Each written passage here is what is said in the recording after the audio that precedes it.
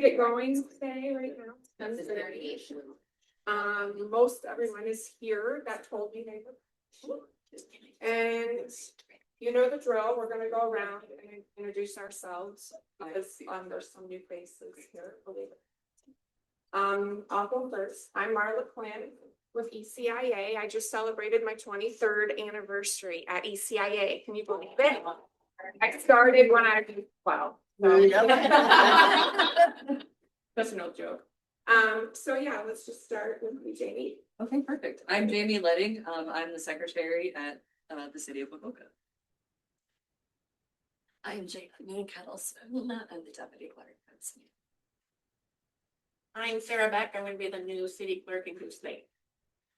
I'm Erin Learn. I'm the city clerk for Manchester and for the little town of Delaware. I'm Chris Buddy. I'm the city clerk for Delmar, Charlotte, and Ann. I'm Kelly Brown. I'm the only probably non-city clerk. I'm the director for Jackson County Economic Alliance, but I also get to, these two offices right here are where we're located. So we get to come into this beautiful building every day. I'm Teresa Weinshake. I'm the city administrator for Bellevue. Denise Schneider, city administrator for McGregor. Sally Hendrickson, city clerk, Monticello. Tracy Lee, deputy clerk, Preston. Cheryl Ganser, admin clerk, Preston. Jean McPherson, city clerk, Olin. Adrian Breitfelder, city clerk, Dubuque. Megan Cancer, and I'm city clerk in Wheatland, Dixon, and Grand Mound. Lindsay Keller, and I'm city clerk for Durango. Krista Teagle, and I'm the city clerk for Farley. Marcia Winkleman, city clerk, Piasta. Jesse Kennedy, deputy city clerk, Epworth.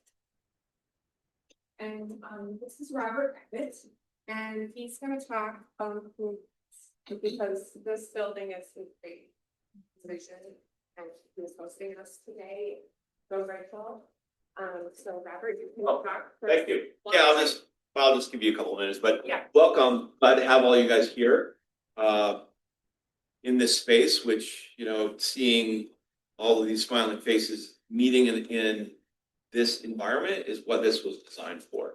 I grew up in Maquoketa, graduated a couple of years ago, and I've had a career across the country, but never really stopped thinking about town and how I could come back and do some things. And it's a long line of discussions, but the focus was entrepreneurship and how can we help drive innovation and growth here in a small town. And all you guys, if I hear the town's names, we're all in the same level for the most part. We all share those same goals. So we decided to go out on a limb and build a center that would be leading edge. A lot of people say, why are you building something at this level of Maquoketa? And my answer is, why not? We deserve this. And I think if we expect a heck of a lot more out of everyone in our communities, we'll get it. We work a lot with kids, and we're helping them see that being from a small town is not a disadvantage. It's actually a huge advantage. We think from an entrepreneurship standpoint, small towns give you the most runway to start businesses. Yeah, you have to work hard at networking, but this place is the result of all the relationships we've built since I first came back. Because I didn't live in Iowa. My parents are both gone. I didn't live here for 30 years. And we were able to get back into connecting with Jackson County Economic Alliance, which was, I blame it on you guys for this even starting, but that was the first great conversation that opened up the dialogue about what's possible. Then from there, we got connected to ECIA. They funded this building. Through grants. Through grants. We didn't fund it. We helped fund it. Through grants. Pay that back. No. You guys have been a huge catalyst for connecting to all sorts of funds. You know, this renovation was $1 million. Does that make sense? Not really. But does it make sense for the community? Absolutely. We had a Rotary Scholars event here last night, one of the brightest minds from high school. They need to know that this is a place where these things can happen. But all the way down the line, you know, this renovation was the tail end of CDBG grants, which paid for a little more than half of what needed to do this. In addition to some other relationships, other people who are from Maquoketa getting the ball rolling gets more people jumping on board, and some amazing things can happen. And I think Wacokota is transforming as a result of that. It's a pretty great place to live. So this building is used primarily for innovation. So we run entrepreneurship programs that includes running e-commerce accelerators for adults, which we got to fund really nice multi-year grant from IEDA to do that.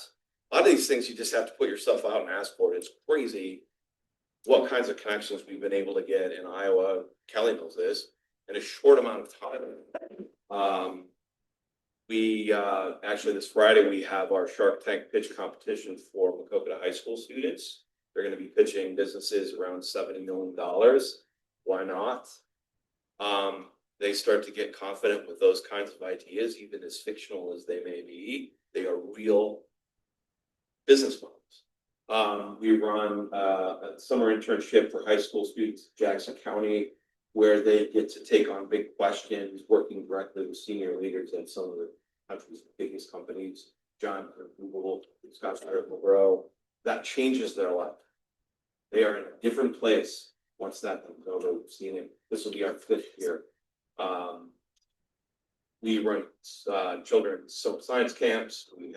This is a co-working center, so events like this, meetings, private offices, regular co-working membership for $99 a month gives you access to this place. So it's been a fun journey. We're by no means done. It's always a work in progress to try to figure out what kind of programs can we run to connect to the community. Because even last night with these Rotary Scholars of 20 kids, 15 of those families have never been in here. And that's a reminder that we have to work hard to make those things possible. But for all these small towns, there's a lot that's possible. Don't ever think that it isn't. It's been pretty fun. And the relationships we've been able to build has made it all work. It's crazy to sometimes. So welcome to all of you. Enjoy the place today. Probably found their restrooms there. There's soda and water in those refrigerators. Please help yourself. That's what I'm gonna say. Any questions before I drop off? It's got history of the building. Thank you. Yeah, I missed that part. This is on the National Historic Register. It was built in 1920 as the first national bank. And the stock market crash in 1929, it became not the first national bank. Actually, there's some interesting notes of their ledgers where they kept things, and it stops in 1929. Then it became the Jackson State Bank, which it was for probably 30 or 40 years, for a few things, and the U.S. Bank owned the banks. But it turned out, they took good care of the building. We ended up putting back part of the expense of the renovation. The ceiling was original. We didn't do anything except put in all this automated lighting. But this railing, there used to be a railing with a mezzanine up above, but over years, just a lot of architecture was subtract. So it was a drywall, couldn't see through it. So we took all that down and reproduced the original railing design. Support the renovation, and then put back as many, combination between the history and, the new modern uses, partly with all this technology that we're hopefully going to be running. It's beautiful. Thank you. But, it's kind of hard. Well, we had 2 grants. One was the facade grant, Main Street facade grant, which restored the exterior, which wasn't in too bad shape, but it looks brand new now. And then there was the second tranche of just this internal renovation. But I've learned I've never run nonprofit. I've run businesses, but not nonprofits. So I've had that learning curve to get through it. But once again, the support from partners in this community and across the state have made it 100% possible. Yeah, thank you. Thanks, Roger. Thank you. Lunch is at 11:30. Oh, because I'm going to go pick it up for you. We're doing guys. I see we've got Janet and Cassie on Zoom. I'm sorry I left you guys out before. Can you guys hear me okay?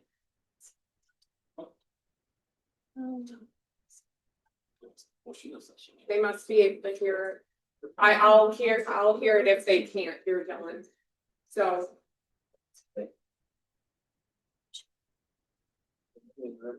This is Dylan Michels, and he's our IT slash technology and program support specialist at ECIA. He started out as an intern. How many years ago? 10 years ago. 11 years. Oh, years ago. He's still a baby, but anyway, but he knows everything technology, and he's going to teach you AI and security settings for your phone. So. Yeah, so let me get this. Marla, are you going to be recording? We are. Okay. Good question. Thank you.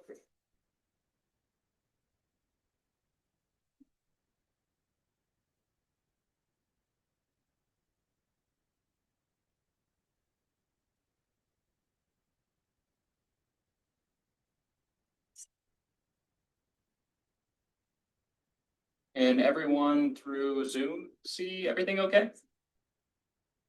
I think you're muted, and that's why they couldn't hear me.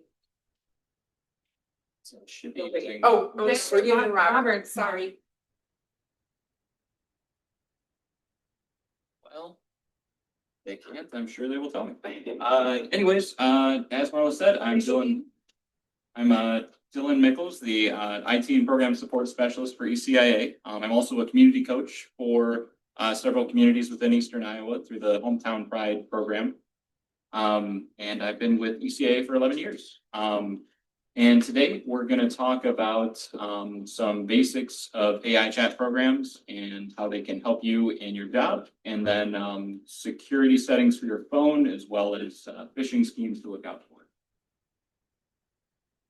So kind of a overarching agenda of everything. I'm going to do an introduction, give you some examples of AI, a brief history of AI, how AI and AI chat programs work, and then some demonstrations, some insights and ethics into using these programs, and then a little session on understanding mobile security, best practices, settings, and things to look out for. Then we'll get into phishing and a new-ish thing called smishing, which is SMS phishing, where you'll get a lot of, which I'm sure you guys have all seen, messages from random numbers asking for things, to follow a link or something like that. And then we'll do a conclusion and question and answer. Okay, so AI is all about making machines smarter so that they can perform tasks that would normally require human intelligence. Think of things that could be automated, like recognizing speech, translating language, decision-making, transcription, art generation, code generation, stuff like that. So maybe, let's say you have a large document that you want summarized, or let's say you want to make like a Facebook post with professional sounding language. AI can help you out with stuff like that. You've probably heard of a lot of AI programs and products. Think of stuff like Siri or Google Assistant, or like voice assistants, or services like ChatGPT, Microsoft Copilot, or Google Gemini. For Clerks, like I said, ChatGPT and a lot of these programs will help with automating kind of the more mundane tasks that you might have. Maybe getting you a basis for drafting documents, but it shouldn't be used as something that is fully relied upon. It should be used as a tool, something to help you get going on things, not necessarily just copy and pasting and calling it good. So some more examples for AI. We've got the virtual assistants that I talked about. We've got smart home devices. So think of like smart thermostats. I don't know if anyone uses like a Google Nest or any other kind of smart thermostat where it will measure temperature, kind of understand your preferences and act accordingly. Social media. I'm sure you see a lot of targeted ads on social media where you will get things based on what you've been browsing lately. AI is used in that. It will come up with algorithms to predict what you want to see and act accordingly. Navigation apps, another form of AI where it can use real-time traffic updates by measuring other users utilizing the app and other factors such as crashes or anything else that might be hindering the road experience. Chatbots, another one. haven't seen it in use for a lot of cities around here, but maybe for some bigger products, rather than navigating a website, you can just type in a response of like, hey, what are city hall hours, or when do city council meetings take place? And an automated program will chat back to you in human-like tone to let you know the times for those things. E-commerce, that's another form of AI. It can give you personalized product recommendations. Finance helps with fraud detection. Content creation, as I'll be showing you later on, AI can generate text, images, video content, stuff like that. And then lately we've been seeing autonomous vehicles. So like the Teslas, self-driving cars that rely on AI to recognize stop signs, traffic conditions, pedestrians in the road. That's another form of AI that's out there right now. Some history. Back in the 1950s, there was a man called Alan Turing, who was a British mathematician that is largely credited as the grandfather of AI. He had a theory that someday machines would be capable of advancing past their original programming and learning from information that has been inputted, similar to us, how we learn from previous experience. In the 1980s, the American Association of Artificial Intelligence was formed, and that's just a gathering of individuals to discuss advancements in artificial intelligence. They meet bi-yearly, and programs like ChatGPT and companies like Microsoft, Google are all part of that. In the 90s, we had IBM that had a program called Deep Blue, and it was actually programmed to defeat the world chess champion at the time. Once we got into the 2000s, companies like Meta, Netflix, X would all use AI algorithms for advertising. And kind of like I said before, in social media, you'll see all of these ads for all of these different products. And some of them might be stuff that you just looked up recently. In 2010, we had a lot of mainstream artificial intelligence assistants. So like I said, Siri, Alexa, Google Assistant, stuff like that. And then in the 2020s, we've kind of had a huge boom with the company OpenAI, who has developed ChatGPT. And they're consistently revising that program through backend language models. I don't know if you've heard of like GPT 3.5, GPT 4, but every year this is getting better. And right now, AI is the worst that it ever will be. It's only going to get better as time progresses. So just a little flow chart that I made of a general idea of how AI works. You're going to input data. So let's say I want this document to be summarized, or even if you're, let's say, cooking, how do I those chocolate brownies, for example? Let's put that in there. It'll analyze the data and think of different recipes that it can utilize, comb the internet for different recipes, and it will then provide you with the initial response. Let's say you wanted to have extra crispy brownies. So you would tell the machine, all right, make this recipe, but the brownies need to be extra crispy. It will make those adjustments, fine tune the results, and then give you a new outcome. And from there, you can keep refining that, depending on what additional parameters you want the machine to make. Now I'm going to get into a little demonstration, give you an example of some ways we can use programs like ChatGPT. So,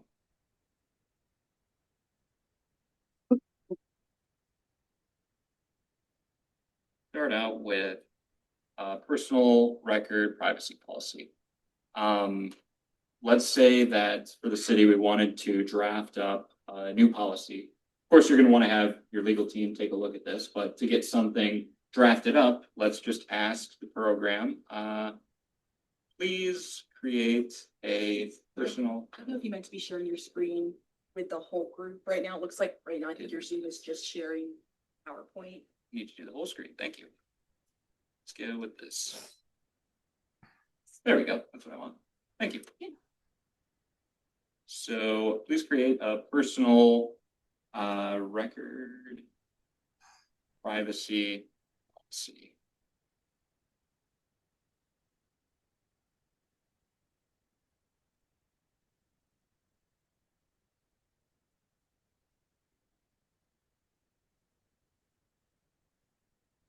So it's going to drag up a brief policy. Of course, you're going to need to put in this information yourself, modify it to your own terms. Don't just copy and paste it. But as you can see, it kind of gives you the basis of what to start with. We've got information we collect, how to use the information, how we share information, data security, your rights, personal retention of personal records, all of this stuff. Of course, you'll have to enter in your contact information. But let's say we want to cater it a little bit more. We want this to be for a smaller town. We want it to be easily managed. And we want to have this be formal with a legal tone. So let's put that in there. Good. Something. Got it already here.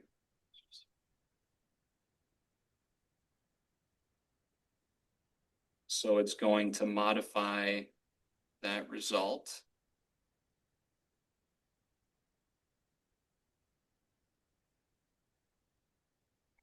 And as you can see, it's already generating a longer policy here that's a little more in-depth.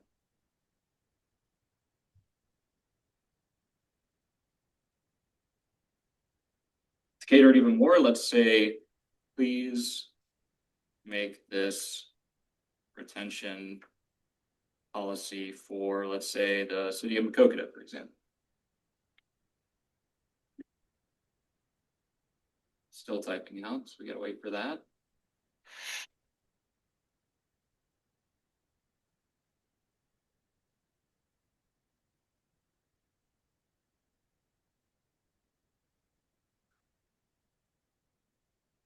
Okay, looks like it's ready. So we're gonna make this for the city of McGregor.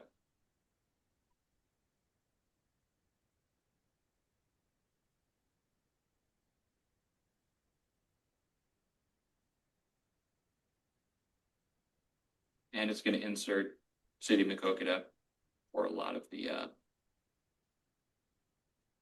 sections within here. You would, of course, like I said, have to take this, run it by your legal team, modify it, cater it to what you need it to be, etc. One more example, let's just say we wanted to have a consequence for not following this policy. Once this is done, we can ask it to add a non-compliance clause.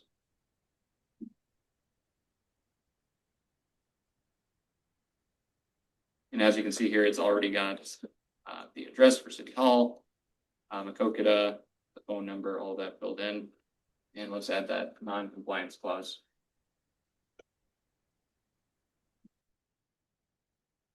So as you can see, it's adding that non-compliance clause right here at the end.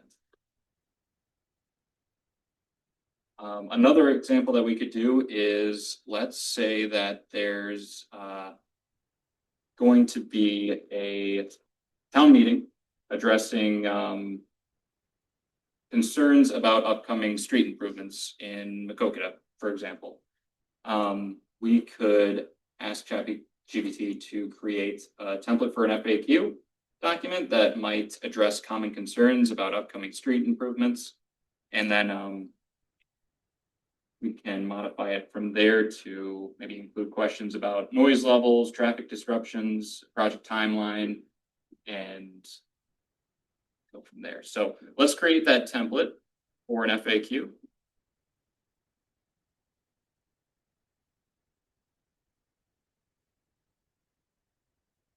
And I'm running the free version of ChatGPT right now. They do offer a paid version that will give you responses faster, and it will use their new language model, which will give you more in-depth answers for a lot of things.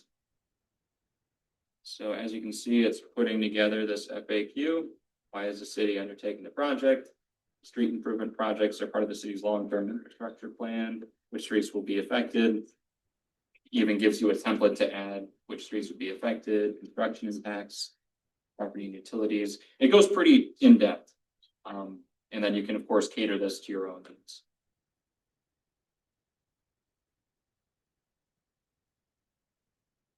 I know I've given you a few examples already, but let's do a fun one. How about like, I am a city clerk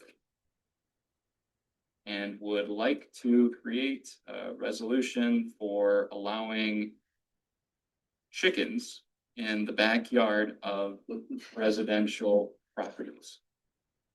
No. Before letter order. No. Oh my gosh. So now we have, Pretty common. you write a joke, why? did So you- why did the chickens rest? Exactly. Let's ask ChatGPT that. Eggs are expensive. This is a great way to get past that. So it'll offer up a brief resolution here. That's a road. Or ordinance, I'm sorry. Oh, no, I've got 3 towns that want urban pen ordinances, and I'm like, no, Really? no. We have one if you need. Oh, no, and I've pulled DeWitt's, you know, like Cedar Rapids, and we have one drafted, I just, no. No more trouble than it's worth. Way more trouble. Sure, and we can cater that even more. Let's say that we wanted to present this to city council. We're not going to, but let's say we wanted to. Let's create an executive summary of the ordinance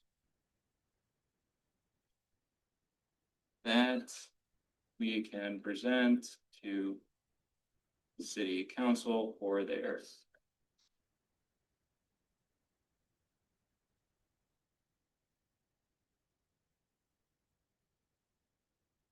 so it'll kind of summarize that whole thing, put in key objectives.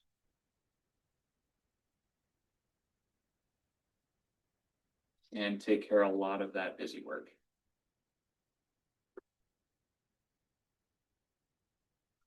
Another thing you could have it do is generating social media posts. Let's say we have a pool party that's going on within the city. Please create a Facebook post for a pool party. Then let's use City of Bellevue this time. City of Bellevue. Take place on May 16th, let's say tomorrow.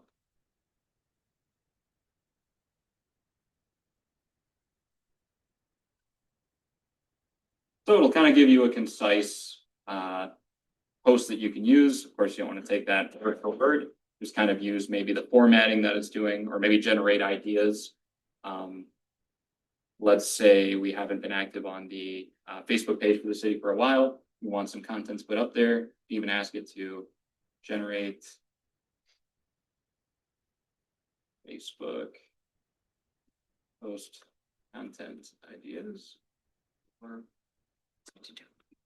there you go.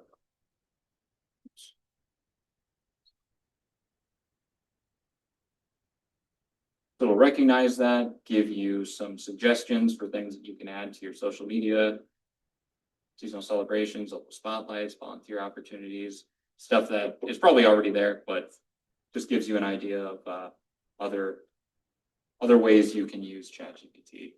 You have it create like something with your Facebook post with like a picture or an image to go with it? Yes, I was gonna get into that later, but now that we're talking about it, let's shoot over to that right now. Cause we want a fun pool party post. Create an image of a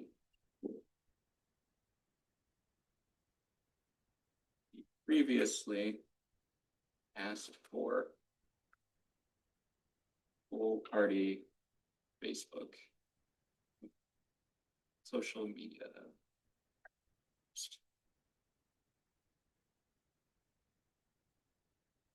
So it's going to generate an image for you. And there are a lot of different services you can use. I'm just using ChatGPT because that's the one that I'm most familiar with. I've got a couple other services up because they only allow you to do a certain amount of inquiries with the free version. And it looks like I just hit my limit right here. So I'll probably have us move on to the next AI program after this. When you ask it to process an image, that usually takes up a lot of the inquiries you can do daily. And it does take a little bit to get moving. And Dylan, just while we're on that topic of images, are you aware of ChatGPT or any of these companies having any legal concerns with you using those images for other types of publications? So for most of these, there are no copyright laws in place for it. But I know the state of Iowa specifically, I don't know if you've heard of like deep fakes, stuff like that. They have laws against that just because of previous things that have happened where people will use that service for nefarious purposes. And just processing and generating images, you should. I know I don't know if you use Canva or any of those like programs. They even have tools built in now to where you can ask it to generate certain images, graphics, stuff like that, and those can be used. And you can integrate Canva into ChatGPT. That's correct. I had to do it. My city manager does like a 1,000,000-page budget presentation. So I pulled the PDF of that into ChatGPT and had to do a 1-page summary. It's so smart. It's It's very handy. amazing what it can do, and it was really good. Now that we're on that topic though, does anybody else want to share some other ways they've used any of the GPT or AI programs? We have chatbots. Sorry, I'm jumping in. Where we have like our handbook in there and also how to code certain different things. So like directors can go in and ask how to code an invoice and I'll tell you the appropriate one. Okay, So we have different chatbots for different. so it's meant for internal use. And is it public facing at all too for, okay, just internal. Yeah. That's interesting. I like that. For myself, I've been using it for a few different reasons. One, when we're tackling an RFP or a big project that maybe I don't have a lot of background familiarity with, I like using ChatGPT just to, similar Dylan to the example that you showed earlier, where it just kind of helps you think through things that you might not be thinking of, especially if it's a big process for you to just say like, I need to get started with this. And you use ChatGPT to just help you think of the different steps in the process that maybe aren't familiar to you. So I think it helps you avoid potential blind spots, especially for a process you're unfamiliar with. And then also similar to memos, I've used it to help me refine my language in that, as well as for meeting minutes. If I know that there's a long conversation happening on a specific agenda item and I need a concise and formal way to summarize that, I'll kind of type in my kind of rambling summary into ChatGPT and say, make this concise, and does a pretty good job of just summarizing that and keeping it high level. That's one of the biggest things that I like, summarizing. I mean, when you have like documents that are a little over 20 pages, I mean, read through that, but then like you might skip some of the nuances, and I think the summarizing really helps with that. And you can keep asking it to refine it too, like, okay, make this more formal or 3 sentences instead of 5. I mean, the more you go at it with it, the better I think it gets. Yeah. How do you, is it there having like access to like upload a like you said, you uploaded a document, had it create something. Where do you do that to like upload that or to put it in there? Is that like in that bottom little plus sign? You have a couple options down here. I've hit my limit, so I can. Okay. But you would just hit the attach file button here for this one in Okay, you particular, can drag it in or. and you should be able to summarize it. And I just have a free account right now. I did set up a user account, but you know, the free version so far has, you know, we're just delving into it. And it's And worked for well. a lot of the text-based response inquiries and stuff like that, it doesn't use up too much of your limit. It's just when I guess when you do the higher intensive stuff like processing an image or stuff like that, it might take a little bit more. And then since I have the account, it remembers what I've asked it, you know, so I can go back and look at an old document that maybe I want to revisit again, so. It's a huge tool. Another fun way that we've just kind of used it more at home is helping us kind of visualize potential landscaping projects where we'll take a picture of our front yard and then say like, upload that and say, we want to add this type of plant to it, show us what it'll look like. And albeit it's still, I think, very early on in its iterations, it's not necessarily perfect, I would say, but it is helpful if you kind of are like me and you have trouble doing those visualizations and you kind of want to do those long-term strategy projects. It's been a fun way to use it too. We've used it for weekly menus too, like, yeah, it does pretty good. And then you can say, oh, I only want, you know, like vegetarian options or just meat, you know, and then create a shopping list from it too. So once you figure out the menu, then you ask it to create the grocery list. I mean, it's so smart. Can you take a picture of your closet and can it fit out your weekly outfit? I'm curious. Try that I one. have to take a picture of every item. If it can't now, I'm sure it will be able to. I'll in the text you a future. picture, Dawn. Take a picture of every clothing item you have. Yeah.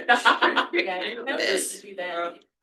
Who has time? My kids have used it for like researching a paper or to get information. I didn't end up using it because it was just kind of new when I learned it at IMFOA, but I put in, give me a 10-day itinerary for my trip to Ireland. And then you can go in and you can tweak it, say, well, I don't want to go here. I do want to make sure I spend 3 days here or whatever.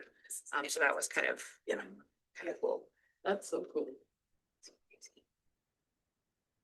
So it sounds like everybody's pretty familiar, or at least has used this stuff before to where. A little bit, I kind of forget about it and I've never really used it for work stuff. So jotting down some ideas of things that we could use it for. I didn't realize you could upload documents and things like that into there. So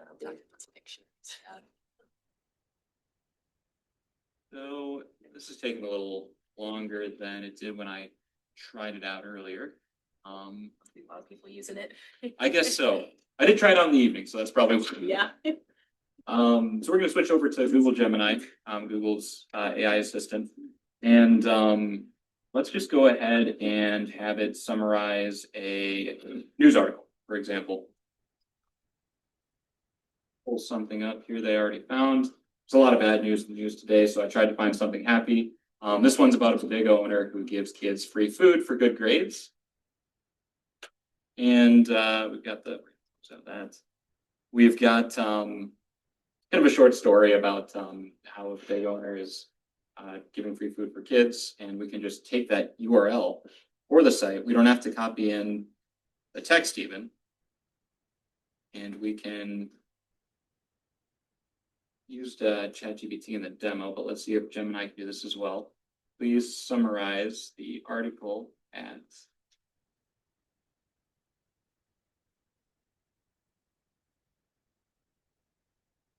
And it'll give you a brief summary of what the article was about.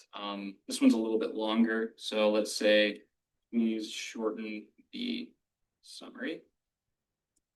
We kind of talked about that before. Shortens it by quite a bit there, just down to one paragraph now. Image generation, I know I discussed that. It's still processing, but let's see if Gemini can do something for us. Please create a image to use for a real party.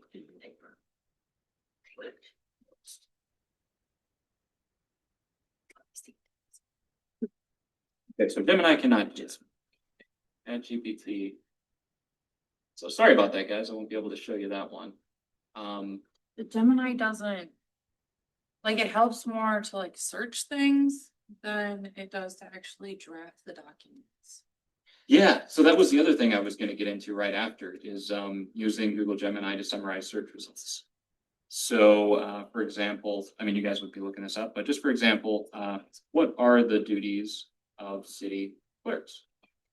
And I'm sure you guys have already seen this, but it'll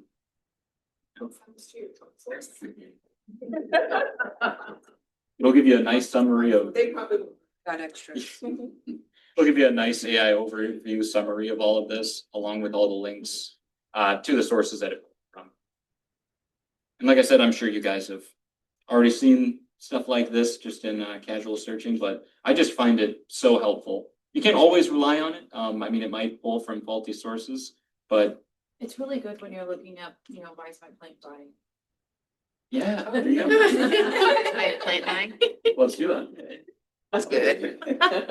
It does, and then I usually go to Lens and add in a picture and it'll be Yeah. like, oh, well, this is the kind of plant you have and this is how you take care of it. Yeah, so that's a good thing to bring up too. Does anybody else use Google Lens? No. For looking things up? You can search by image, correct? And you can pull up So like here, we can just take a picture. What kind of plant is this? And it'll tell you. Yeah, so like I'll take a picture. There's no plants in here, but like, okay, here, just the Dell on my computer. And then it pulls up all the different Dells, like this shows eBay and stuff like that. But I can add like, how old is this? And it will give me a summary. If it loads. You know, it's possible to estimate the age based on the logo. I've done that with like my backpack. I love my backpack and it's falling apart. And I'm like, hey, where did I buy this 20 years ago? You know, and I've yet to find it yet. But Is it an app or is it just, do you just? just Google. I just Just open go to Chrome Google. and yeah, Google. it's awesome. the Google app or Chrome. It's all available in the app store of whichever phone you have. And yeah, that's how I've used it too. A lot of Mhm. times identifying plants or like animals from out and about. Just being like, Yeah, we had a honeysuckle bush and nobody could remember what it was. And I was like, well, what is this? Like, I think Snapchat has that feature too, like identify a plant. Not using that one, but that's good to know. But yeah, there's a lot of the different. So you just go do like a Google search? Yeah, Apparently you so don't you'll like a go in, Website or anything? Open like I up the just app and then there'd open be an icon Google, for and then there's a little picture here. Or you can even, you know, talk into it and it'll, it's not very. The plants. Yeah.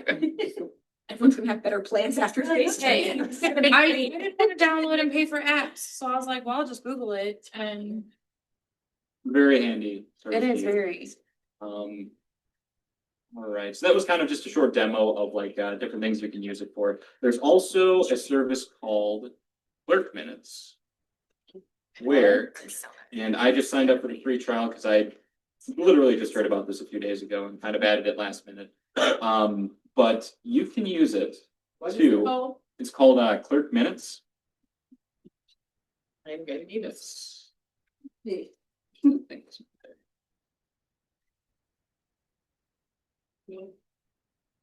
There we go. Those will type our minutes for us.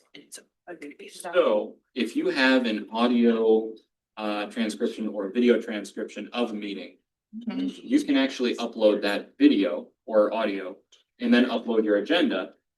And it will actually come up, and I did this ahead of time because it took a long time to process, Right. but it will actually come up with a set of minutes for you. So Oh, that's for awesome. example, I gave it the, for the city of Macokota, I know they post their city council meetings online, so I just gave it the URL for that. I gave it a copy of the agenda, and then it did its best to create that into minutes. It'll also give you a transcript of it. You do need to, if you can, identify the speakers for it. Sometimes, unless they say their name during the video, it doesn't quite pick that up. It just says speaker, yeah. But this does a great job of kind of building the initial minute set for you, and then you can tweak it from there. That would be awesome. Cause I record all of my minutes or all my council's meetings. And that would be awesome to not have to sit here and listen to it and replay it, go back. Probably cut out a lot of time for You that. should.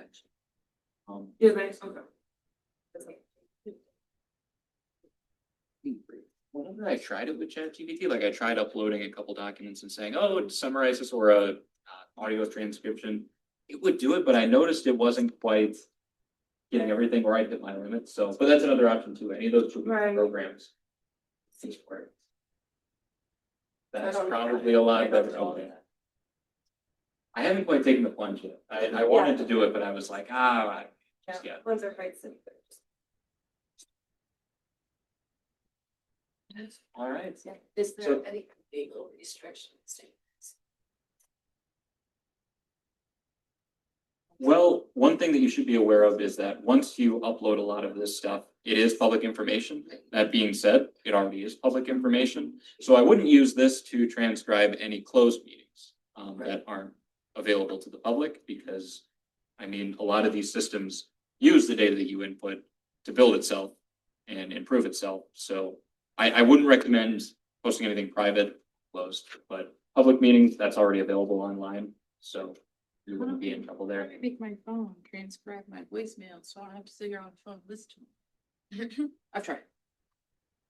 Listen, I'll give it to you later. Yeah, actually for lunch, maybe we can tackle that. So those were just a couple of demonstrations and things that we could look at. Since we're running shorter on time here, I'm going to get into the rest of the presentation and we can cover more in the Q&A.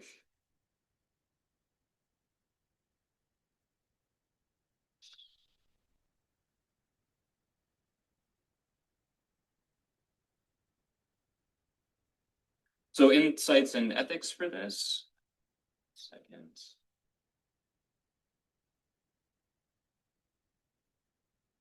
Each state has their own laws in place for AI, like I talked about before. Iowa has an interim generative AI policy, and they have outlawed stuff like deepfakes. But the full policy is available on the Iowa Department of Management website.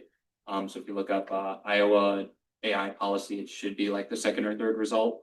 And that will kind of give you a more in-depth explanation of what the laws are right now.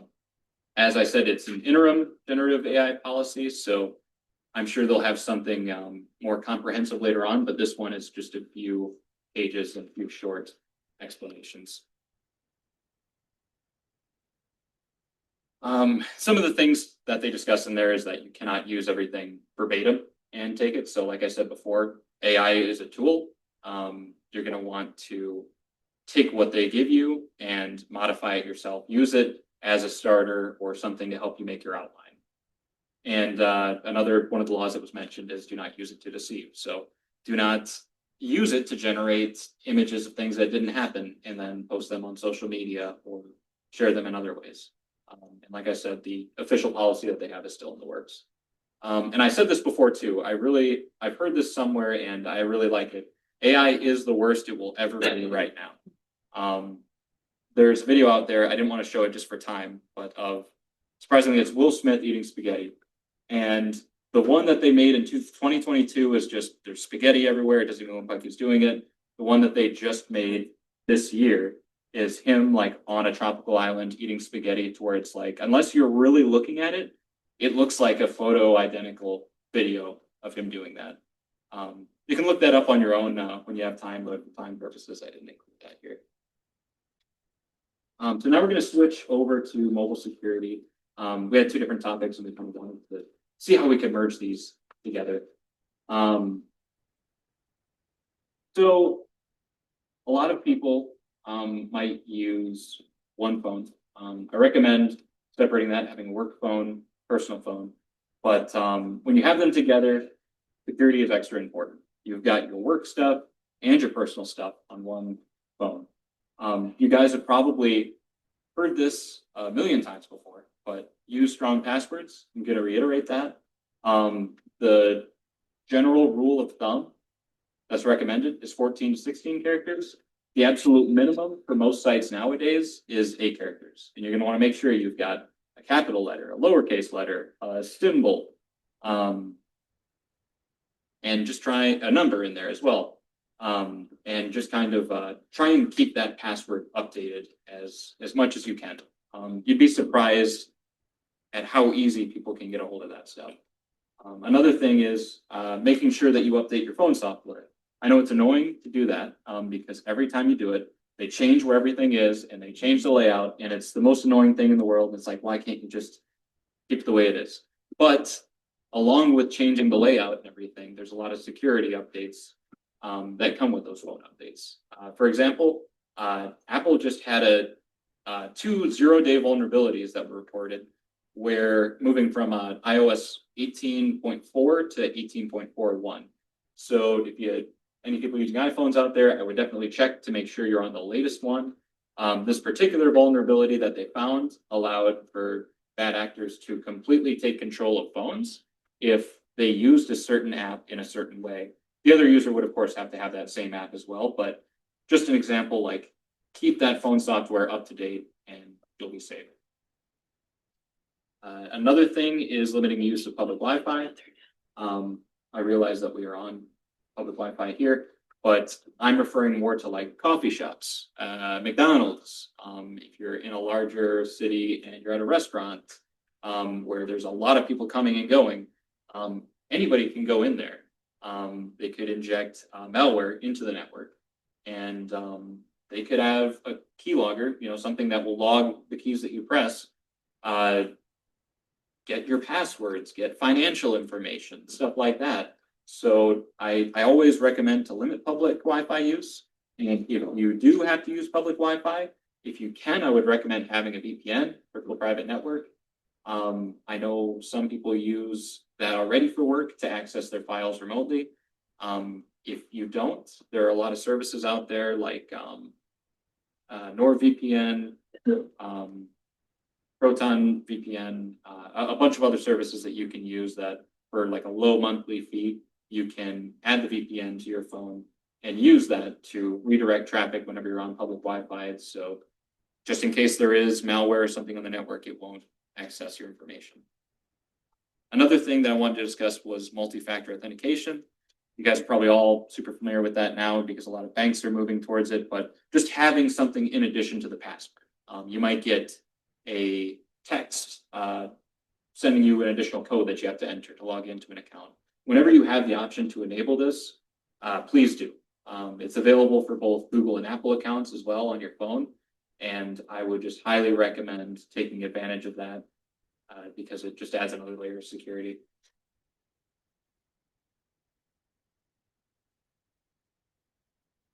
Okay, now I'm going to talk about some settings on the phone. So for iPhone and iOS, a little more locked down. Android, a little more open. You can do a few more things, but security is important on both. So for phone security, I always recommend having a PIN and then having fingerprint or facial recognition on top of that.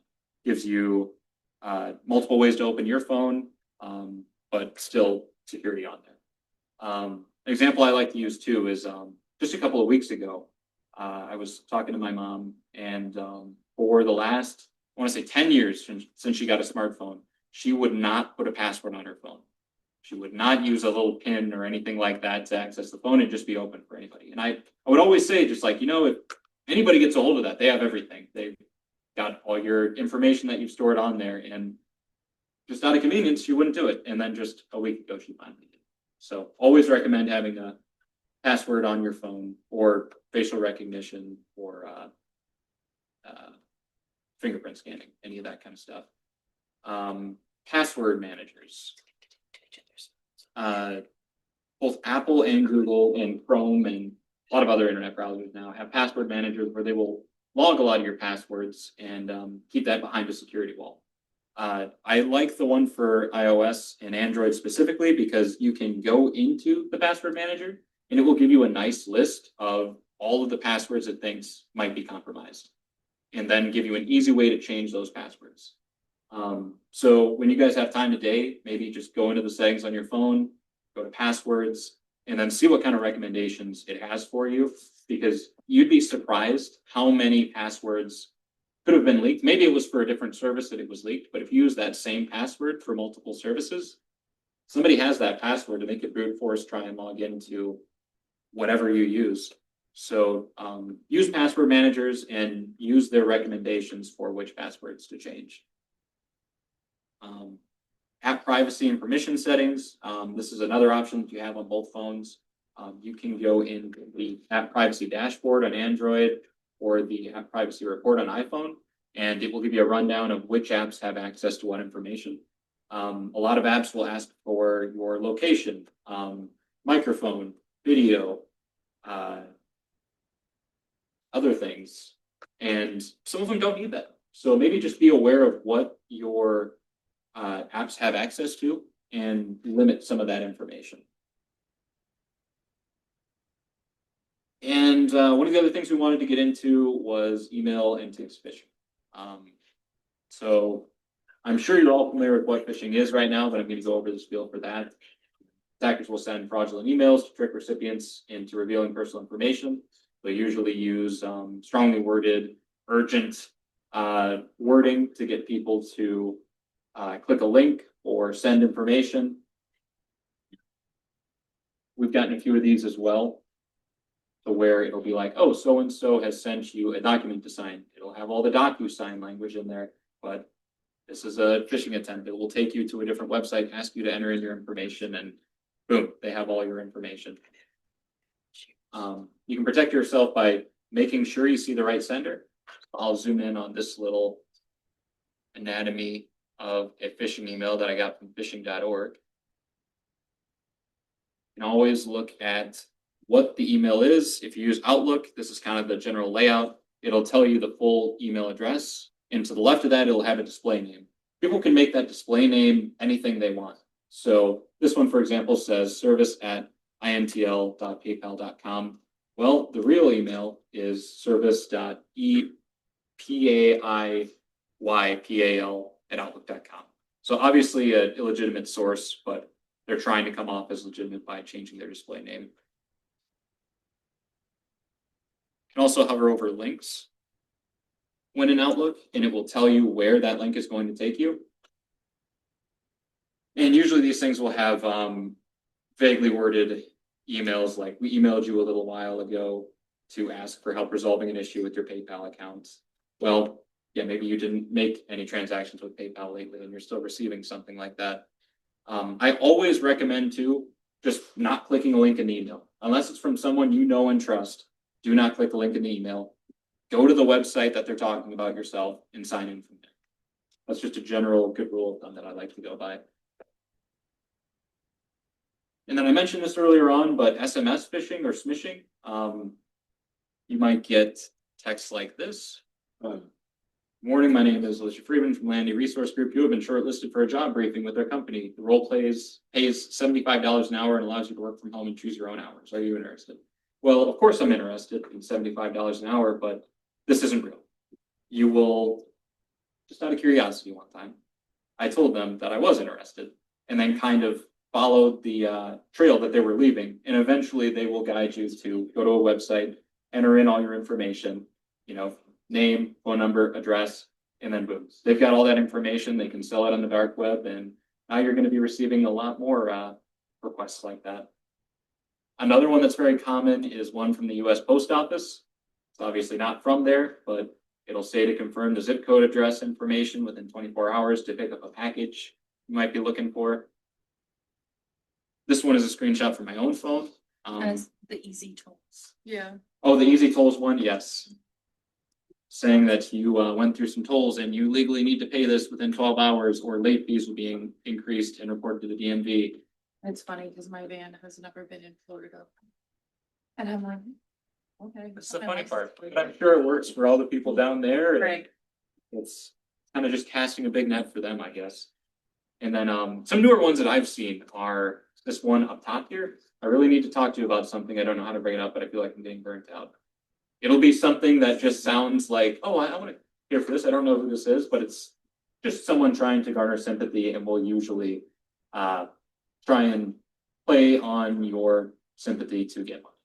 So just be aware, receiving messages from people you don't know, don't respond or, you know, get more information from them, especially if it's a scam like this. This is just actually a screenshot that I had that we received just a couple days ago for an email. It says IT Service Center up here for the display name, but the actual email is ECIA@ojeselsa.com, saying that we have undelivered messages. You can kind of tell just by looking at the email, like, oh, our IT department is not under that. For us, it's pretty easy because they just see my name or our third-party name and we're good. But this might be something that larger organizations might not be aware of. This one's about multi-factor authentication for Microsoft. As you can see up here, the URL is richard@cpaadvisors.org. I mean, mean, obviously it's something that wouldn't have anything to do with you. And then DocuSign, the one that I was talking about before, another phishing email where no reply at grandflypackaging.com, where they're just trying to get your information. All right, I know we're running short on time here, so I'm. About it, no, because, lunch is gonna be a little late, so if you need to keep on going, that's fine. I might save a lot of time then. For a little bit, Yeah. otherwise, we have a little voting, game that I'm gonna do, and Cool. we can work around the lateness of the lunch. Sounds good. I won't start rushing them. So in conclusion, stop and think before you click. Use multi-factor authentication, keep all of your operating systems on your phone and your computer up to date. Speaking of computer operating systems, Windows 10 drops support in October. So if you're still on Windows 10, I would update to Windows 11 sooner rather than later. And same with like your phone operating system. Avoid public Wi-Fi without a VPN, and then use a PIN on your phone.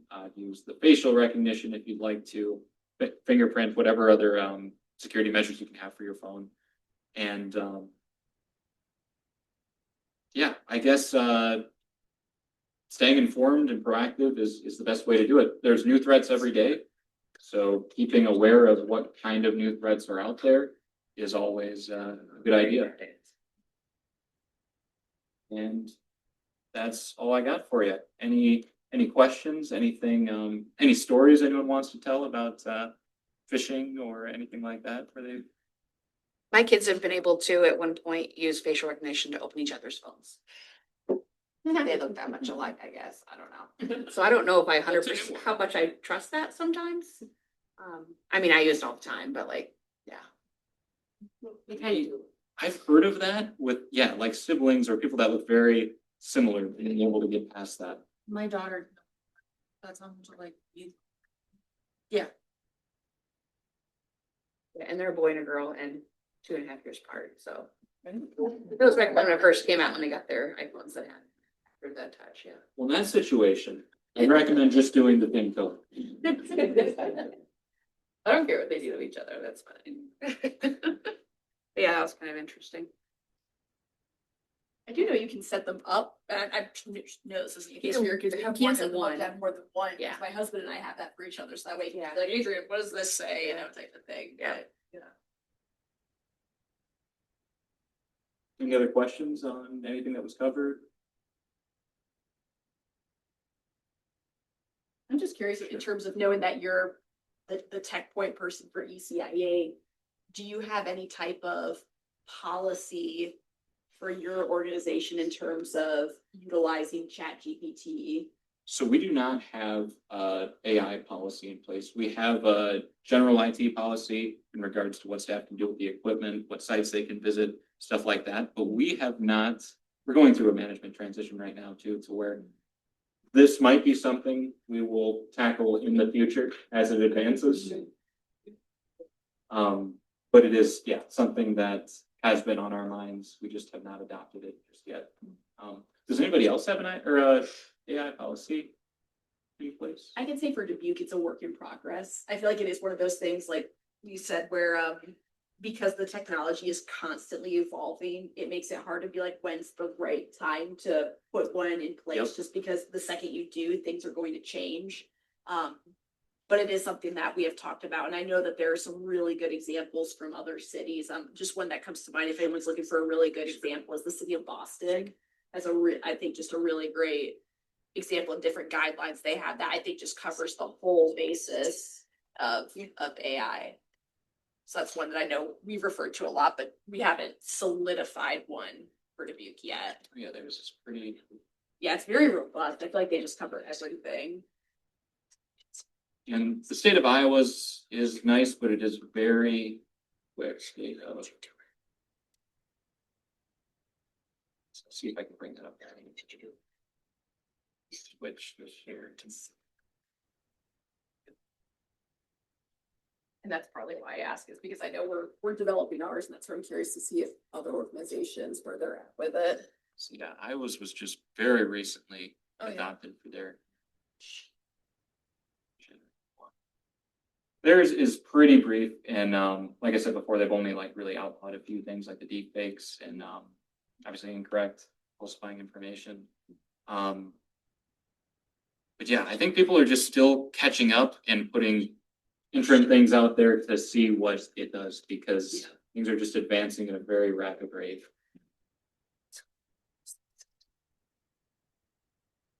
Well, and to speak to that point and not get too deep, I listened to this 2-day, $500, how to write federal grants, not taking it on, you guys can still have it.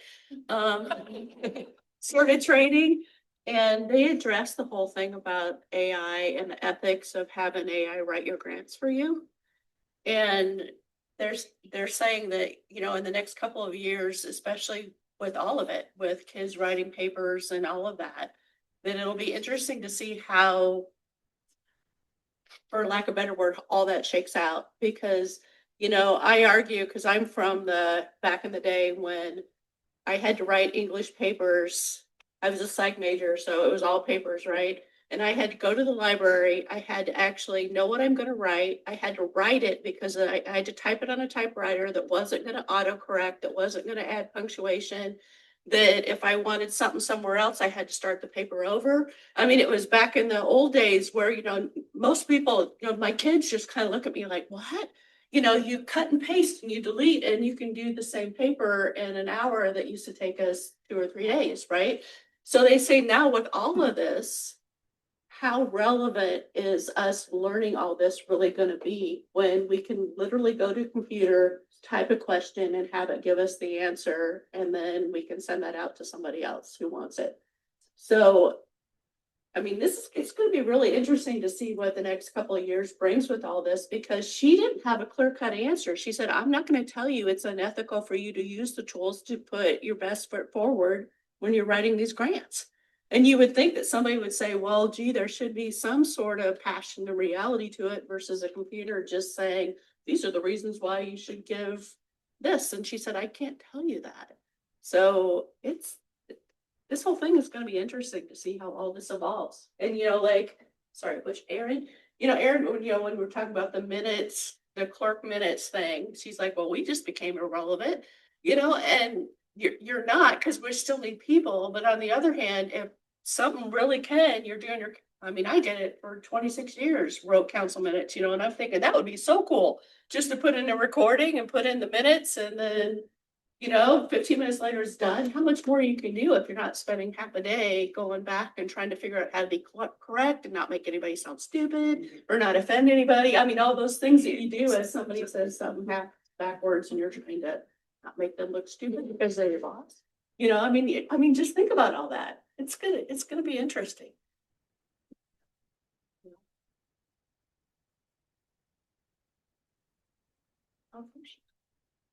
Great. Good discussion. Thanks, Dylan. Next, Dylan. Thank you. If any of you need IMFOA credits, speaking of getting up to speed and modern, we have this QR code and we can pass it around. Oh, perfect. Yeah, for those of you who need those. That's what I understand. Yes, they need to measure that all. Yes. So Yeah. when I looked at the top, Well, Tricia Myers gave me a link to enter in all my sessions. And then Trish Gleason gave me that sheet. So which one is it for? It's, what do you mean? So when we were at the conference at the beginning of April, we had to have an app downloaded. No, This will take you to the website to look for. Oh, okay. And in the past, I never needed your numbers to submit, you know, the sign-in sheet and the agenda and all that. But if this does not work for you, please email me later and we'll get it figured out, okay? And then while we're waiting for the pizza, you guys are free to go to the restroom. But on your agenda, during lunch, I was gonna have you guys vote on a new name for this meeting, because ECICA, does anybody know what it stands for? Don't look at me. East Central Iowa Clerks Association. We're gonna change it to something more fun. But I had to memorize it. So I've got some little sheets, you guys can pick a name or new name, This is the clerks. and we'll vote, or I'll tally the votes later.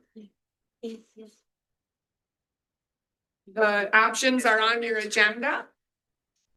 Bless you.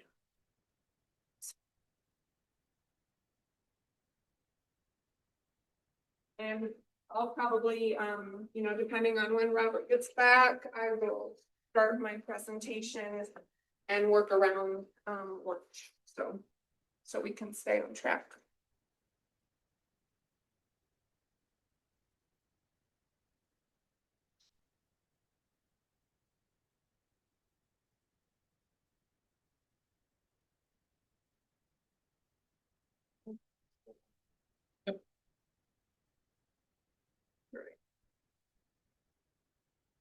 Oh.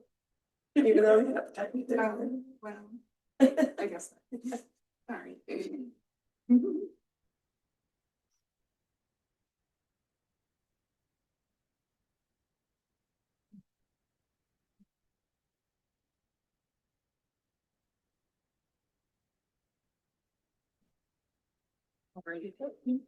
Yeah, this is for choosing one of these. That's the guys.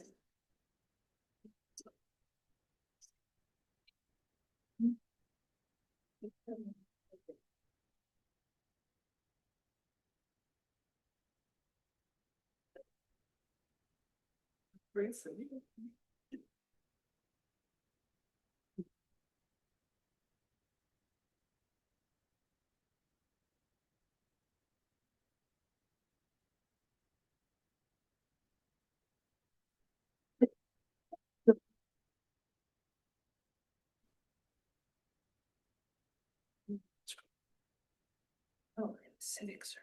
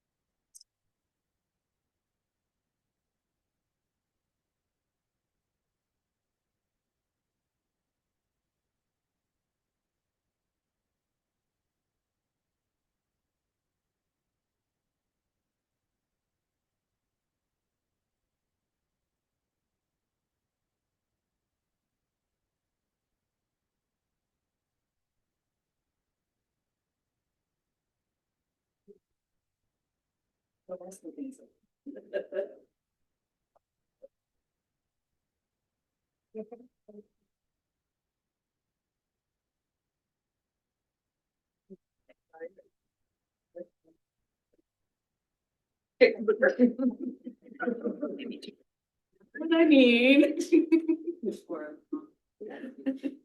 Really, you would do that. Open it up, there's 4 different ones.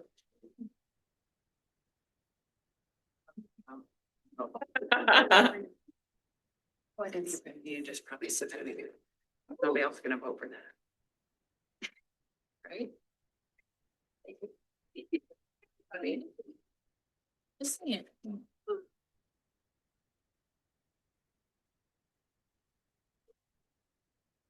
So like Robert said, there's pop in the fridge, yeah, you guys can take a little break. I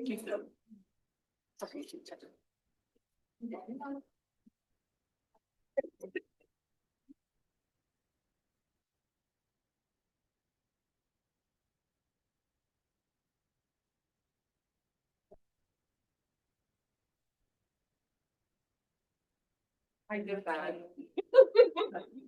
To come up with, Is that what you did? yeah, to come up with the options. That's like citizen. Search read that, so.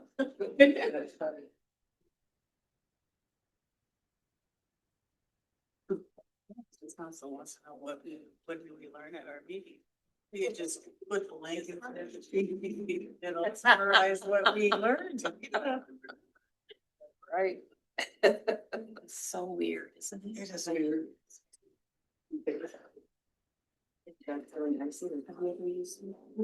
No, I see. It does not have any adjustments. It feels like friends. They're trying to get people to fix their sidewalk. So it's a letter to send the residents and just their side. Well, unless, yeah, like, but is it like relief? Oh, wow. Copy paste. Or is it just kind of like, it's just sitting there? It's my difference.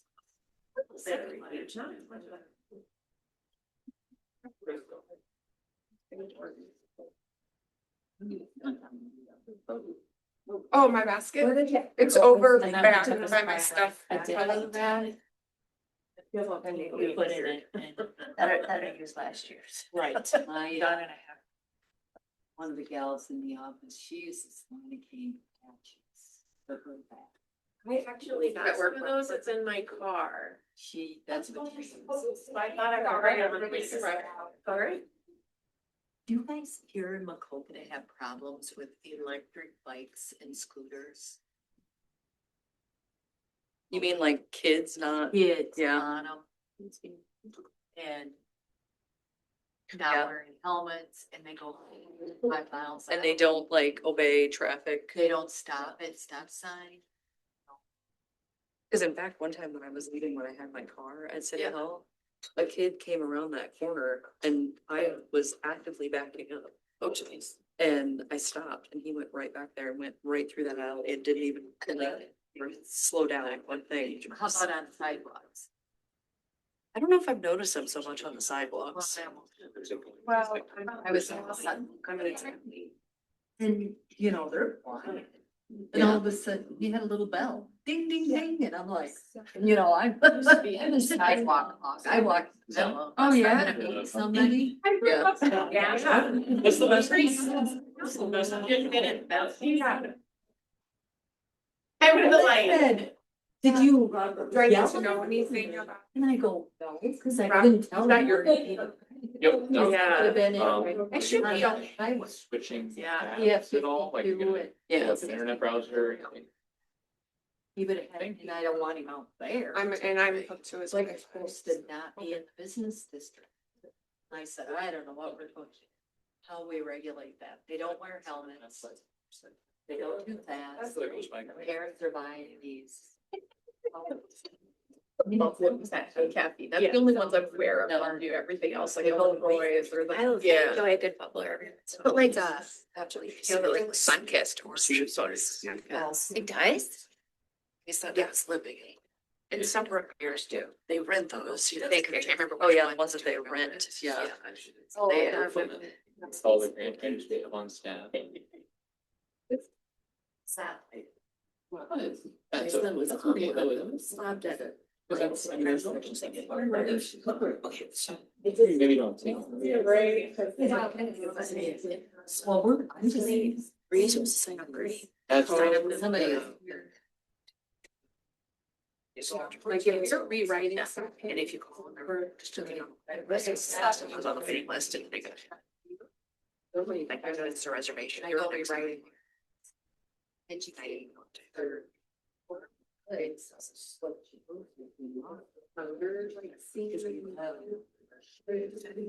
Sorry.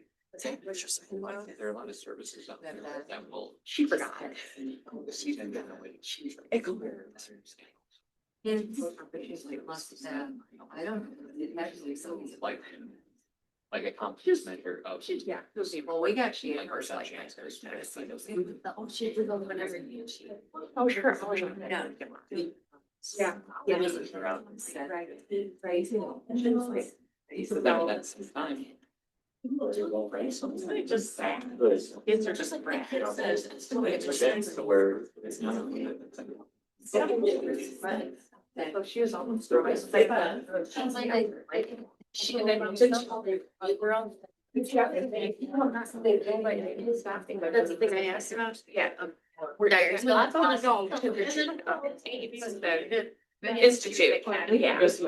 And I was like, I think it's more my image on the we have, and like, you know, like, I wanna wait till I get my certification before I start earning more credits. Driving everywhere. Yeah. I did little. So. I'm like, you're paperwork on your thinking, oh, not my here. What you're walking around, you're gonna wait. It's like, get all, it's about it, something like there, no. Just everybody, don't forget to fill out that other form that I sent out, it's our, for our USDA grant, like fill out the application and to put all. Do we give that to you for done? Whenever, yeah, just keep them at your spot and I'll collect them later. I have a quick question. So. Then you go back. Like, that's right, like, Well, that's a really good items. I was gonna say, I'm sorry I didn't say anything earlier. Down forever. I am not there. There's like the. Yeah. I was up until I think 2 years ago, April of 2020, but. I'll Is, hear from and those are the same training every year, like, right, you have to be certain. Right to that, Right. Why is that? That's so, yes, what she's going into is the academy, which is more just like, I'll just update training. New, new stuff, or things that change or stuff. The reason I know her, she's a I'm not, welfare I'm not. assistant. And so that's how I got you there. Yeah, okay. Yeah, so, yeah, she hasn't been for recent meetings, but she'll come every now and then. It's got recently stayed now. Yeah. Can't, Awesome. and credits are good for 8. I always love the different invite for, everywhere. I've It's been, this here. She's been let down in terms of. So, Sure that I. don't be shy. You just Here it's like, You're screwed. at least 1,000 every year, Yeah. right? Yeah, I mean, like today. it's wild. That's where I always love certification. That's how we're giving. Yeah, it's just like, I remember there would be like 30 minutes where I start, just seems like we should. No, that's Crazy. I remember there was one, she really was good, but I remember this So one. they said that they're about 16. Or whatever, like grab more than one weekend, like, oh no, move it down. She was so confused. I'm like, you don't understand. It's a South Grandview thing. We gotta get that count accurate. So we should prepare it for previous years. Well,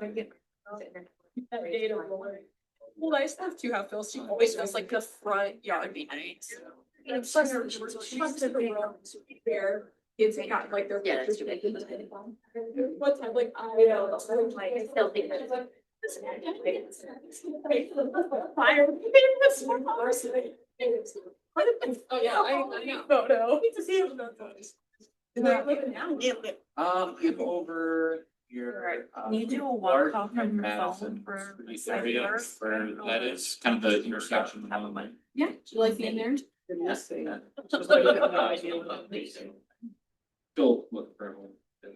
Yeah. It's a nice area. I'm trying to go to the neighborhood association because I hear that. Yeah, and then where are you? So I am right now on Tiffany Court off of West 32nd. It's right by the airport. Know that? Good. Yep, okay. Yeah. I know exactly. Still- Okay, that's how I do it. Okay, yep. So I see her and her husband, she got some toys. Okay. Yeah. Gotcha. Yes, okay. I'm like, I knew I heard that name somewhere. Yeah, so Yep. yeah, it's been at least a few years ago, it was Yeah. the controversial street, just because. Yeah, they were gonna of put a the Prince connection. Street, right? And there, yeah, because it's called Switch or the farm, and so it's like the neighborhood, yeah. Oh, And so they have 3 homes up now, okay. and I met 2 of the neighbors the other day. I think it's like, of anything that can go there, it's the best that those neighbors will look towards, like it's single family residential. It's like this like family lived in a daughter and a senior citizen this week, like it's like, it's what people want is your neighbors, so. I get that for them, there was just a concern because it's like, you're used to this, you're gonna. There's fence, it's 30 years. You're gonna have more through traffic. I get Exactly, it. which is, I mean, not ideal, but I think that once it, I was literally even talking to Kelly about it last week, just because I read it, because I was walking, she was like, it's not as bad now that it's in, I think it's just that you're better than it. But then, Yeah, as it comes you don't in, know you're what like, kind of. Yeah. Like that, but I don't know if some of the person, it's like, you're only gonna get families that in those, so that, I mean, you working for them, I feel like. They're Sure. gonna It's interesting, because I think initially, when they were first released, they were a lower price range. I think obviously the costs is going up, but I think also what it is too is I think they were initially gonna be built without any basements. And I guess the developer got enough demand from, say, we're in the Midwest, we want basement, Right. and so they're being built on it now, so I anticipate that kind of Okay. as well. Yeah. Yeah, it's like that. I was. It's for crazy. It's not really a starter. I mean, even Yeah. just the base was like, what, 960? Especially there. It's like, that is kind of the size. But after, I didn't like. Yeah, they show you, so even just to see, so the house we were in before we moved to. I think Why? And my husband bought it, I think it was. Very That was a 900 square feet. And then I worked for ECIA. I'm good. This is all Went right. Yeah. Everything went well. Yeah. Appreciate it. Everything was well. Great. Well, there on Thursdays, there's a coffee shop. Did you guys use doors? A lot of casual. So, For the fall. I would be very. all that stuff for a month. And I was actually. Watch the street, bank right here. We had very good leader. 90s. Oh, Yeah, it's literally right next door. Oh, but I still did that. Okay, I didn't know. okay. I was kind of, you Gotcha. know, you just kind of talk like, hey, 6 years. There's a lot of people that care about this. all of it, you know. What I understood. And they do like a training and a breakfast. So that's why I usually go down Tuesday night. She's like, "You like better." Oh, that really. This one. So I think it's just keeping it first. So when you're private. It's like, nothing. I agree. I've heard that about everybody. What is it? Where's the- Yeah, exactly. Wherever. Yeah. Yes, you do it. Oh, yeah. No, Where'd you go? like, I feel just. Different perspective stuff. Well, No. you know, I live up in the mountain. I live in a very nice place. They. They call it- So, but when I, you know, in different things. Once you get one for these first one, once I love her. Place for life. And it's registration. Oh, no, I mean, it is a whole lot. I mean, it's just like, hey, what do you? It isn't like going and doing somebody's budget. But- I'm cheap real estate. Oh, yeah. Oh, yeah. Like literally. Yeah, that's why I say. You get my go. I mean, eventually I would hire my own person, I had that size or. But they're also, you know, like, Peter Pat Callahan works with. Anyways, You got all that.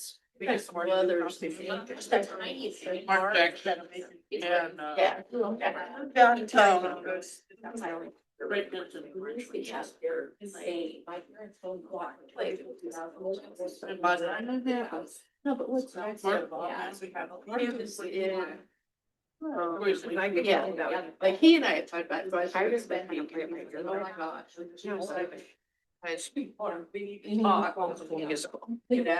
I sure did go to the school musical and it was already. I'm gonna go this year because I'm gonna get certified, my certification. Yeah, I trust That's what the- Exactly what you're. problem is, because the senior year, she'll get a. Those places are really dark. So, hoping it falls the week before. I know, yeah, I don't like So transient. the nitty gritty. We do it tomorrow. So, you know, the entry stuff and. Yeah. Yeah. Call. That. Where you go. I would like having to try to figure out everyone's system. Right. Sticker, Don't really keep like sticking dinners. to me. Most of the yours are all-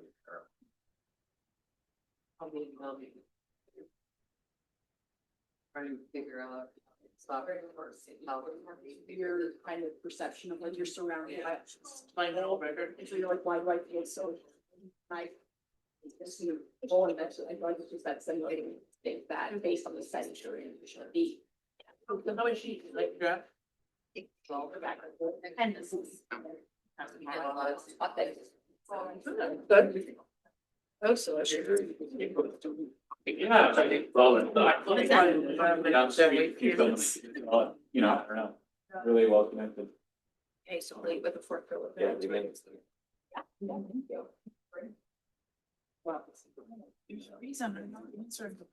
You still ready? Like, I was just saying here, I'm just more along the lines of number.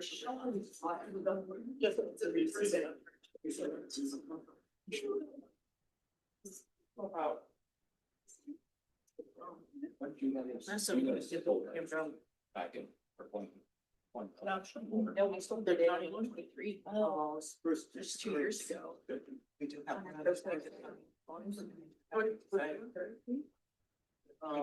maybe that guy was very. It's like you got such demand, you got. At 10:30. But you were in Bellevue. That's why. Oh, social. That's the same. All right. Oh, no, I didn't. Yeah. Silver, gas, gold gas, That's all it knows. You just keep one off the hot. Yeah. And all. To do the whole vacation. You're retiring, you didn't know I was to sit. You started, you just a couple of years work, I was like, yeah, I don't stay with that. I worked at the hospital. And that really started going to 20. So, and next. Oh, sure. Oh, God. And then I did get back to the private sector. Yeah. I was. Guys, until you go get food, right? Yeah, I could have. I'm gonna wait on that, but She tried to I go back. Yeah. That's how it is. You know? That's go to something else. Keep myself from crazy. Where do you live? South Governor. No, between Glenberg and McGregor. That just you always go ahead and share.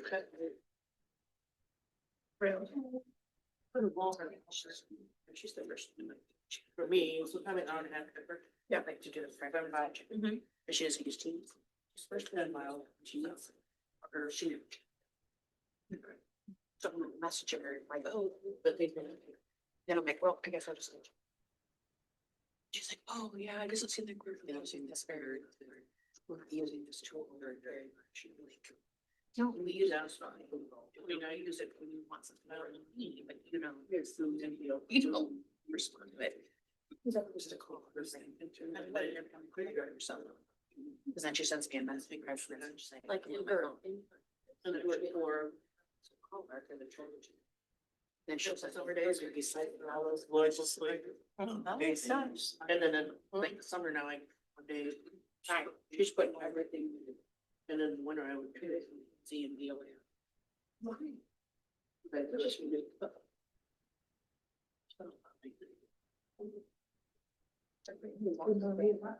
I get them. You guys are trying to Do a lot more done at home.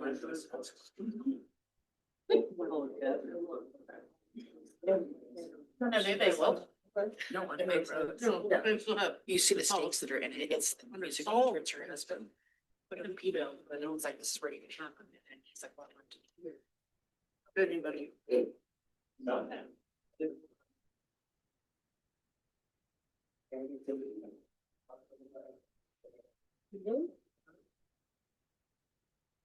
Wasting your time because there's nothing there. You can't help it, like. Long route. There's he says. Oh, it was even. I just wanted it 10 feet over, like. The visibility to, you're the wonder. It is your. I was like, no. Yeah. I was like. Knew that was a waste of your money to have an requested meeting and better time for this giant. But I was giving it up. That's terrible. Yeah. Steve, Jesus.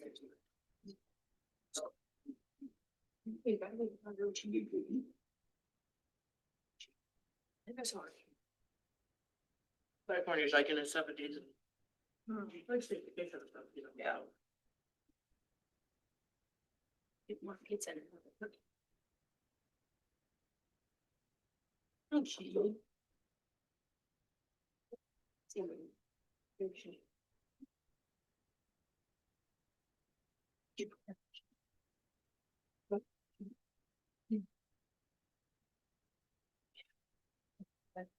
I was gonna go on. She came.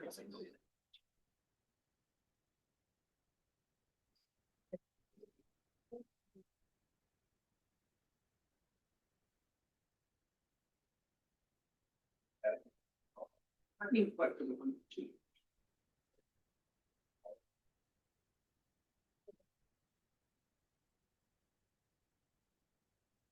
text Janet, be like, why did you?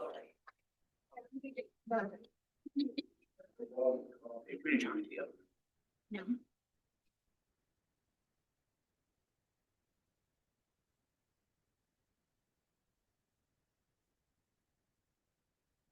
Seriously, what was this a beautiful building? Yeah.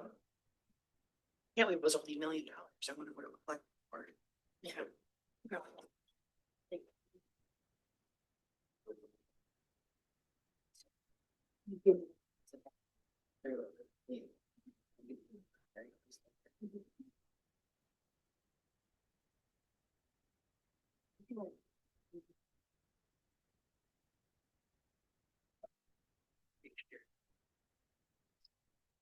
At least for the.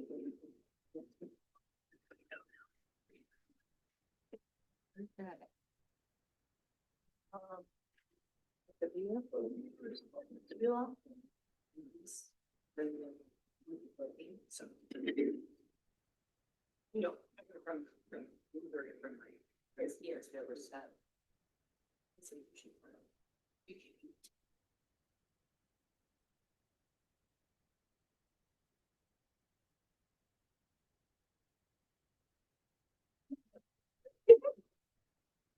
I'm passing this USDA survey out for my section E order.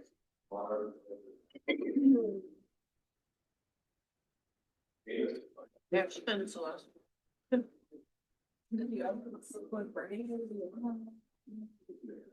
What do I think? Gabby does send us to assumption. They ended it.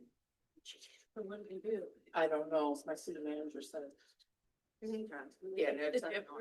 She seems to think something's been on there. So they passed it. Yeah, it's just, when I had heard it, the one that it was going to the other one. On the Like state it made it senate, through. and it made it through. My God. I think I got it. I signed up quick. I think I got it. Tim was in and out this morning. Just need help. He just told me. Trisha, my hair's so understated. 6 a.m. Okay, I could be it too. They didn't do the property tax, but they basically decimated TIF. Oh, yeah, yeah. Oh my gosh. When everybody was. Well, they've been talking about TIF for the last. 10 years. No, but I mean, the last like 3 or 4 weeks, I was talking about that this was coming in. Doesn't been really different. You know, some of you are networking and stuff, and I continue the sorry, but I'm fine tonight. So this presentation is about a new city council member guide that I thought of like a couple of years ago. Can everybody hear me okay? Okay. Because I work with the clerks a lot, and I was hearing a lot of the same story from clerks about their council members not really being engaged and not even preparing for a council meeting and not really caring. So I've had it on my calendar for a couple of years, and I finally drafted something, and I wanted to bounce it off you guys to get some feedback. So here we go. Here's my cover page. And I brought a copy of it. A very brief. If they read anything that you give them, you know, just a really brief guide for a new council member. What if they don't read it all? I'm sorry? What if they don't read your stuff at all? Well, then I don't know, Megan. I don't know. So anyway, that's my cover page. Here's the inside cover. It's just a welcome message. That's all it is, 3 paragraphs. I'll give you guys a minute to read it. I don't know if I'll be able to take notes if you guys have feedback, but if you want to take notes yourself and give them to me or email me later, I would greatly appreciate it. Now, I didn't come up with all this stuff out of my own head. I'm sure most of you have heard of Pat Callahan. He gives presentations, like this, and he gives TIF presentations and other presentations because he's been in, city government for a long, long time. I've gotten information from the Iowa League of Cities, from other communities, and I'm making my own guide based on that information. Table of contents, just organizational overview, council meetings, essential city documents, and I added a city partners and resources page. There's already too many words. No kidding, right? I know. Like, that's. Okay, well, email me later. Talk to the mayor. So this is it. This is all I have for an organizational overview. The city of blank is made up of a mayor, city clerk, whoever else you have on staff, and 5 city council members. The mayor and city council are elected positions for terms of 4 years. The city attorney is blank. The city of blank has the following boards and commissions. And I didn't put anything there. For the smaller cities that don't have 5 council members, maybe leave that, like, there's some. Yeah, I have that in mind before, but I'm like, well, most of you guys have 5 city council members, right? So, No, okay, I'm down to 2. yeah, I know, this isn't gonna be. I mean, are you gonna give This this to is us a like in a draft. Word document so that we can edit it to Yep. adjust it too, right? So- Yep. Yeah, I put it up on in PowerPoint just so you guys could see. Yeah, that's fine. I have when the council meetings are. And there's a little information about special meetings. You know, just basic information. And then here's where I did a little chat with GPT myself, because I don't know like how a city council meeting is run. So, and some of your council members, new council members, may not either. So here's that. It's just one page of how a meeting is run and the different things. Is the base of it there?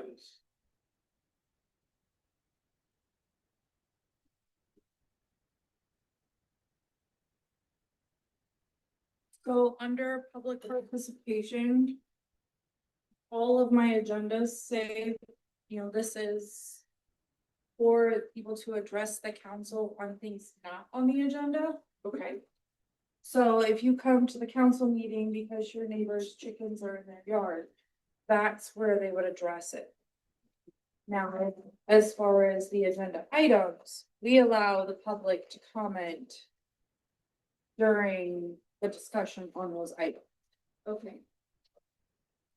But that's all different between cities. I was just gonna ask, is that the same? You No. have to adjust it yourself. This is just a base Participation. for you guys to use if you're Yeah, interested. Essential city documents. I just, listed the city budget, the city code, minutes from previous city council meetings. City goals and priorities, if you have them, you can delete or add whatever you want here. And then here's my little city partners and resources. That's kind of small for me to read, but I list us as a cog. We're a pretty core partner. I would hope you guys think the same way about us. Maybe I'm wrong. But we have like our newsletter and our fund alert. We send out a ton of emails about free trainings, and I can add that before I email this draft out to you guys. I mentioned the Iowa League of Cities is another huge partner. I didn't know that cities, I guess I should have known that you guys pay a membership fee for the Iowa League of Cities. I had another small community drop that membership because they can just call us. And if I don't know the question, I go to the League of Cities. So it might be I don't know how much it costs to be a member of the Iowa League of Cities. Is it based on population like we do? Okay. Anyway, I just thought I would add that. I'm not trying to take anything away from the league because I rely on them so heavily. Yeah, and I just listed a few of their publications.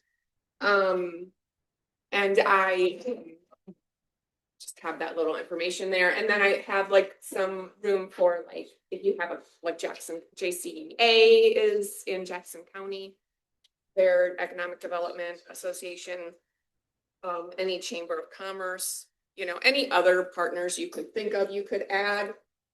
And then Adrian, I think you sent this to me and I loved it. And I think I broke it up on 2 pages. It's basically, don't come in with your own agenda. If I'm being honest here, right? Yep.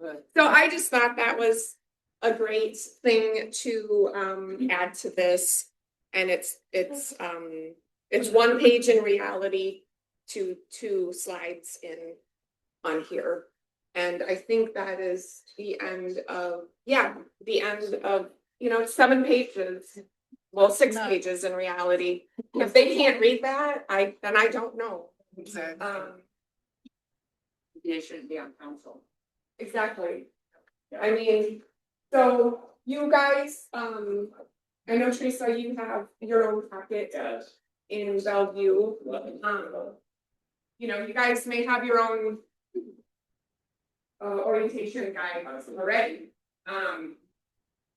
But something else that Janet from Epworth sent me was a summation of finance reports. So she said I could use this, you know, so you could see like what they do. And maybe you guys already do this, I don't know, but I'm gonna just pass it out in case you're interested. I'll share. I don't know if I have enough.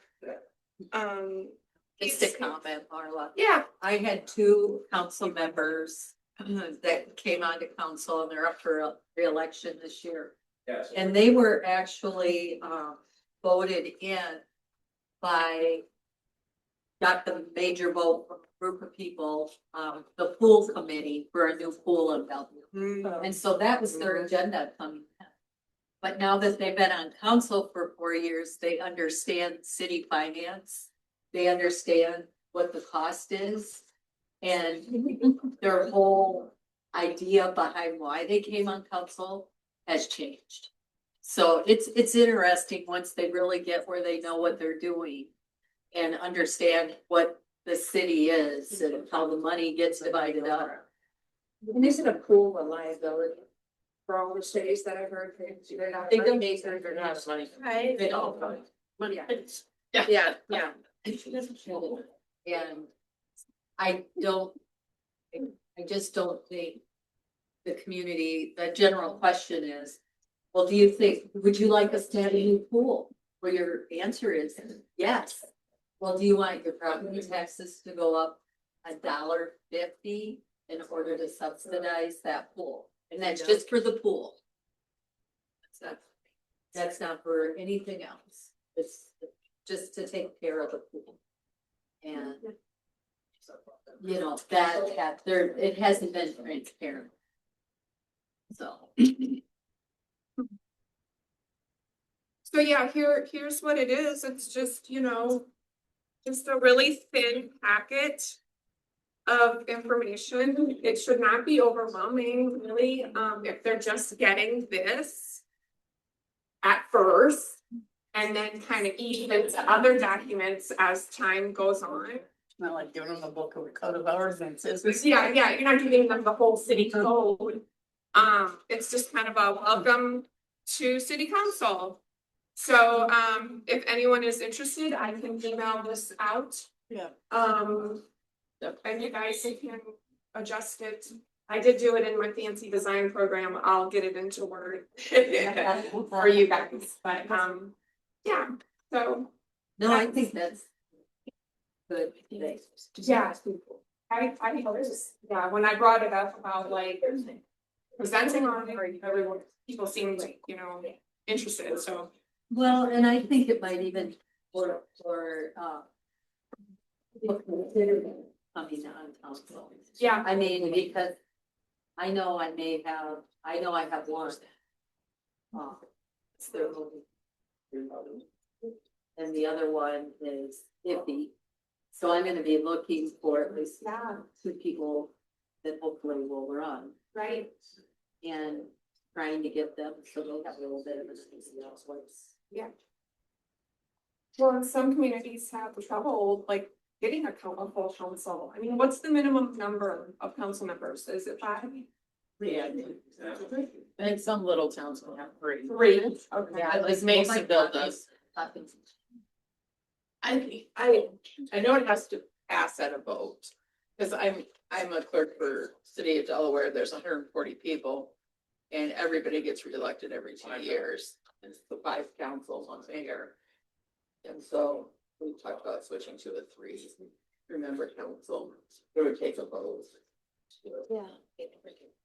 Basically, whoever gets 5, right? vote. That's Nobody really wants to Small be. towns, I think, Yeah. yeah, you only need 1 vote. Yeah. That's what I tell everybody, "Don't you vote? How'd that person get in? Sometimes it only takes 1 vote. Well, yeah. Very true. Yeah. Yeah, right. So, yeah, I mean, that's all I have on this. I'll get it out. You know, to you guys. Let's see what's next on our agenda.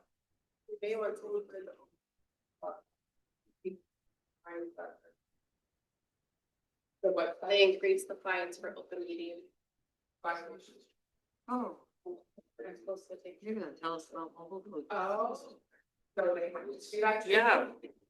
That would be amazing if they would have to do some. Right. Right. There are so much.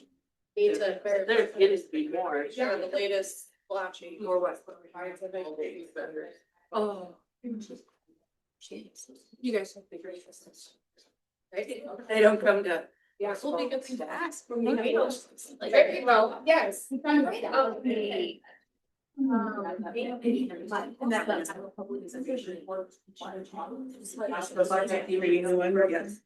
Yes. Because for me.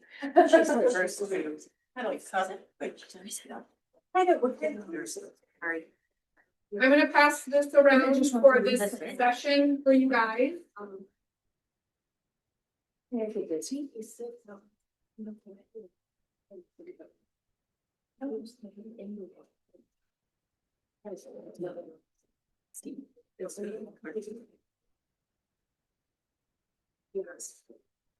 And we can wait a little bit since we're at that schedule now, for the next session, which is the, mobile food vendors. Yes, all right, from Delaware. Yeah, such a. Well, we got it. Oh. Wow. It is. I work with them. I do, I can tell you what. Level one now, they got started off from scratch. Oh, wow. That's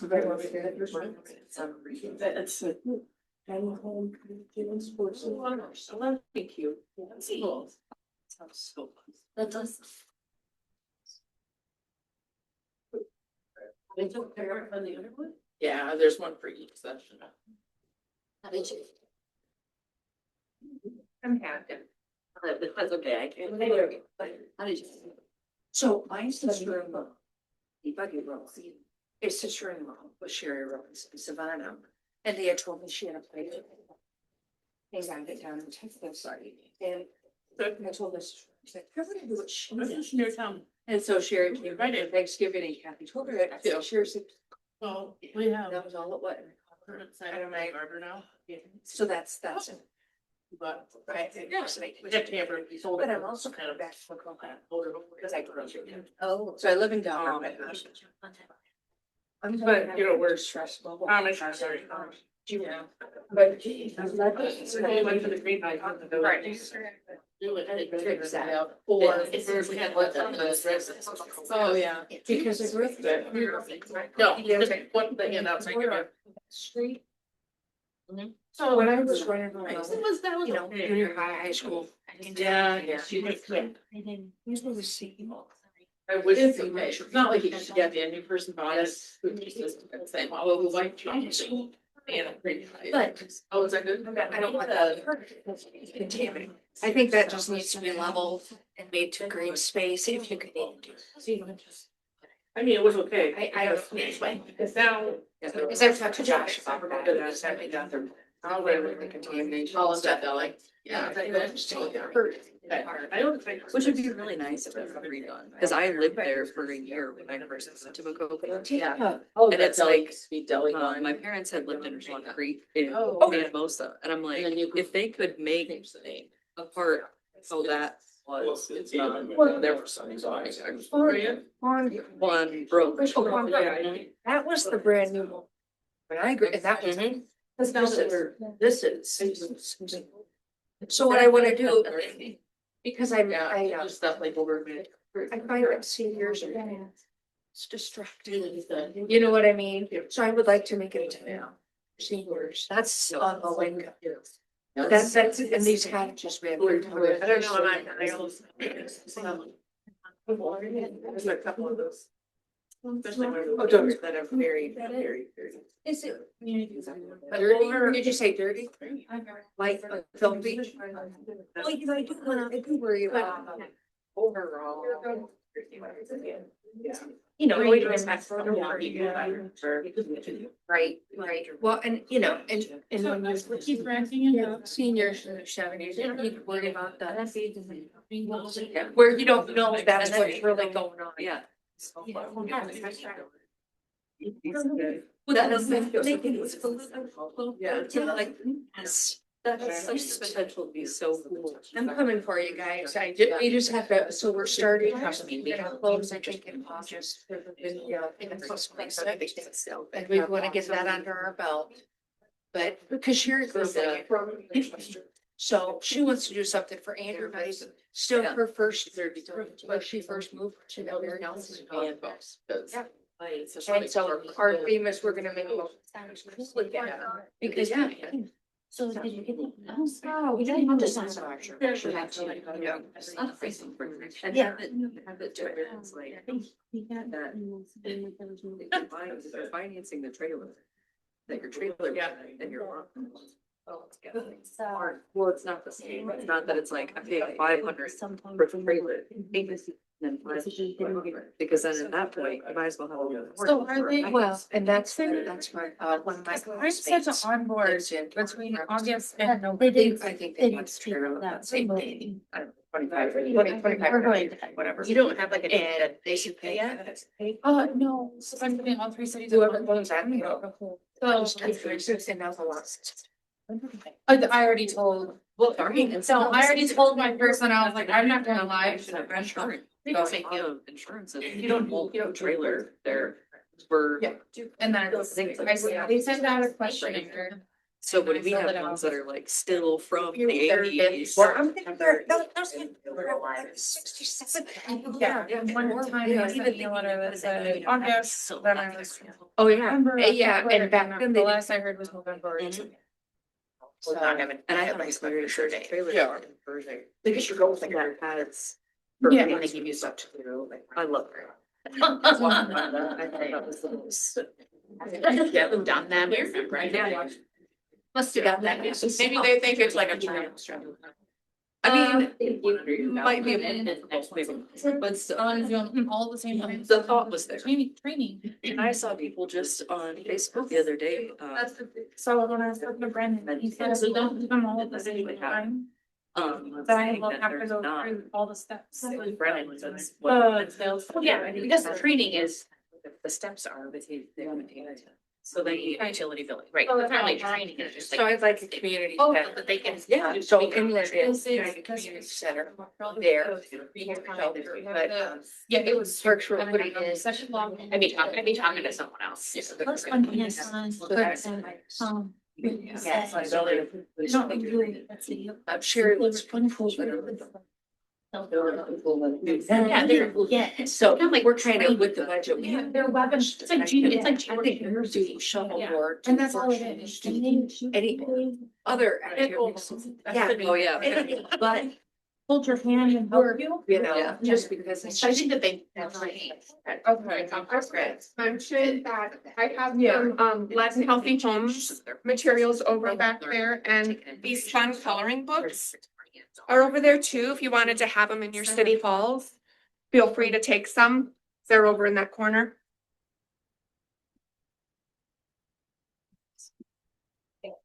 Yeah, put it back here, having me holding the public meeting for everybody to come voice their opinion on the city park stuff.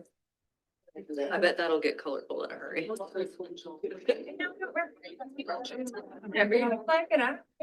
to the council and I think Macomb would support that. Yeah, definitely. But of course, we would basically down all parts to the ground, start all over. And if how many days you get there, I'd have to really look. All right, so this is just informal, but for mobile food vendor policy and ordinance, I went through this in Gutberg and it took us over a year to get it passed. It kind of came up, went down, came up, went down, and the local businesses were, some of the local businesses seen it as an opportunity to just bring more people to town, but some of them, like the brick and mortar businesses, seen it as a threat and as competition. And they're not paying taxes on a building, blah, blah, blah. They're not paying for utilities and whatever. So then the fees are supposed to kind of like compensate for, in lieu of what little bit of taxes or utilities or whatever you would have. And for us too, going back and forth, one of the things was that can't be within 100 feet of a facade or outdoor seating or like an eating place. So if they want to be closer than 100 feet, then they have to have that business has to sign off. Or if they want to be on private property, they have to have that person who owns the property sign off. We could make like Chamber of Commerce exempt for their festivals and stuff that they can bring in food trucks, and that's their deal with them. Our fees, I know when I was Gutberg, the fees were more. Our fees in McGregor are very reasonable.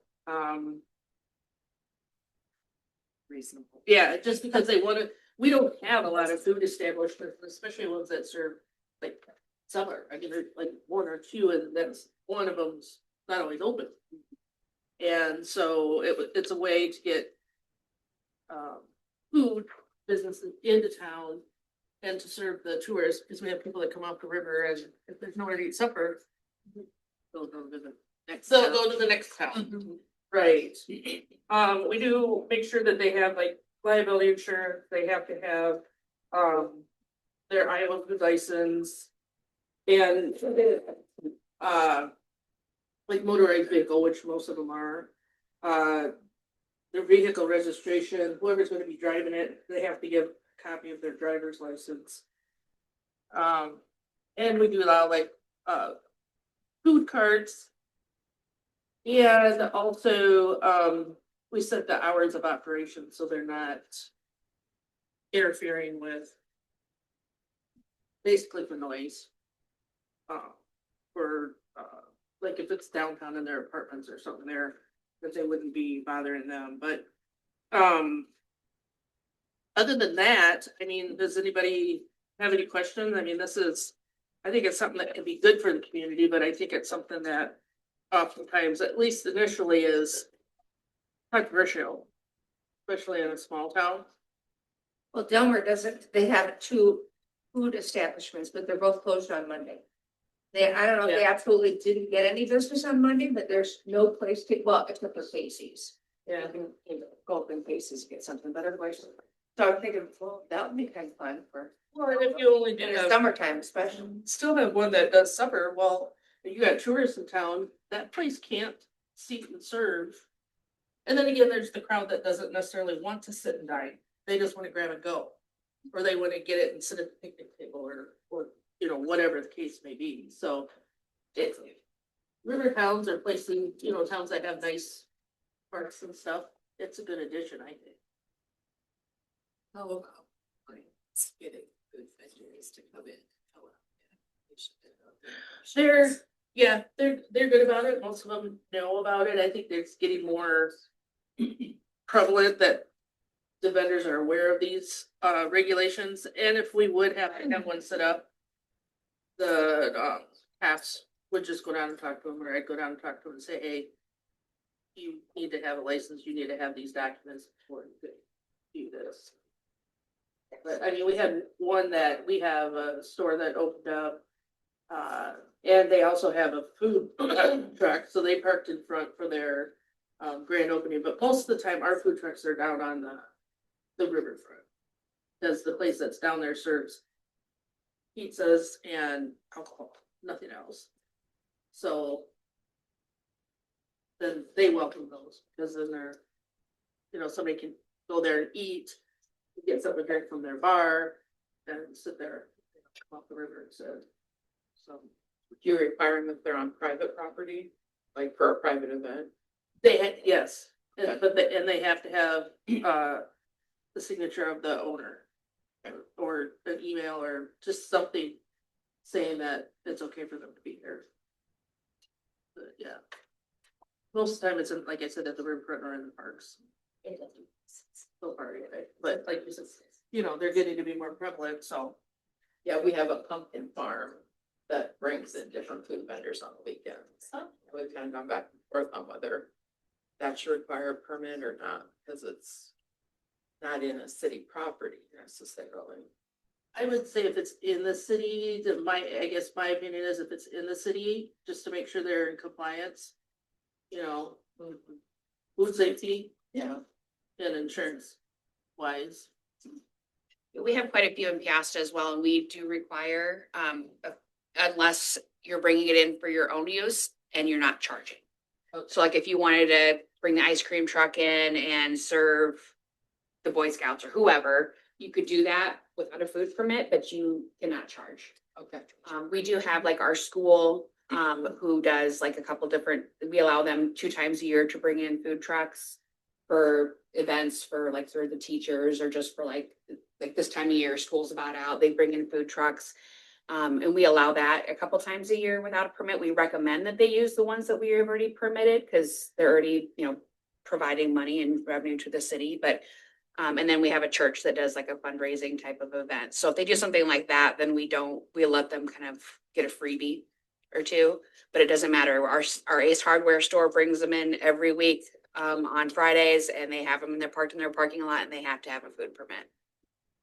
In Guttenberg, when the gal that built the brewery, she's very young in her 20s, and she didn't serve anything besides just snack things, no food, because she didn't want to bite off more than she could chew.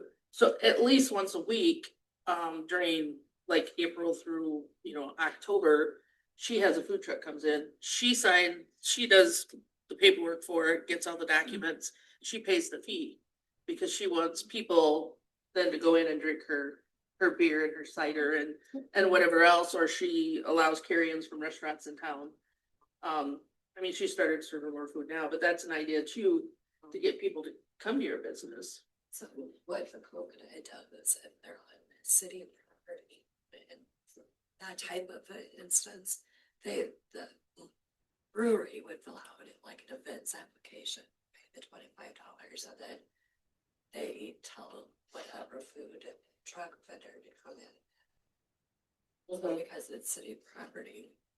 Right. It's their event we're having. Right. Yeah. I was gonna say, we had an incident where Hy-Vee Dollar Fresh brought in the Hy-Vee catering truck. And they didn't feel they needed to get a permit. Our chief Wade did. We don't know if that's really what they should have done. So because it's a branch of their business. Store, yeah. So our policy, sorry, just keep, we have a lot of controversy. We have a lot of food trucks as well. is that if you have a brick and mortar in town and you want to have a food truck in town, they do not have to have a permit. So if we have our Mexican restaurant that's coming or our Dairy Queen and they want to put a food truck in town, you do not have to because you already have a brick and mortar, you're already paying taxes to us. So those ones would be exempt from having to have a permit. So in that case, I would say Hy-Vee would not need one under what our policy is. And we only do a 1-year permit. We do not do anything other than a 1-year permit. And is your permit the $50? $200. Oh, 200. Oh. Yeah, Governor's was 100 and they just screamed and then it was like, not coming anymore. This is too expensive. And even when we lowered it, she came back. Like, We've had also had a lot of pushback from our business owners as well. The business owner that's right next to the Ace Hardware store has lunch every day, and he'd like us to only allow them on Mondays when he's closed, and only allow them to come so many times a year, and all these things. And I heard that too. It's not- we've had just, we have a business owner on our council that owns a bar and grill. So we want them because we feel like we don't have a lot of options. We have a lot of them go out to the industrial park where I wouldn't even know that they're there, but like the industrial park, those people get a half-hour lunch break. They don't have time to go eat somewhere. Or they just want a bit bigger variety. So those companies want those things to attract as a benefit for their employees to bring them out. I'd say probably the one that gets the most knock is the one that's at the Ace Hardware store, but they're doing it because they want to bring in business for themselves too. Like we want to generate more people coming into the parking lot. Oh, they'll run into the store, grab this. So it's kind of you kind of have to balance it. So, we still have 10 vendors every year that pay $200 to do it. And now we do it on a full year for 12 months. So we were doing it on a calendar year, and that was tricky because who wants to buy a permit in August or July but only get to use it? But now we just do a 12-month permit. They can use it all. We do our peddler permit, however, is completely separate. It's not in the same as yours is, but Yeah. we've made it incredibly difficult to get a peddler permit. Let's be real, nobody wants people knocking on their door selling anything. So, but we've had that happen and they've paid it, but now we've increased it even more. Like they have to be bonded. And we have a lot of food permit companies or food trucks that do want like a 1 week or 1 day. And we just are like, no, we want somebody that's going to commit to coming because they don't pay. We don't get local option sales tax. We don't get that. We don't get anything. We don't benefit anything or profit anything. We want to keep our businesses happy and we want to attract more businesses, but the public and the people, the residents want more options. And I mean, to be real, like me personally, if I'm going to go out to eat, I'm going to go out to eat somewhere in town. If I happen to see a food truck, I'm going to be like, oh, I'm going to get food there. It wasn't that I'm not going here to Dairy Queen because I'm going to go eat the food truck. I was never going to eat out anyway, but the food truck, and I like that truck, I'm going to go eat at that one that day only because they're in town. I don't not eat somewhere else because the food truck is in town. So. And some of those food trucks have a following.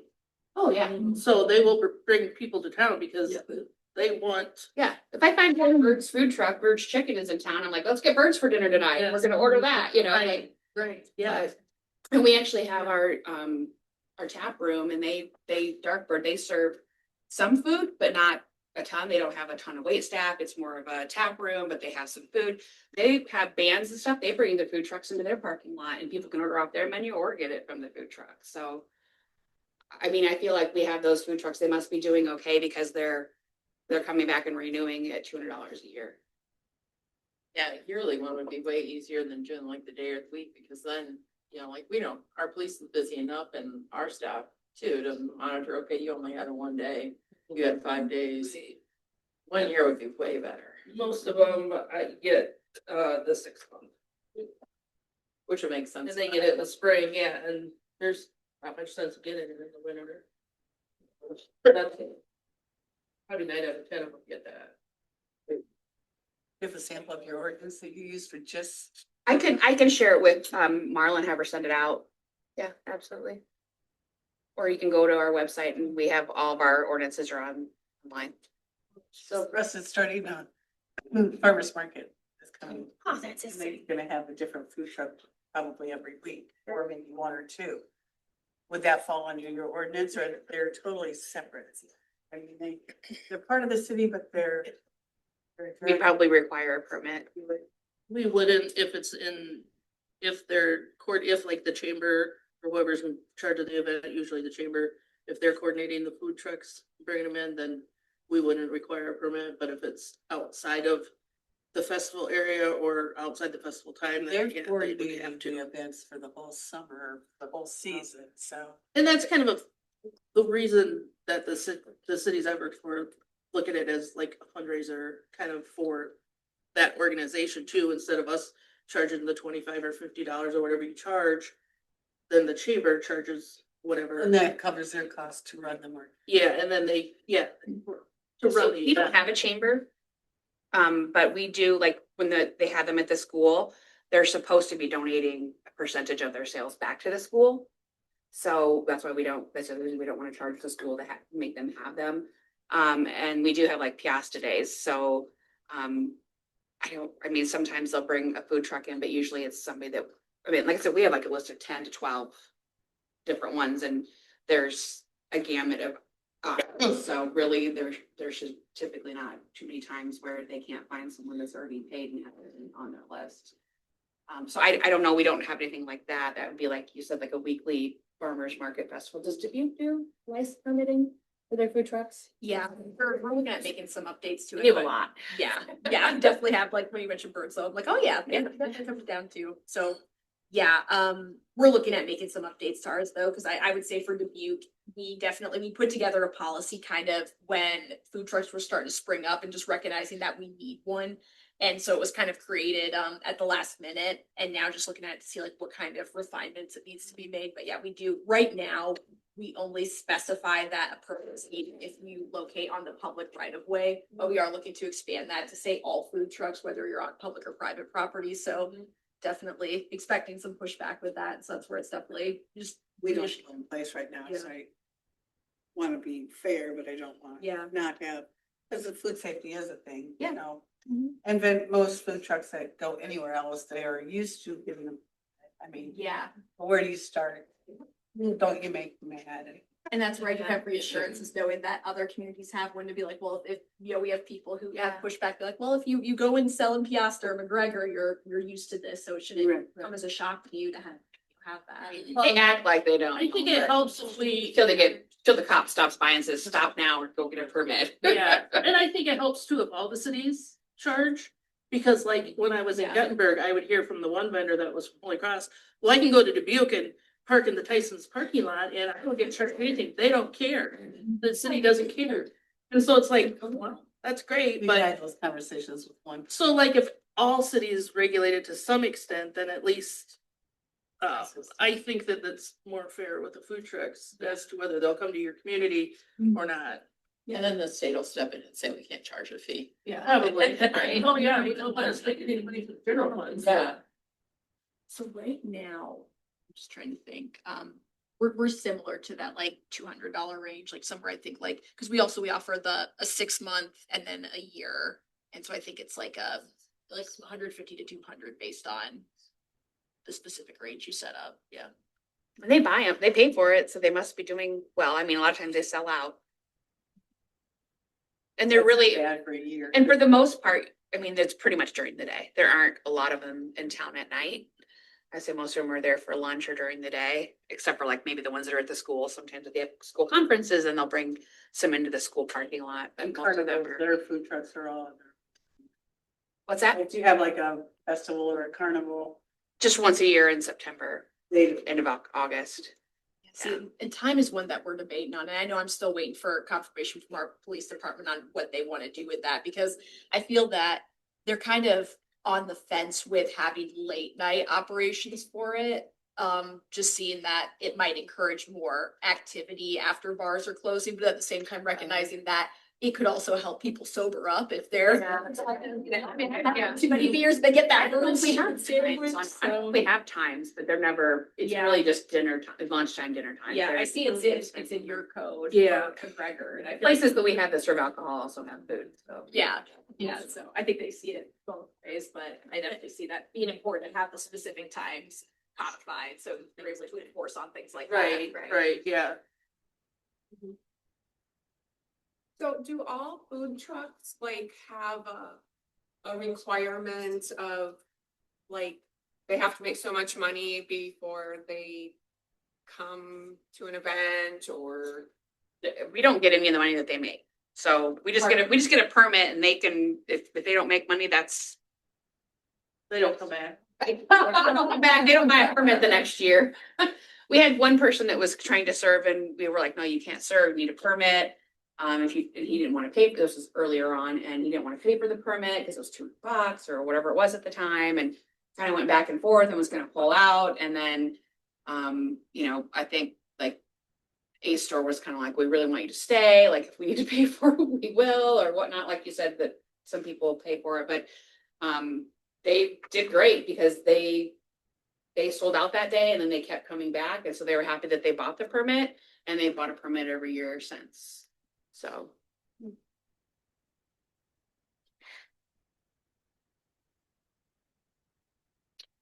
You give them like a physical permit? Yes. Like, no? Yep, we print it off and laminate it, Okay, so they can have something in their truck. Microsoft Publisher Certificate. okay.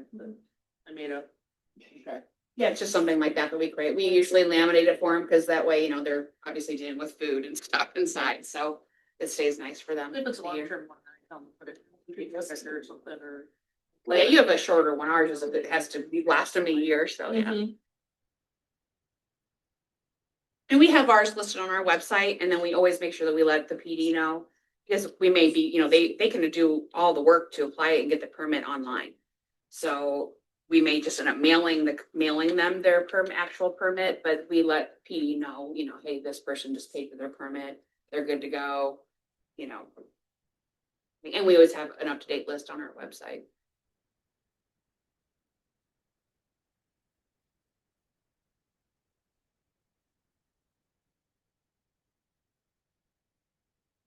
Well, thank you, Denise. We are way ahead of schedule. If people have any other like burning issues in their cities they wanted to ask about.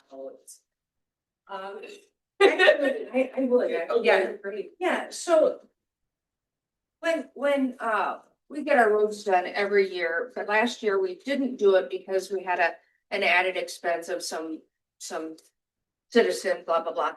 Anyway, so this year we asked them to come back and they do the roads and they see what we should do, and then the bid came back at like 75,000, and usually it's around 50. And then, so the mayor and I were talking, well, maybe they were mad, we didn't do it last year, so, and so the council was trying to decide what we were gonna do with that, and we tabled it, and we had the council members drive around and look at every street they wanted to do. You're talking seal coating or what? Yeah. And some of the streets don't exist. And I'm like, oh, I hope this isn't a real thing. I hope it's just a huge mistake. And so now it's really on hold until we get the company to come back. But anybody with small towns, if you get just a bid, drive each street. Because some of them said dead end, but the dead ends don't even exist. So. What we do is we have 2 council members that are on the streets committee. So it's up to them to drive around first. And tell them what And they we think. tell That's them what streets. Oh, you dictate. We dictate, Okay. even in Preston, you still do it that way, don't you, Cheryl? We're kind of on rotating and then, Well, we told them what streets we wanted to do. yeah. We've had the same company forever. They know what streets they did last year or the year before, and they just. Or you can, do like, quadrant, yeah, each year. So then it's, Okay. and then you just keep rotating. So, but we're so small, 500, 400, the towns are small that we just kind of put the trust in them, and we just happen to just have the council go do it because we're gonna cut some out to get back down to the 50. And we're like, what was that about? It makes you wonder, you wanna think I hope they like, just, I they think got they the just stuff. Googled it and said, well, we need to do this one, and it was wrong. I really hope that's. I definitely go out for another bid. But I definitely go out for another bid at that point. Well, who else do you guys get? We get LL Pilling. I can send you the information. Well, does it matter if I tell you who it is or do you care or? No. Public information. I mean, I don't, And they submitted a bid to you. well, they did it, so it was LL Pellet. Oh, what? So Really? I know, and that's why I think, I hope it's just a one it time. Craig? I can't remember. No, I have to Craig's look done. at the Is thing. he done? Retired. Craig Randy retired, now. so I we have wondered. He talks Randy, and so in Wheatland, we had the same thing, he wanted to do streets that, like, there's 3 cars a year that drive on them. And then we have other streets like where Harry's Tires are, where there's constant semi-traffic, that one we do every year, but I my public works guy, I was like, Matt, drive around. If you think it needs done, it needs done, if not, put it off till next year. Yeah, like I rode around with Randy and said, no, we're not doing it. Right. I'm the only ones to do this. And So Randy's I've willing. never been. Need to be cross-talked. River City. Yeah, let's do it. Oh, River City paving? And Prairie Road Builders. Yeah. I think we did get a quote from River City. Leesner, out of Farley. Yeah. Yeah, they own Prairie Road Builders right now. Oh, do they? Don't know. It's just he's bought all the Things like- garbage yeah, places. it's like. So I'm just thinking it was, he just Googled it and it just made some terrible mistake and it was just a mistake, so. I say usually Randy drives around, and now our towns. It's like they were just in town earlier this week. And of course, Matt was like, hey, we're not doing this street, not doing that street. So always have your city guide, put them, or we council. Yeah. Because like in Dixon, we completely, like, remember that this year, because we have a big intersection project we want to do. And if I spend the $30,000-$40,000 on seal coating, I'm house at $30,000-$40,000 and I have to pull it from somewhere else. Yeah. So, yeah, it's. You can change their bid at any point of time. I've talked specifically with Randy and said, hey. You know, we might have a price point and see, we budget $30,000 a year. Comes back with $75,000. Budget, and they're like, not really, you know. And he could say, okay, well, this one could go like another year or two. They work with really good about it.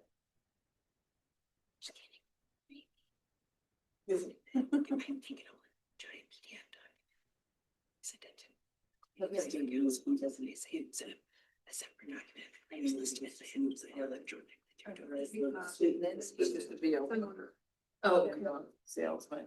Yeah. Anybody else have anything? Any burning issues? I have a question for. I have a question for Dubuque. Do you have you put any ordinance in effect in regards to these motor scooters and electric scooters? I mean, not, no? No. I don't think it's been enough of a prevalent issue. I haven't been aware of our police department sharing any discussions on it. I'm guessing you're asking because are you looking to? Well, we have people, residents complaining because the kids are running stop signs on sidewalks. And somebody almost ran over somebody and they were really upset and they're like, they want us to do some enforcement. Well, there really isn't anything. And even Iowa code doesn't have anything to play on, so. Yeah. I mean, how do you ticket a 8-year-old kid for running a stop sign? You know, you pull them aside and you tell them, you know, what you need to be doing, but Right. yeah. So. That's a very good question. Sorry. That's fine.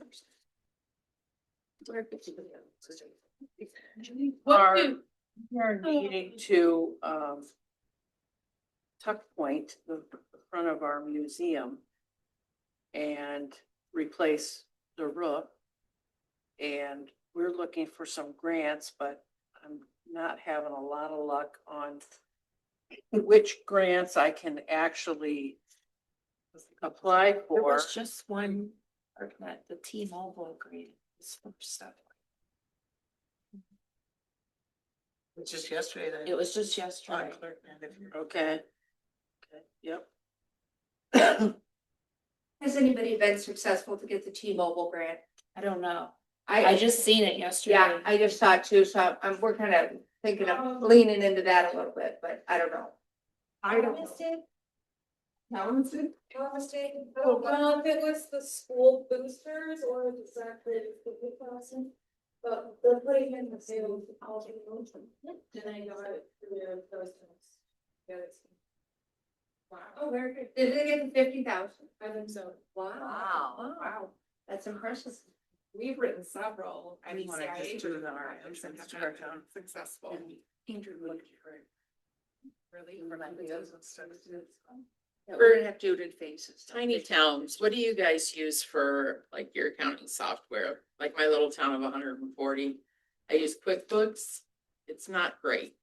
It works. I took everything from being on paper into Excel and then into QuickBooks. But just curious, how expensive is that? I'm not positive. What do you use? I just started QuickBooks.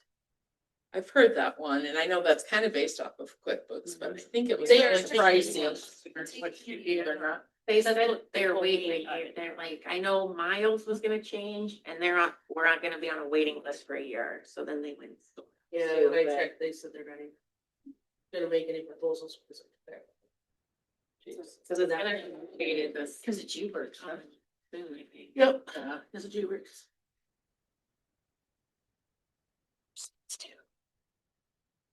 I don't think Hubert really thought as many people were gonna leave as they did. No, I don't think they took any of us seriously. Are they backtracking and lowering the wage or? I heard that they're, not. I was gonna say that our person that I'm supposed to contact reached out to me and told me that they're not, they got a new CEO. And I should have gotten an email from him, which I did. And he said that they have decided not to push it. That by December of this year, you have till December of next year. Oh, so they're just delayed. Yeah. To actually convert or to decide? Like, are they gonna stop supporting Simple City the first of the year if you haven't committed? He told me they were not. They were gonna let it go till the end of 26. I don't think they, I don't think they have enough resources to put people onto the cloud and have it done this year. And all the problems that they're having. Right, there's no way they're gonna get that done by the end. Well, when I had talked to them, when we were going over, we are not over yet, but like, was that the goal was to get everybody moved over to the cloud, but probably not gonna happen, but everybody needs to have committed to one or the other. Like either you're staying with them by the end of December and you have like a contract in place to move over to the cloud, or you will no longer be supported with Simple City. If you have a contract, they're gonna continue to support your Simple City until they can get you moved over, but you need to make a decision by the end of the year. Was the way I understood that, but I don't know. And it's $600 a year to keep your data from Simple City. You And want if to you keep the don't- read only. And I was told if you don't stay with G-Works, it doesn't matter, you can't even pay the $600. You won't Oh, yeah, that's probably the case. I don't know. access your data at all. Yeah, Only if you go to the cloud. right. Then they'll allow you to still access it for the $600.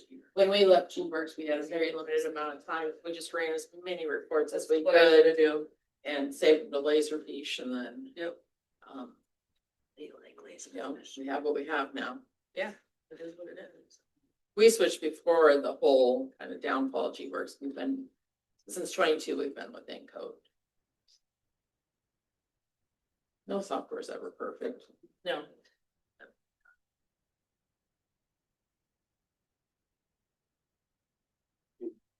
Well, Shelby, if you're ready, go. And yeah.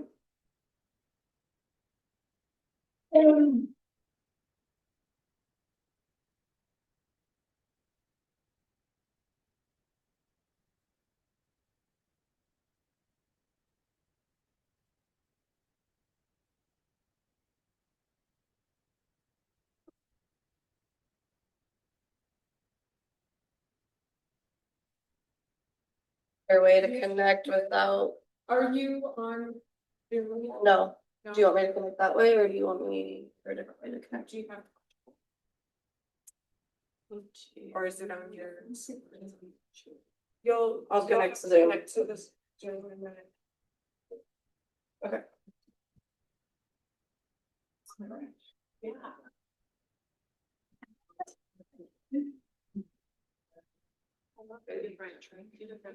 Oh, yes, I have to keep it fun, because otherwise. They can get boring. What do you mean? I don't know what you're talking about. Well, a lot of students have to teach this over Zoom, and they don't know how hard it is to. You got a second idea. Yeah. You're not hurting. No, I just, yeah. When it hurts.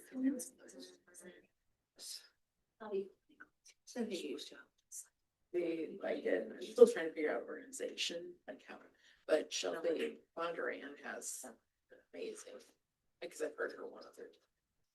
They have their setup for this smart way. I am trying to make myself from them, a little anxiety. But, you know, like people, written records, we're never gonna get rid of. But like the sugar, last year I started to just do digital and stuff. That, it's still, oh my God, it's just, but I, I'm better than earnings and. They were fine with that, but it was so used to paper with a wet signature on it. Those get permitted. So I'm not sure first. We'll just print it, or there's supposed to be a way that we can get public access or give somebody else access to it too. I need to get that figured out. HR stuff.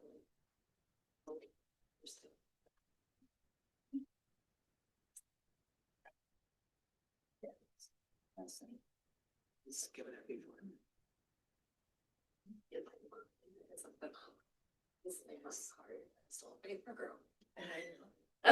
So everyone, this is Shelby, is it Hagan or Hagan with the city of Bondurant. When I was looking for topics, this came up as a possibility, and of course, who did I reach out to for ideas on who to get to present?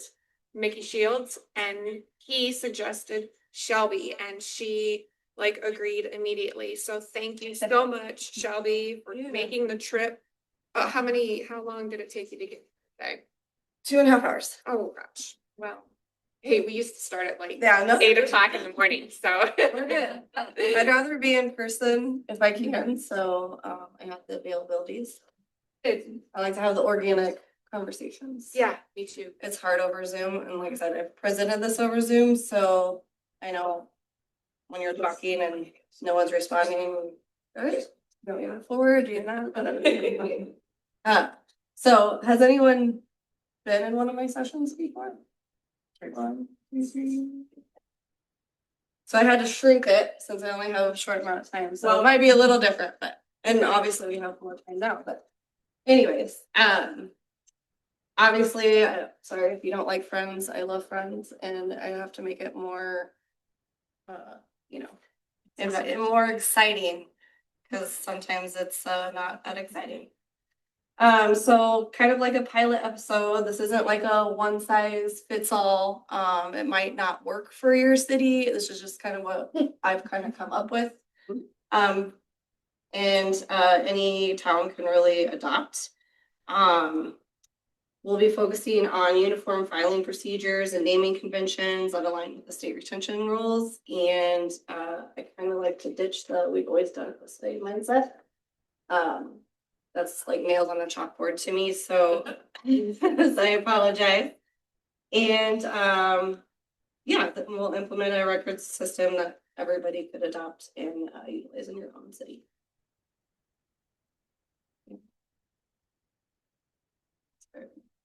Here we go. All right, so imagine Monica trying to run a kitchen without labels and shelves. It's complete chaos, right? So that was us before going digital. Going paperless meant environmental perks, reduced physical storage costs and improved accessibility. And the best part was remote access, especially during the pandemic, and clarity when everything is named well. And this was our Mr. Huckles moment, because there was closets, boxes, binders, so many binders, because that's how we kept resolutions and whatnot. And the more we grow, the more resolutions we have, and they're heavy, they take a lot of space, all of that. So there's just piles of stuff everywhere. When we moved into our new space, I filled our recycling toter like 5 times, and that was without touching anything. That was a true record, which is, I'm sure you all have that kind of clutter in your city halls. And then even in our records room in the public works storage, I feel like Janice every time I go in there, like, oh my God. And Ross, when he finds out about Joey and Rachel, he's like, I'm fine, everything's fine.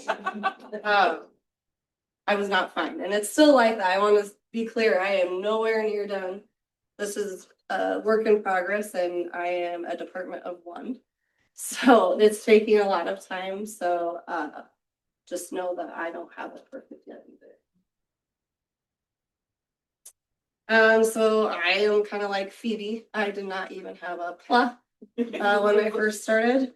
And as I got deeper into the process, things kind of just started to come together a little bit more. I was getting more direction and finding a system that really worked. My goal was to keep what we need, digitize the rest, and streamline the chaos. And then my favorite part of the Iowa code is any medium. And this means I have digital freedom. And because we all know public records are not just paper, it's literally everything. It's like when DB legally changes her name to Princess Consuela Banana Hammock. It might look different, but it still goes up officially. Makes me want to watch Friends again. I haven't watched it since it was like actually. This is my fall asleep show. So we started with an honest look at what we had. It wasn't pretty, but it was necessary. We just took, and still taking, one file at a time, one box at a time. It's kind of like when Ross finds out they still married to Rachel. Total surprise, a little panic, and a son need to get things sorted out. But every record is part of a story. So I tend to organize by date. Not everyone does that, I find out. But I feel like it helps keep things on a timeline because it's the history of your city. And then every record has a value. So some financial, some historical, some legal, and you keep it for the longest period of time because some can have multiple categories, and that's the life cycle of the document. So again, back to Monica, you want to be very organized, kind of like her wedding binder was color coded and tabbed and intensely detailed. This level of order takes time. It's still taking a lot of time. But creating categories gives each document a home. And when I looked at the retention schedule, I just looked at it like folders nesting under folders. And this structure came from the league's manual, and I just adapted to what Bondurant has because we don't have all the categories that they have listed. So I removed some of the duplication, and again, uniformity creates clarity, and especially during transitions and audits.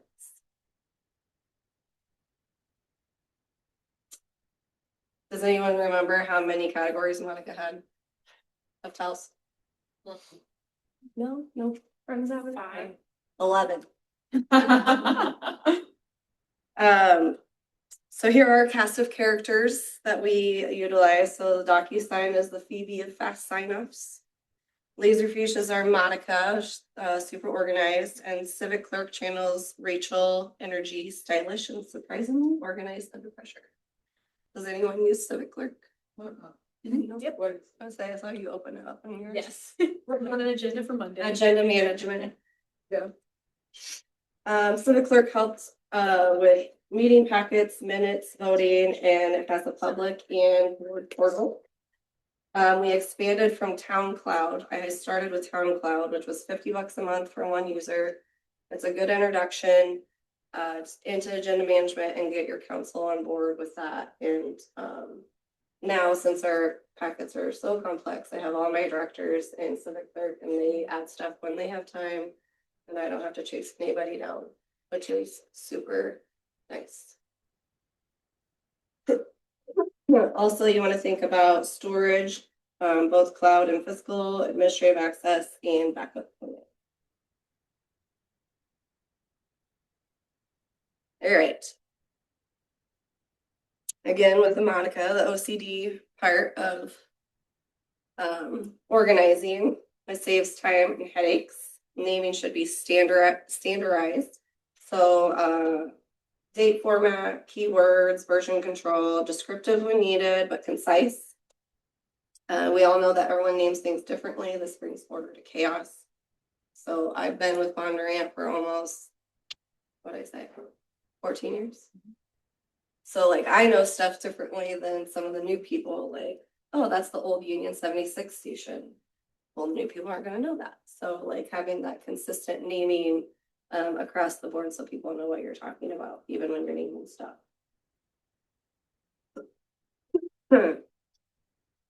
We are not 100% digital yet, so I just want to again put that out there. We still have our Rachel's Prom video moments. We do keep things for historical or legal reasons. Know the difference between PDFs and TIFFs. I call them TIFFs, TIFF. They're more ideal for long-term archiving. And I also create a system so it will match physical and digital if I do have a physical copy. And everything has really been trial and error. I'm still changing things as I keep going, and it's never really been done before because believe me, I checked before I went down this journey. I asked Mickey a few times and he's like, yeah, no, there's nothing like that out there. So how do you decide what to keep, what signatures of? So that's where I'm struggling. Yeah. So in the beginning of this, I had real heartburn of throwing it in there. I've gotten really good at it lately. And my staff knows that I'm good at it, so they'll bring it to me before they do it. Like, you do it, that way you get in trouble. So there's certain things that I have yet to release, like the awarded contract of a project or whatever. You're supposed to keep those. I'm gonna test that with my auditor this year, so we'll see. But for the most part, we DocuSign everything, so everything's already electronic.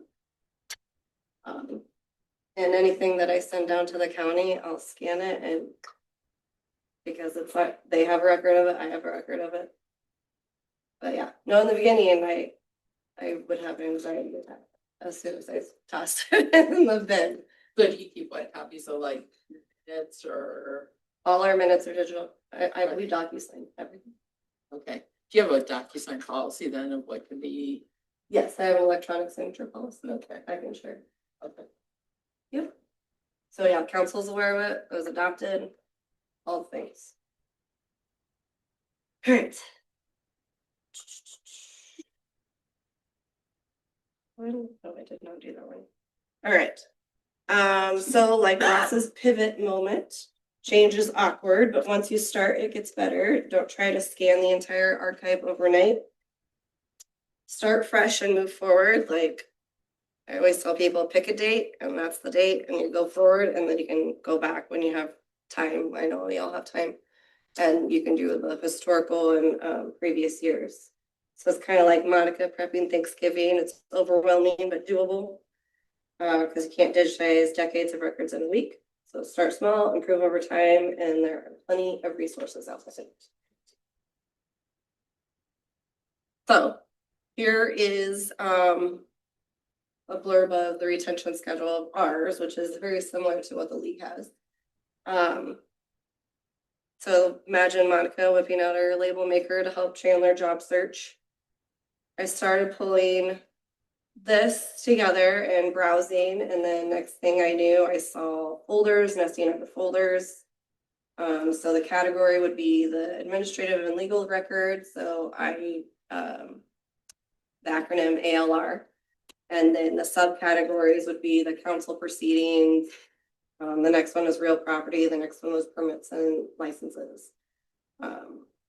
Again, uniformity really is clarity, and especially when someone else needs to jump in, they can easily figure it out. So these are the categories from our retention schedule. And I combined public works and planning and zoning because it just makes sense for our city. And like I said, the subcategory would be council proceedings. So it'd be ALR, and then I have 01 council proceedings, like when I name the file, which we'll get into in just a little. So everything is housed under those folders on the right. And this is how I would name the files. So like I said, folders nesting under folders. And you know, when people scan stuff in, it can just become like a mystery document because it's like scan 0042 underscore final 02 underscore whatever. So giving it a clear name. I know it's a lot in the beginning, but you thank yourself later. You like want to give yourself a high five, like thank you for making that easy, future self. So descriptive, concise, and standardized. And yeah, every file belongs somewhere, so it's not wandering off. So here's when I import it into Laserfish. These are the fields that I thought were necessary. Some are required, some are auto-generated, some are there that I'll fill in just to help me find stuff later or when I want to do a search. These are the tags that I came up with. So when I import a document, I will tag it.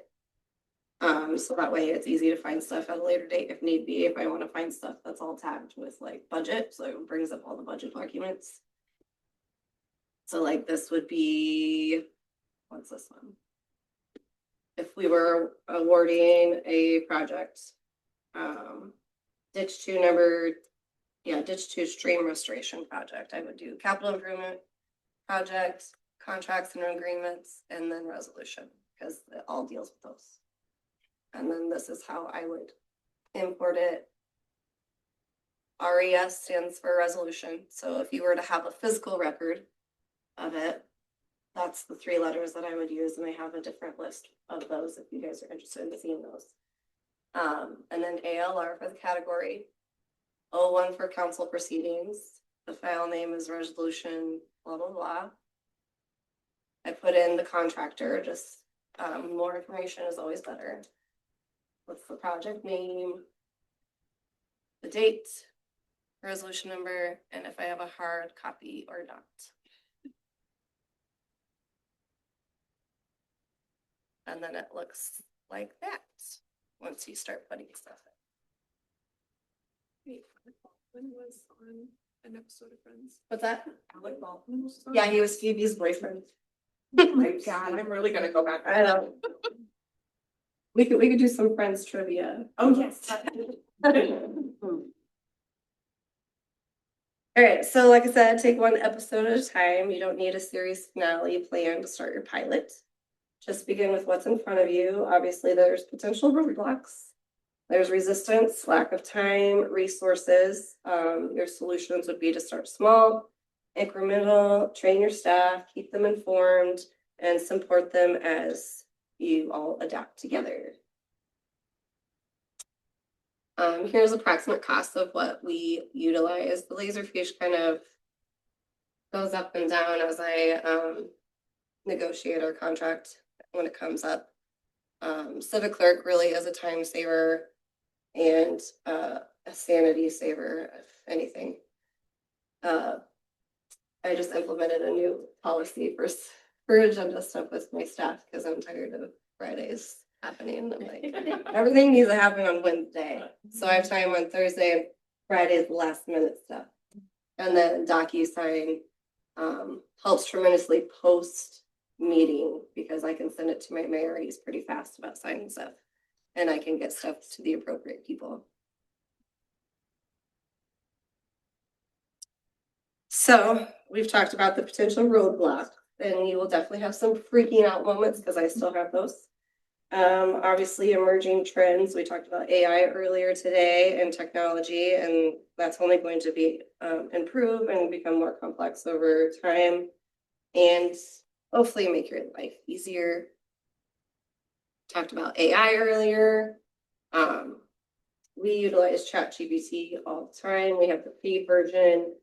I use it to help with minute stuff because our city engineer gets up there and will talk about stuff that is way over my head. And I will put it into ChatGPT and it summarizes it nicely for my minutes.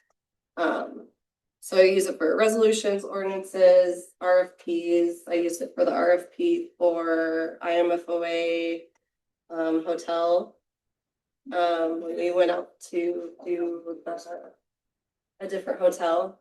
Obviously, Holiday Inn came in better price. That's why we're still there.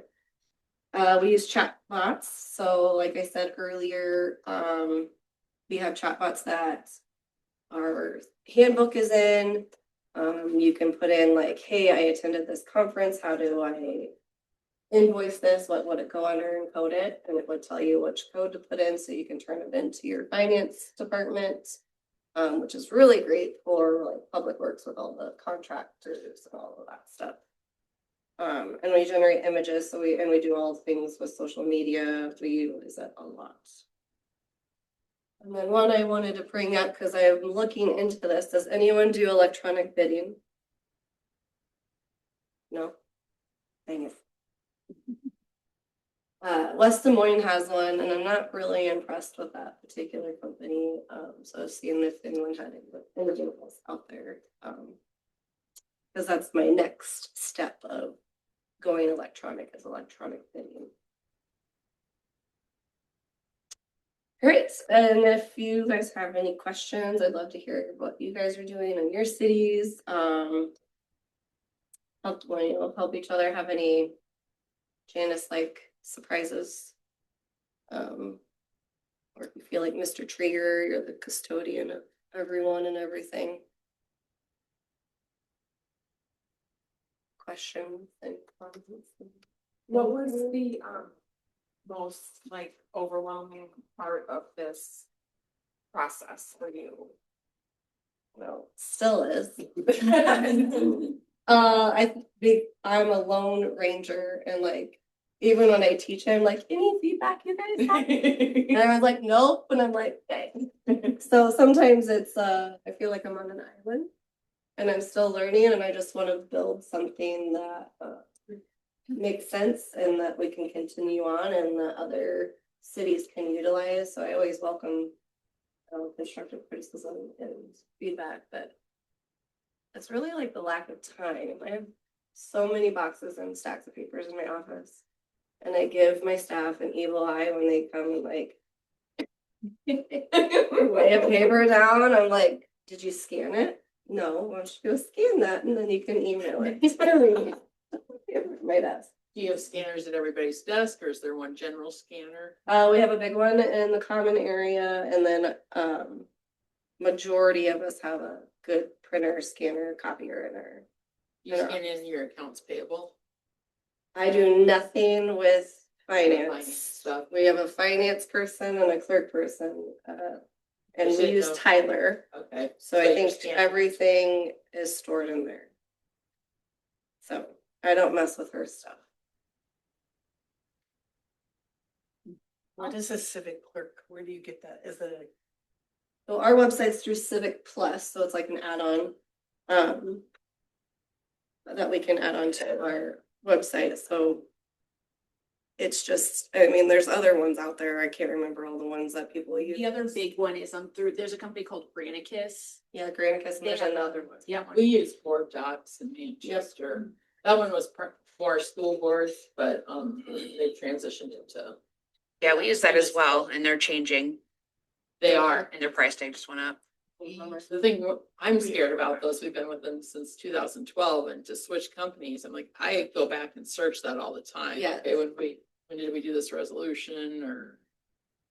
So I'm nervous about all the data that's stored in there to switch anything, so I think we'll probably stay. Yeah, it helps tremendously, and I think the public seems like it's easier to look through a packet, because we used to do the one big PDF and it was pain. I used to do. So even like Town Cloud, you can put in stuff individually, and another thing we do as the clerk, I don't know if y'all do it, but we have like agenda statements.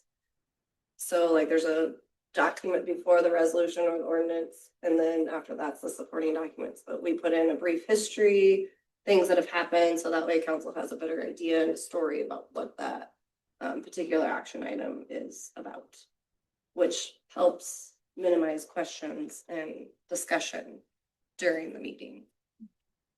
And also helps with records, like, oh, why did we do that? And then we can go back and look. So. I use Laserfish too. I'm not familiar with the tags feature though. Are you able to, I don't know if you can like show an example that you have in Laserfish currently. I don't know if you can access it from your laptop to show after you tag something, how you search under the tag. I think. Are you cloud-based? Yeah.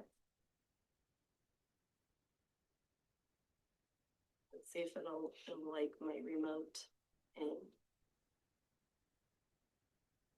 Sometimes that can be tricky. It takes a while for it to load.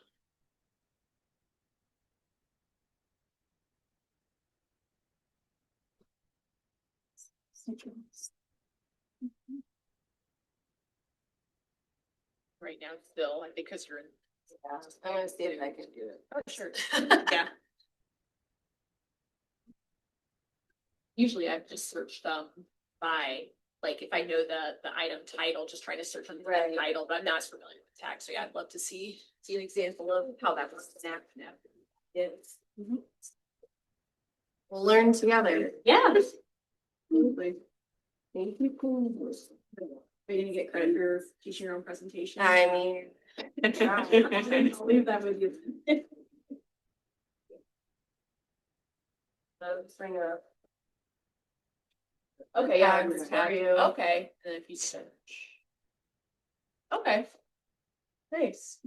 Yeah, that's helpful. Yeah. It's just thought of that, so. Yeah, and I have that master list of the ones that I thought made sense. Obviously, it's always I've been like, oh, I haven't come across this kind of a record yet, so like I said, it's a very fluid thing. Have you made it accessible to the public yet, or any portion? No, and I don't think I want to do that. I can't figure that. I don't, yeah, I just. We've talked about doing like old minutes and resolutions. Yeah, most of the time they can find it on our website. Yeah. And I'll point them there. Or I can easily find it in. We do have, we have an instance of Laserfish where it's like a web portal version where certain folders specifically are accessible to the public. And that's been helpful, especially with some open records requests I get, where they're asking for certain data. I can just say, here's the link, you can find it yourself.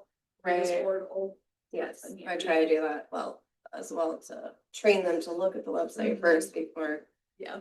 Exactly. Happy to help, but did you try looking? All right.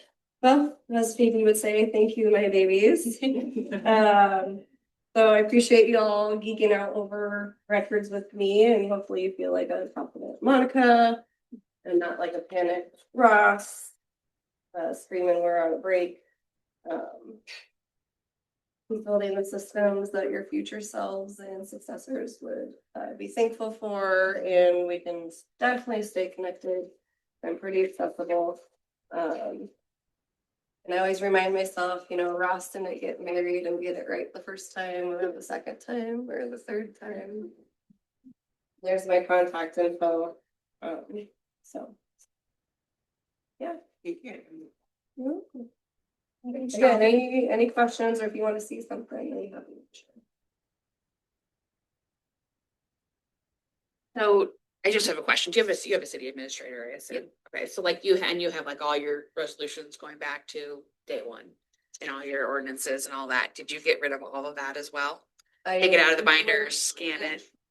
I haven't gone all the way. Like our minute books and stuff, I haven't really touched them quite yet, but eventually it's. Some Yeah, stuff, mine won't let me throw anything away, or she tries not to, and then I'm like, there are some get things. rid of it. But like, not like the old stuff, but like Right. I even have to keep a resolution and an ordinance and a minutes binder now, but I do put them also on our S drive. So I'm still doing both. Yeah. I mean, I get it, like these ones that are from 1920s that are like handwritten, like Yeah. obviously I would never, get rid of those, but Yes, I would keep some for, like, the historical piece Yes. of it, and not like, I'm not that harsh. Right. But there are, like, if it's just typed on a typewriter, I'm gonna scan it there. If I can read it luckily and it Is there- scans nicely. is there anything like within the retention manual? Cause I know that I've looked at that retention manual and I'm like, there's a lot there. So I like that you kind of like narrowed yours down because I feel like I go in there and I'm looking for something and I'm like not exactly sure what they're calling it and what I'm calling it, and it's not the same thing. But I guess going back to like, what do you keep wet, what do you not? Is there anything that is required that you have to keep that's wet? That you know of by like law or I'm code? pretty sure you're supposed to keep the awarded contract to like a. Okay. That's the one I'm going to test my auditor on this Okay. year because I'm tired of all these stacks of like in the bonds and everything, like the engineer gives it everything in the envelopes back to me, and like, There's 4 copies. I don't need all this. Like all your bids and everything? Yeah. Is that what you're saying? Right, I don't want all that stuff. So all those are still in boxes and piles because Okay. I don't have time to build that, and I want to verify it So before. not just the awarded one, all the bids and all. I think you're only required to keep the awarded one. Okay. Physically. But that's one of them. And I electronic wanna scan signature, everything else that. and electronic signatures, I mean, presume are fine since you're using those. Yes, Yeah. there are a couple spots in the Iowa code. That require the wet signature still. And that's. Like, I know you all get my emails and sorry that I bombard everybody with legislation stuff. But that's my next task is to get rid of that. Cause I think it's. Because the DocuSign signature is just as secure as a wet signature. As long as you're doing it correctly. Right. I used to work for a credit union, so yeah, Yeah. you can't just, it has to be done certain ways. Yep. Password protected, all that stuff. So yes, along with my newspaper requirement bill that I want to go after. That is another. Yes. I mean, we got the timeline. I don't think the governor has signed it yet, but the timeline is now 4/20. For everything. But I want to get rid of the newspaper requirement altogether. It's getting trickier, I think, for you and me, I'm sure we've been so lucky that our paper publishes every single day. But a lot of people, their paper publishes once a week or once every 2 weeks, and so. Once a week. Yeah, Teach doesn't publish every day. Yeah, but even, I should say, but it's getting Yeah. trickier because even the TH is different now. They only Yeah. publish certain days a week, and Yep. so like, we're kind of like, we still don't have it as bad. Yeah. It could be Right. worse, but yeah, Yeah. it's. We're using both the diaries, so the Telegraph Herald's able to capture like the dates that we need for some Yeah. specific stuff, so it's Yeah. crazy. Yeah. Yes. So we almost didn't get the 4/20. I thought they were trying to make it 10. There was a legislator out of Cedar Rapids that had an amendment and made it 10/20. That's way worse than what it is now. But they did, none of them, cause I went rogue and I started talking to everyone's legislators for them. And I was like, we have a timeline with the paper. I go, so here's an example. And I gave him an example. I go, so essentially you're saying, I set a public hearing date, beginning of this month, and I can't even do it until the beginning of next month with your new. Cause this is only different. Even all Then they the have people do this too, like, I need to put it in the paper next week, but I need it by Tuesday, like. And so that's tricky for people too. Yeah, I never gave them any indication that a lot of people will send stuff to the paper. Or it's alright, I would. Just so they can. I'll just be like, hey, I need, this is this from last year, I need you to say this much space, and I'll send you the document. You know, right, and if I have to, you know, like.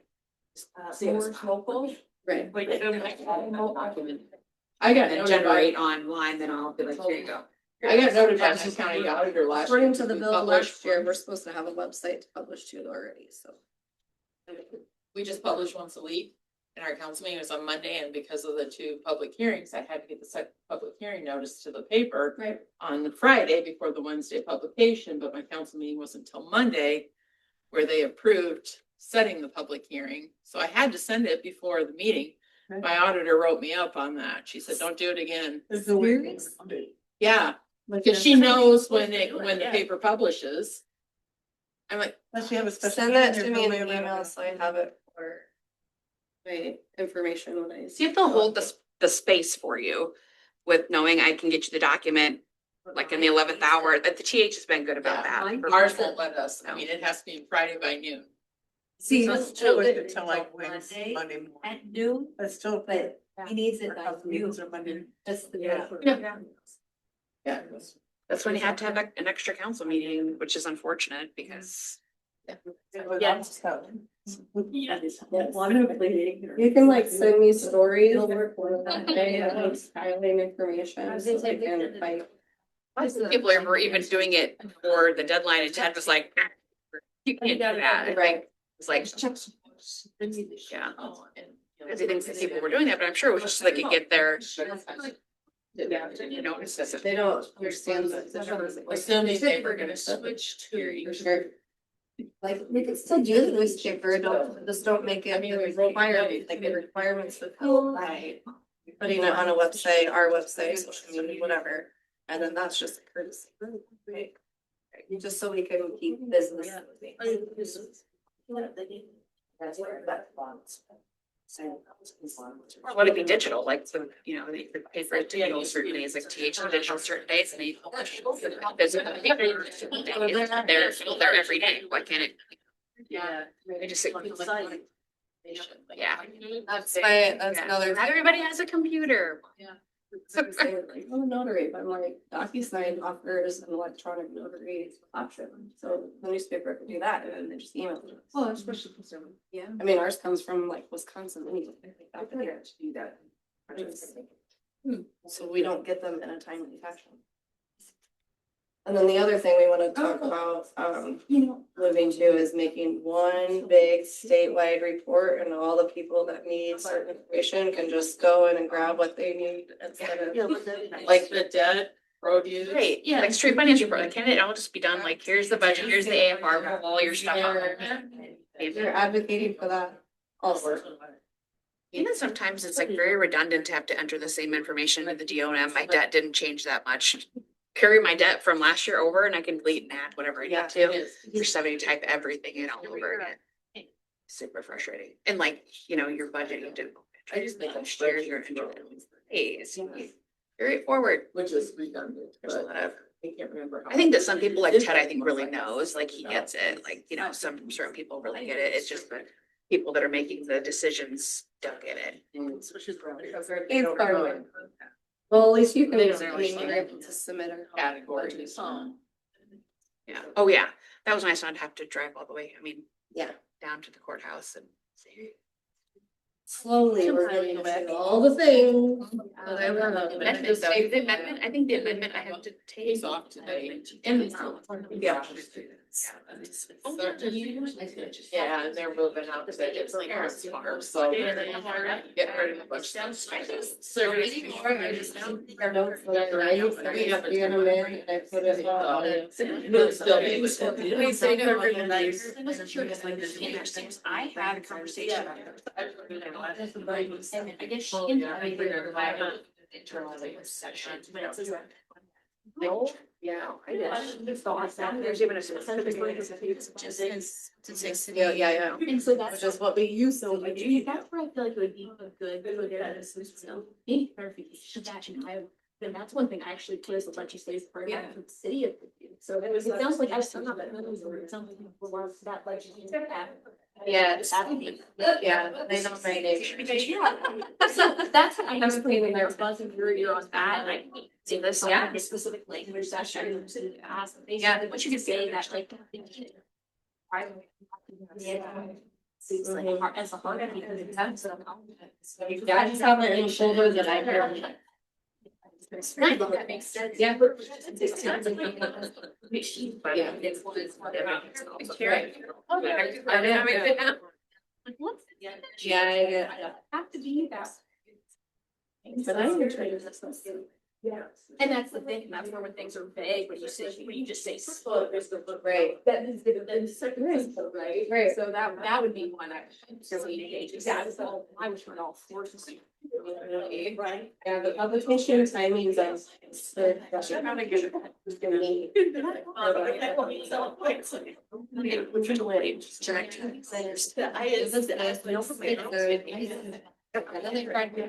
Yeah, and I'm like, what? It's really just what you're like. So much is like, who are some rights I have that recommending? Yeah, this is so. That would sound. Feel better. That is actually the big thing there. City ever. And so.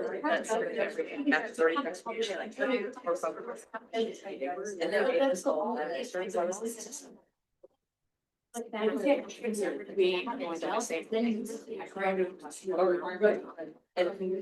Right. And that's why I feel like especially for new folks on the app, what information they need to, I notice is like, oh, just this, and like, I think I understand this. Yeah, just, yeah. It's nice like those. It's really vague. Yeah, I think we just do it as a separate thing. My planning department's probably not to. So I'm excited. Yeah. That's why I just didn't know. It's something that happens, it's not even just. I kind of like. Right. And like ordinance, like I just do like the title, pass on this. And it's not bad. Yeah, it would be nice just to, because I feel like that's, I feel like it's kind of a trap to say, you don't need to publish the resolutions unless you're doing this thing. Yeah. It's just very. I get that not to. No. Right. So I get that it's not, it's just like, yeah, I think we should. Yeah. Yeah, but what's that? Publication timing. Because even if I'm All issues. not just like budget, so and regular, it needs to be like.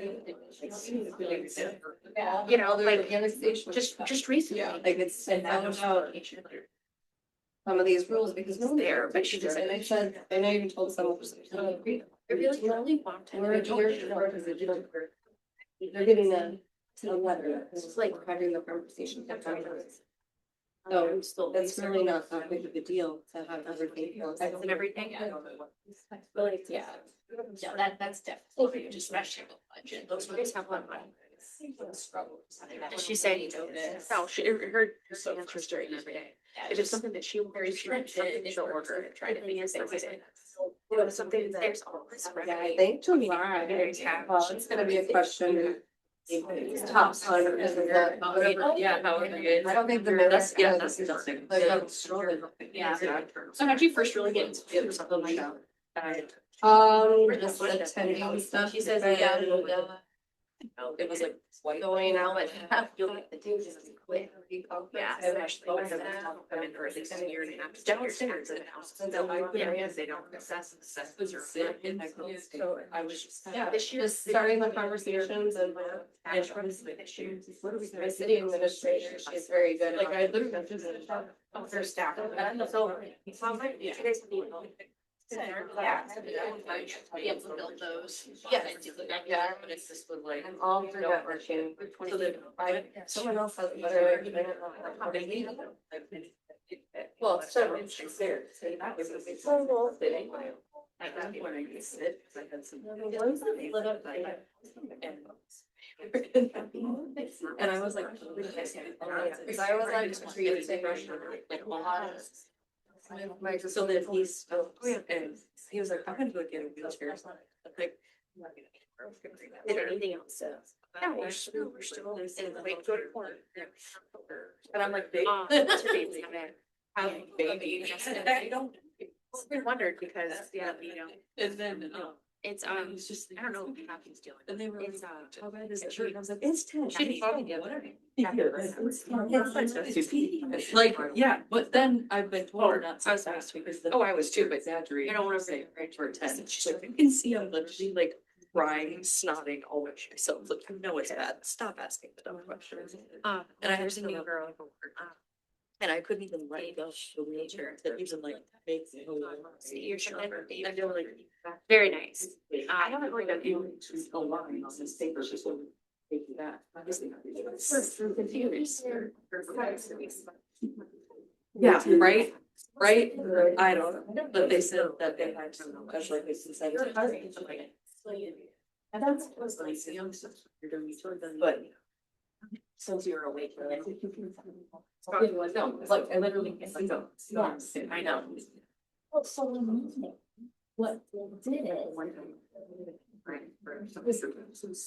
To try it, they did it, and then the next time it wasn't free, she did it, she worked everything, so it was like, what are you doing? I think she's still spreading it, file it away. She was instead of like this movie. But we're still. Real barrel. Yeah. Just like, I'll just carry all four. We had a nice chef, you know, that Sean has printed, because everything, I think Sean, we so, and we everything on AP, son has like. We use those. Yeah. Or like, I mean, I don't know what she's doing, like for her. So between those two things, I don't know what she will for our. I got it printed. it just is now. Yeah. She'll print it on daily. So I don't want to. And she still prints her stuff with it. Yeah. So we'll keep this up. Yeah, I don't. We're trying to get. No, just stuff that like I know that she's, they don't know she wants it on the next day. Oh, Yeah, so they just, the price. Yeah. You just yeah, it's just, it is, it's Internet, right? And so you don't need to go for like receipt Monday afternoons. So like, let's say. The first part is like, let's say someone said. Put your butt out. Yeah. I don't police signs, and I think, you know, when you get. Okay. Anything that she was presenting the deposit and giving to me to. Sam and Kathy was giving to me, that all has to get scanned. So anything that's printing from Central City to PDF. They put it in this book. Yeah, anything that Stacy brings up or anything else they can scan. Or that we're keeping, that we normally keep, scan it, and then I'll just. Well, yeah, we try to use things for those. Yeah. It's hard, sometimes. Things together. In the same order, so that I can. I can put my digital signature and a date on it. And that's gonna start the first school year. I'm not gonna. Hopefully hardly any right. So there really shouldn't be anything. I'm sure. What is it? She did, if she's giving you everything, one thing that is always. It's just. Because Jesus. Cause even still, if I lay on my back at home, especially with, I'll get like blocked. So then it's like I have to like. Which most of the coding, she prints the checks after. Because this is the way the house is. She understands that AP is her thing, but this is what it's. I think it was just over, like over time, because I was on the subway, I was lifting things, cause I had back problems. Over 10 years ago, and I was never cleared to lift more than 20 minutes. So we're on the subway and repeatedly lifting, I mean, nothing was heavy, but just doing it over and over again. Which. Yeah. My daughter worked at Paperless. And it just, over time of doing that, and then just lifting things wrong or being like already leaves over and picking something up. And that's, That's how it started. Yeah, and it was like initially pain and then that went away. And it was like, she's not done. And then I mean, it works with Until link, but we don't have it. but I was like, No. okay, then she downloaded the surgery. Yeah. Except for it's very similar, and then also it's just use a nerve. It's so big. Yeah.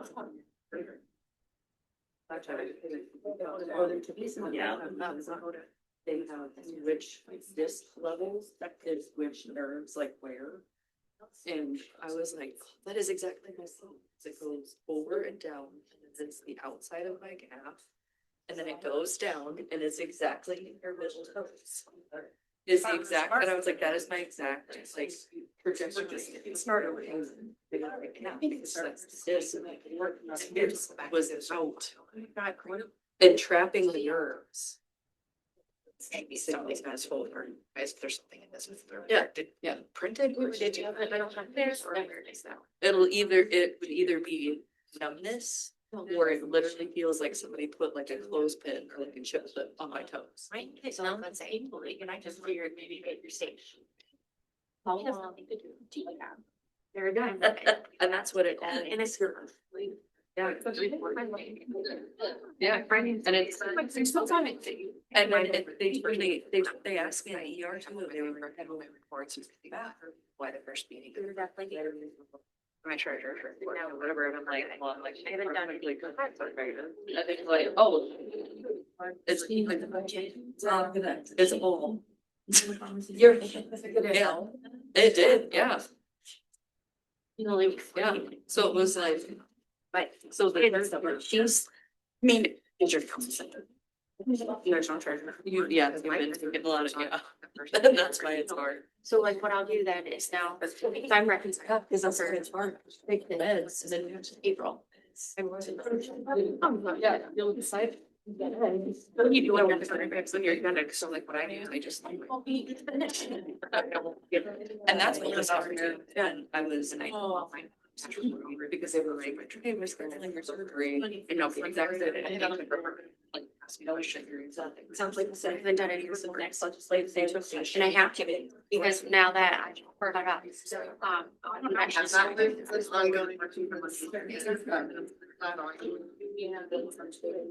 But this was. Yeah. It's 2009. 2009, I was gonna say, because it was when I started working. It's always on doing it.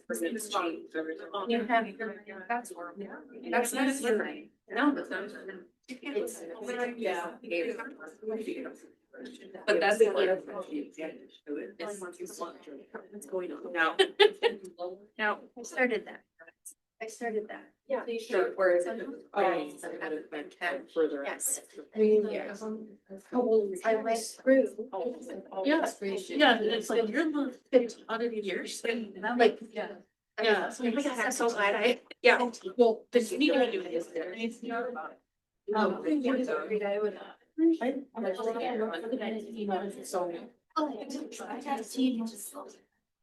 Newspaper Association. They think I'm killing stuff. Might share.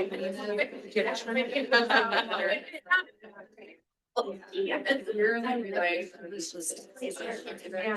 Right. Yeah. I do only on staff. Yes, this way. So somebody. We had to run a business. So, no. Right, yeah. Yeah. I used to have to.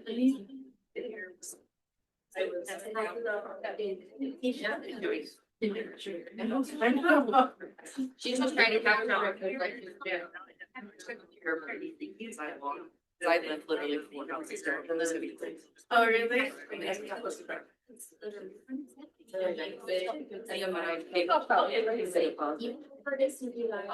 Okay, so he's, they've been there, so you're here for over and over. I never actually said, I just showed, I have to install the, I'm gonna go in with that thought. Yeah. So like, this is a third from. I mean, it's a year. Remember how I'd be like, I get this person, I'm like, yeah, get it, or we had to reissue it, so we get a hold of the person. It's that.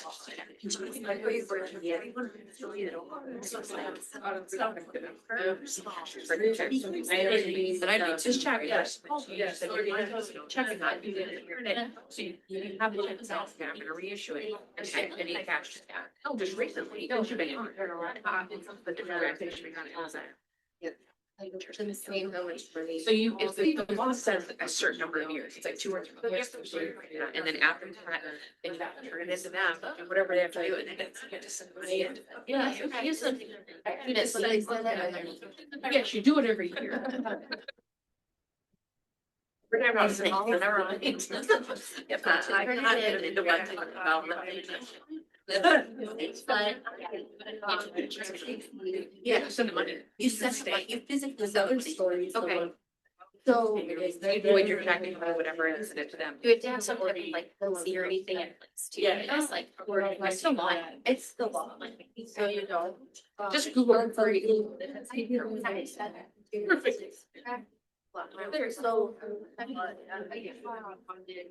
So.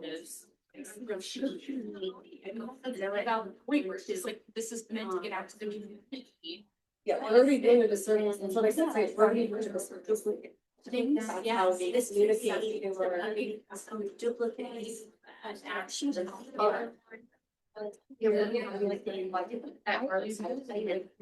She's so.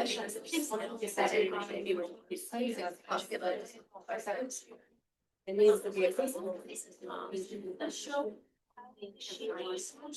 You think so, Yeah. and then like even have a portal about the. Well, I know you're right. Was 15 or 16. to the paper, it's like a schedule start out, it's really nice. It was a year after that, and they moved to beyond. Then it shows all my penalties too, but it only has this court. So like, when I. So it just was issued. So you just Send your. I don't know, I think that's pushing go off with bad. Interesting, so you don't. We don't have. Oh. yeah, so either, yeah, these are our, by resolution, say these are official. You know, like there's a ton of county out here, that was like thousands of dollars. Yeah, so this is, so certain areas in there, there might be an area. Like girls. Yeah. Right. Okay. You don't have to turn So, this in, yeah, until they're certain Well, you like- years old. Yeah, it's like 2 or 3 years or something, and then you have to turn it. Okay, This audit is day. It's like, this is a newer, like, in the last. And then. Was there, I mean, if they're doing something very I'm seeing my, it's just, you know, it's been good because you're in like, all this stuff that I don't know that I needed to do that I figured out. And so then. Do you even like the calculation for you too? And then The title when- text. So once you submitted today, like, that's fine, but you do know, so you should know. No, the old thing would be. But it's something that I've Usually you get our cash report fixed. That's just, did that one time and get back to you. Because it doesn't come to this daily practice. Yeah. Oh, what he does. Yeah, really. Because, Trisha Meyer said it only works out have a number. The other website I showed me. I did, yeah, I was doing it. So if it was today, then you would open all their. I know, yeah. Okay, I just wanted to, you just have to, because you're like, okay, we need to figure this out, and we have to start. Because we have, maybe start, like, why we're. It doesn't make sense to use anybody and all your money, like, there's times when like, I don't know what's happening, I'm like, just take it out of. We don't have, I don't know about, it's $3, you know, like, there's. It's $3, it's not. It's like, I don't remember. About that. And if you don't. When was the last time that you? I'm good, I say like, you for like, they'll be there, I just don't understand, like, as far as coming back and look for. I think. She was in for 3 years, she wants someone that has abilities, that's the thing, she is trying to be. She knew her shit. She. Oh, that's right. So that's what happened. So a lot of different stuff. She knows her shit. She's like, I get that, like, just, and then. She goes back, she was so like when you, okay, so like when you're doing your function report, you just make sure that you're just on the same amount each The month. one that. Like you're not off even more, like, you know, like you're like zero. So you know that you're off, but you're not off any class went by that. Yeah. You're based on the even playing field each month. Yes. I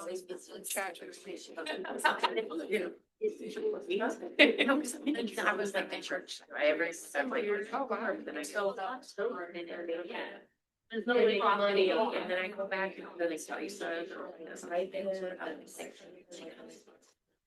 I gotta be better about my minutes, I guess. Yeah, a little more detailed than what I was used to. Like, okay, but it will come. Yeah, I should practice. Make a confidence. Yeah, majority of them. Like, yeah, just thinking about that. I had those senior class. Just say, and once they don't break up. Do it shitty. Should the easier. So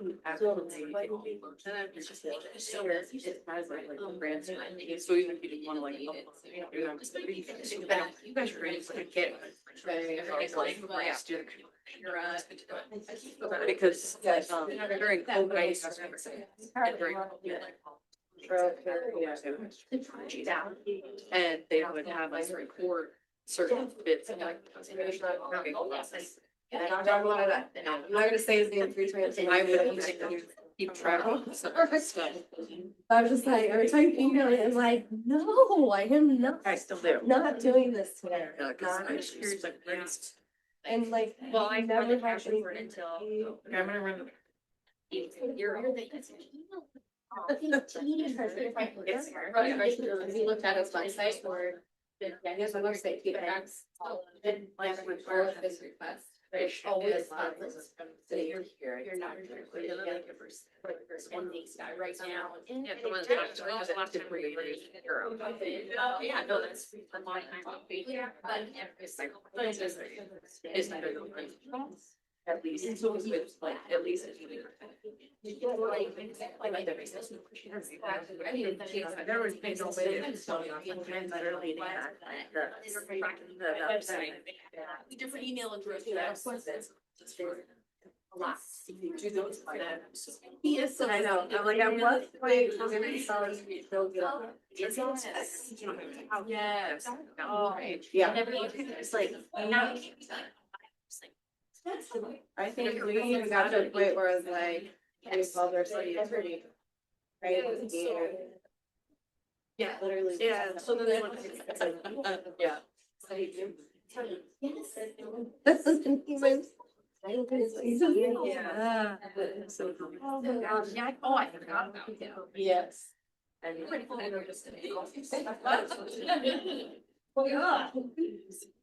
Yeah, I would definitely go home and unwind after that.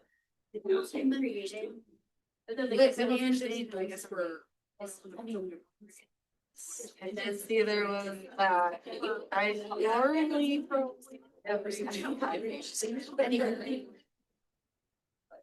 Yeah, possibly. I mean, we have that one, but not like, I don't mean, and especially like now. Well, this happened all the weeks, like, we like to go to Davos on Saturday. So I think, I just wanted to like. Graduation. This week or week, whatever, and then they like that week. All day, right? I did. Make it a little bit. I'm gonna try to get everybody. Yes. But we're not gonna do that. Yeah. To listen to. Like, and I'm like, It's just like group chat or like. they're functioning space like. Never. You're Do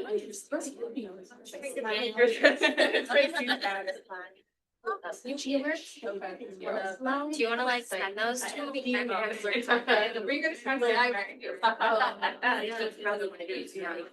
It's slightly. So you should hard on these. Right, similar, it's like reports that you're gonna like do.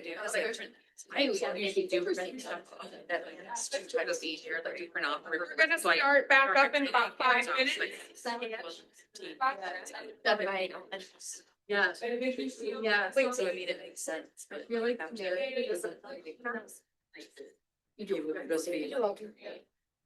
here's $200. You should join like the other, and I think it's good. It's the budget. But she's been having you doing stuff like that, so she's kind of like. Yeah, so I. So. There was teacher guides for everything. So you need anything about it. So. Admins that I keep back. So. Yeah, so. Yeah. We will still be back, but yeah,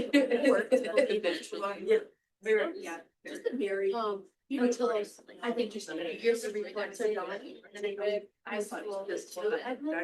So, yeah. So like. Yeah, I have like.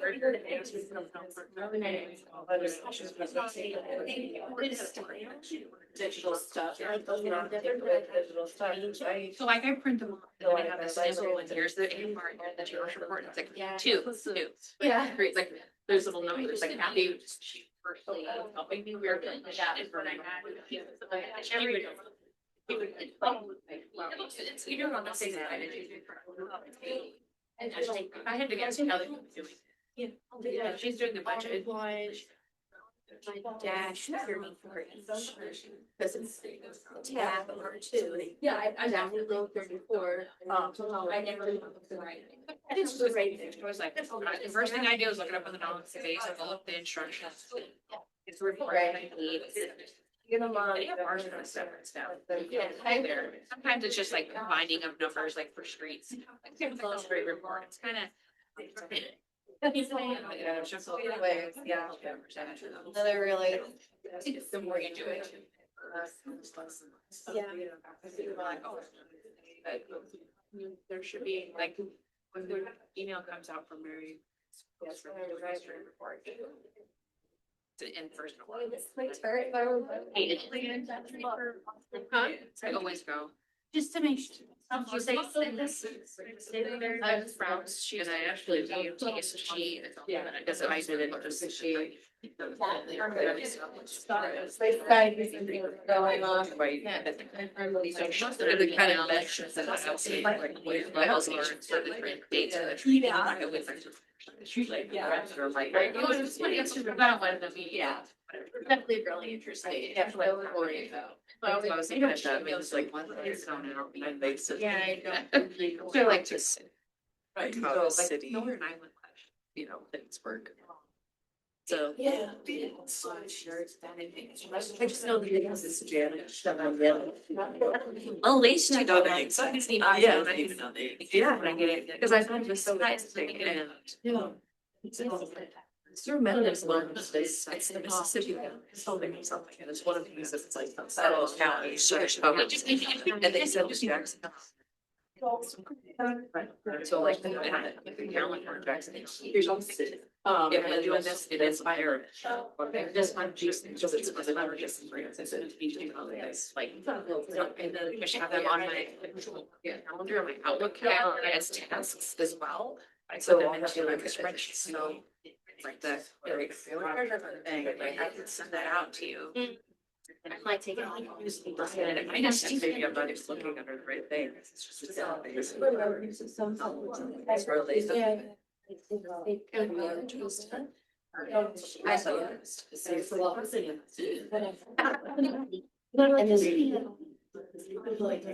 And the some state, yes, some jobs. And I saw you have, next line is, so you want to send pay stubs. And so the police department is. To say that. For GTS, yeah, so then. How do you do GTS? I mean, how often, see, I. No. Right? See, I have to make sure. Can you hear me? Hello. Right, so. Oh, see, I do this. It tells me, I only send pay stubs that. We have the right on. Oh, I send it on. Like this next one, I just text when Zach step on it, so if Zach has step on it, just Zach. Well, I know, right? Because no one's answering. Yeah, and I used to use my laptop. Mickey's on, but I don't think he Because use discs, and she. Everything. I see her strong. Can you all hear me? Can you hear us now? Hello. Yeah.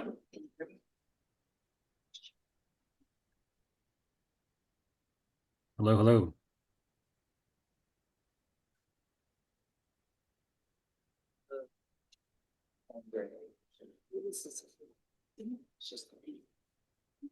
Oh. Can you hear anything? That's speech areas. Yeah, I can hear you guys fine. Can you hear me in the room? Mickey, it might be on your end. He's muted. Okay.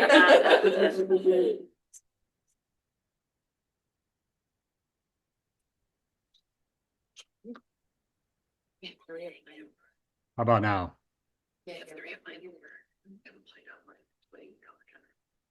Hello.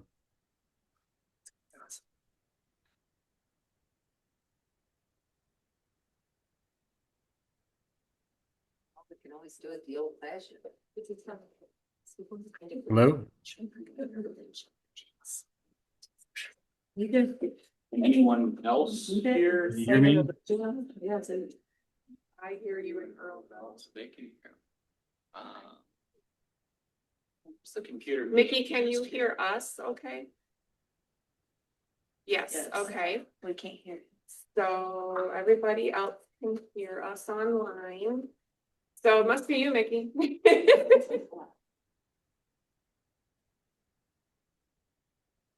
Hold on. How about now? Yeah, we're. I think it's something to set up here to where it's.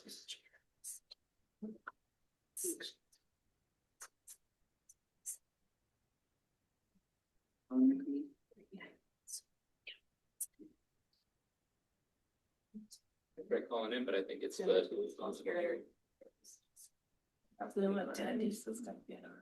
Just.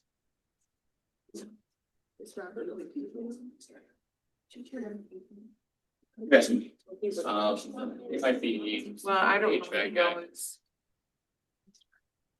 No, I'm just not gonna do it. But I know this is if we get this second violation. Like stop. It's all too minor. Right? There's a standard. The county is a kid in there to buy. They sold extended displays. They bring that back up, but I don't know how that's gonna work for volume. I can't see. Is your Zoom assigned to the appropriate speaker? Well, he's sharing. We should be able to. Like so Zoom control. Linda Gall, can you talk? Like our microphones work. Can you hear me? Can you hear me over there? Change the screen on this one. See if there's any. Marla, can you hear me at all?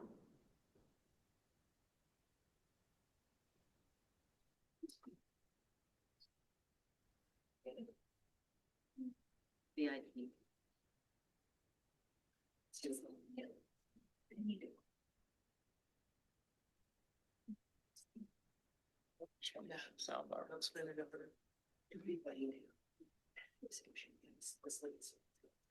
Breath, breath, breath,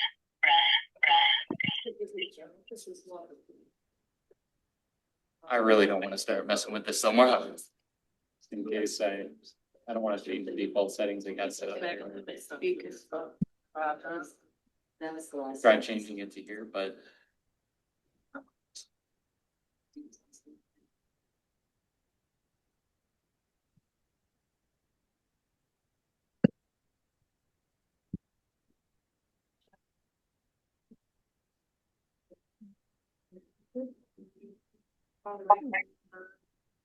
Can everybody hear me now?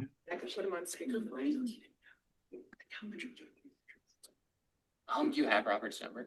I Just test it. We are in volume. You guys hear me through my phone? Must not be. So if you go to the Zoom control with microphone. I know. We just gotta. You make me do screenshots and circles.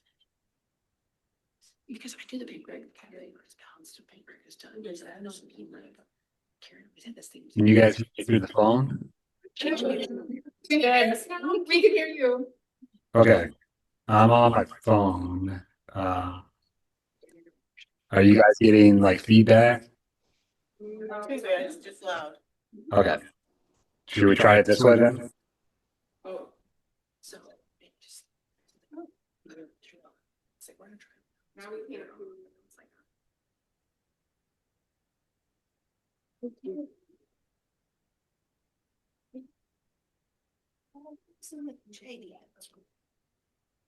Can you hear us, Mickey? Yeah, I can hear you guys fine both through my laptop and my phone. Yeah, that's better. But we can probably only hear him through the. Try to have Linda unmute herself and try again because I know she's on Zoom. Sounds seems to be working on the Zoom side of this. I have the speaker. We need to mute zone 2. What are the different zones? Marla, this is Sarah. Can you hear me? Yeah. I can hear you, Sarah. Okay. Yeah, what's the beginning? Well, first I heard it really loud, now it sounds fine. He just, we can all hear when he's on his phone. She should know. Mickey, I'm on Zoom and they can He's called in. hear me. Yeah, he was on his phone. All right, we'll try that again. You can hear him now, though. Yeah. No, I think he might be on. That sounds okay. Yeah. Okay, how about now? Yeah. All right. Yay. Sorry about that. Are we good? Yeah. All right. Can you see my PowerPoint? Yeah. All right. We're good. Hi, Mindy. Hello. I gotta try to Yeah. get my screen adjusted here. Well, this is why I really didn't want to do Zoom today. I apologize for that. I had a family thing come up, got to take care of, well, actually earlier and after this, but I do appreciate you allowing me to join via Zoom. And I will use this PowerPoint. It was kind of thrown together, to be honest with you, because at 6:30 this morning, the legislature adjourned. And so we were kind of playing around with different things. I mean, some of the stuff I'll cover has been adopted, and we'll start with that. But there are a handful of bills that we need to talk about that did not get approved this session, but they will undoubtedly come back next session, which is both good news and bad news in the sense that we probably dodged some bullets, namely property taxes and TIF. But again, there will without a doubt be action next year, either on the bills that were introduced right here at the end of session or hopefully get improved because a couple of them are quite problematic. So I'll kind of run through the ones that did get adopted just so we can get a sense of what we know is coming. This will not be comprehensive. There was a record number of bills introduced this session affecting city governments that we tracked. So that alone caused a whole bunch of work for us. Not a lot of them got adopted, but again, it kind of gives you a sense of where some legislators want to go with things. And so we got to keep an eye on them. And then again, we don't have time to cover all the different little ones that maybe not as impactful as some of the big ones. But I do want to start with a positive one. And I think Shelby, I see you in the room. Yeah, good. So congratulations to Shelby and to the League of Cities on another improvement to the public notice requirements. This one, with the main focus is on transforming, or I should say streamlining, the public notice timeframes to 4 to 20 days. And so Shelby, myself, and some others tried to go through all the different public notice requirements city governments have in total, all the different references across the state code, with the knowledge that the default is 4 to 20 days. I'm sure most of you know that, but I'm sure most of you also know there has always been a handful of unique ones that have a different notice time frame, namely this annual budget, of course, of 10 to 20 days. And then zoning was 7 to 20 days. And then there's even more than that. But those were probably the main unique ones that always were kind of a pain point.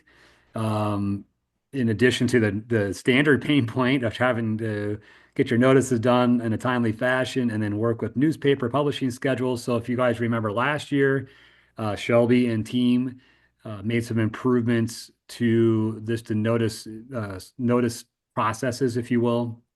And the newspapers around the state had to, I would say, improve their schedules, which I know was not, I heard from enough people, we're not there yet. There's still some newspapers out there that don't quite understand the pressure you're all under to meet the statutory requirements, but we're getting there.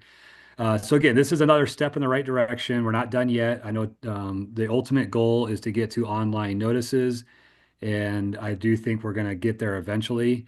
I think the legislature continues to look at government efficiency. I think we've all seen that in different ways. And so this actually, on this side of things, actually plays into our hands because we can point to the inefficiency that the publication system has been forever. And so this is, again, a step in the right direction. So we're going to 4 to 20 days for everything. The newspapers will be notified of that. Hopefully they get on board. This would also pertain to the cities that are less than 200 in population where they need to post.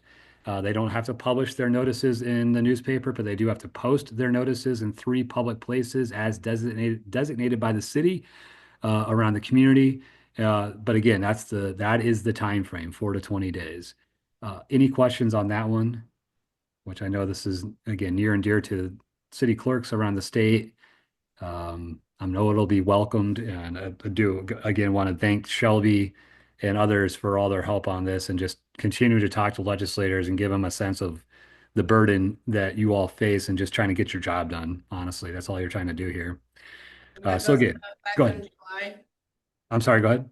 July is the effect date. Yeah, July 1 is the effective date. Has not been signed by the governor. I don't think, I'm trying to remember if any of these ones, these bigger ones, have actually been signed by the governor yet. Usually when the governor and the governor's office is aware of a potential veto, they give heads up to whatever, special interest groups and lobbyists and legislators and others who may be concerned about this, that, or the other thing. We have not heard of any veto threats, period, really, to anything that we care about, I would say. There's probably some veto threats on other legislation out there, but this one we don't feel like is under any kind of threat. So I would assume July 1 it will go into effect after, the governor will sign it and go in. July 1 will be the start date. And Linda asked if this applies to the budget notices as well. Yeah, it does.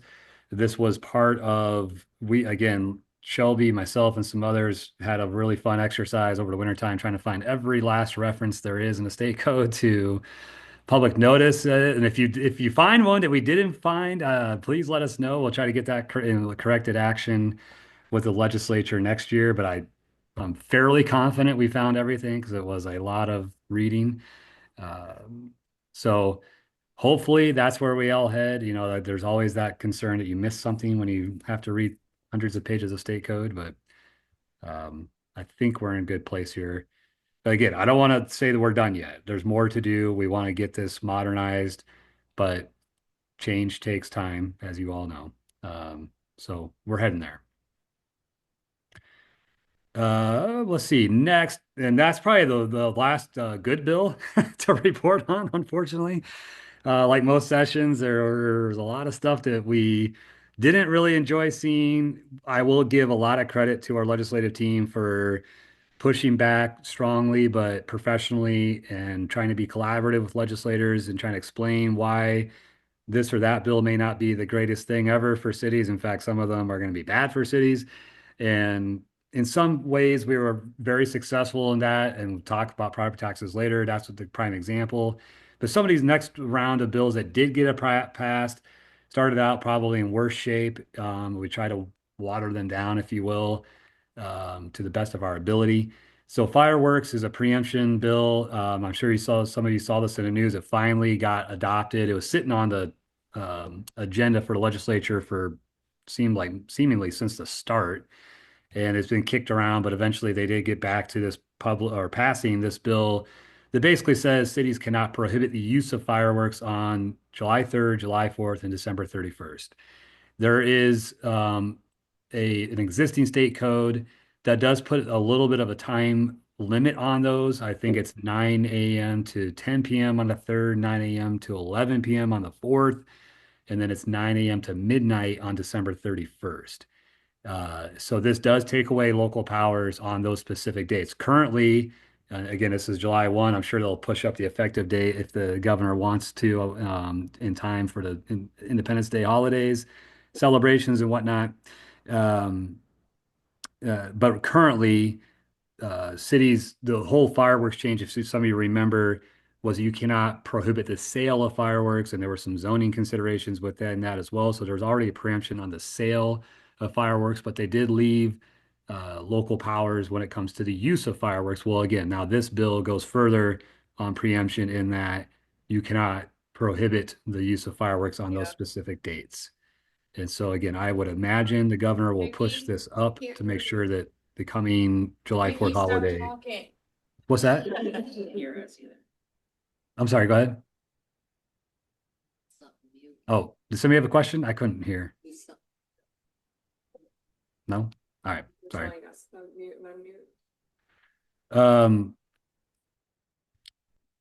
Next, we have the construction retainage funds. This is a bill that was being Mickey, pushed. can you mute and unmute yourself? Sure. Hello? Shoot, Did I lose you guys? yeah. Do you wanna use your phone, Mickey? Yeah, I'll do that. He's still talking, like we can No, hear him. no.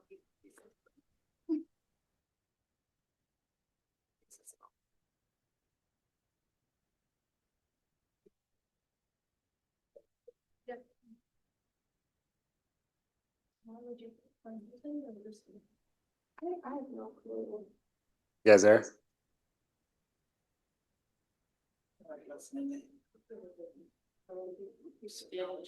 Hello?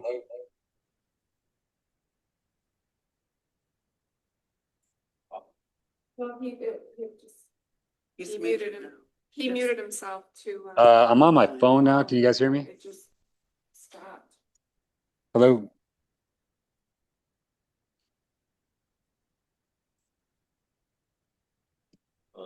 Can you guys hear me? Try again, see if that works. Zoom can Yeah, you can hear us, right, Becky? Yeah. Yeah.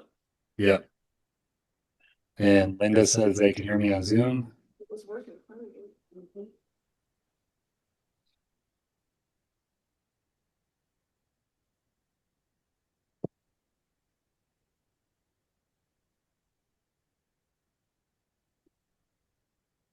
Try it again, Becky. You Hello? always there.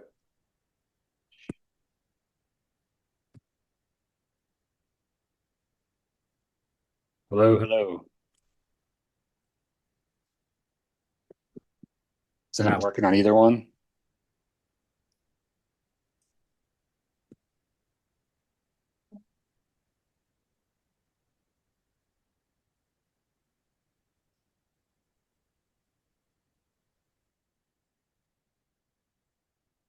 Hello?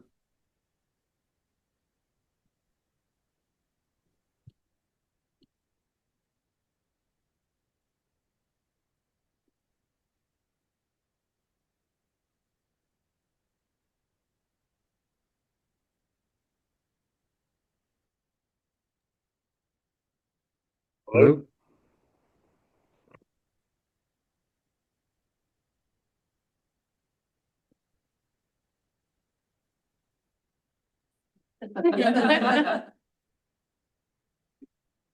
How about now? Should be for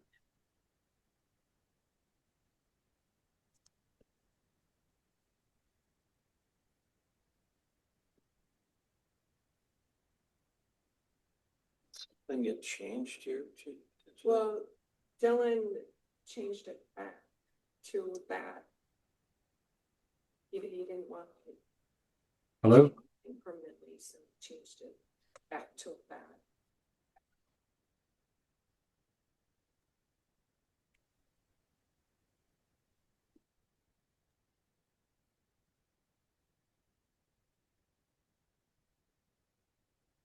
Hello?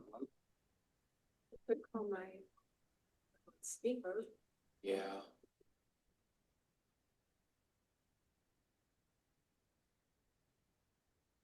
Hello? Mickey, my phone number's 563 Well, I'm good at that. 663 0089.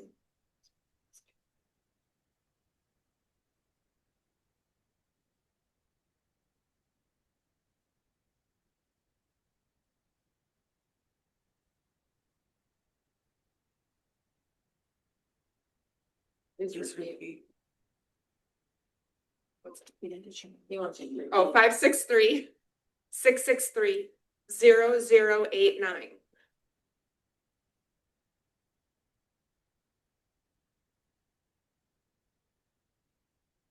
Hi, Nikki. Hello?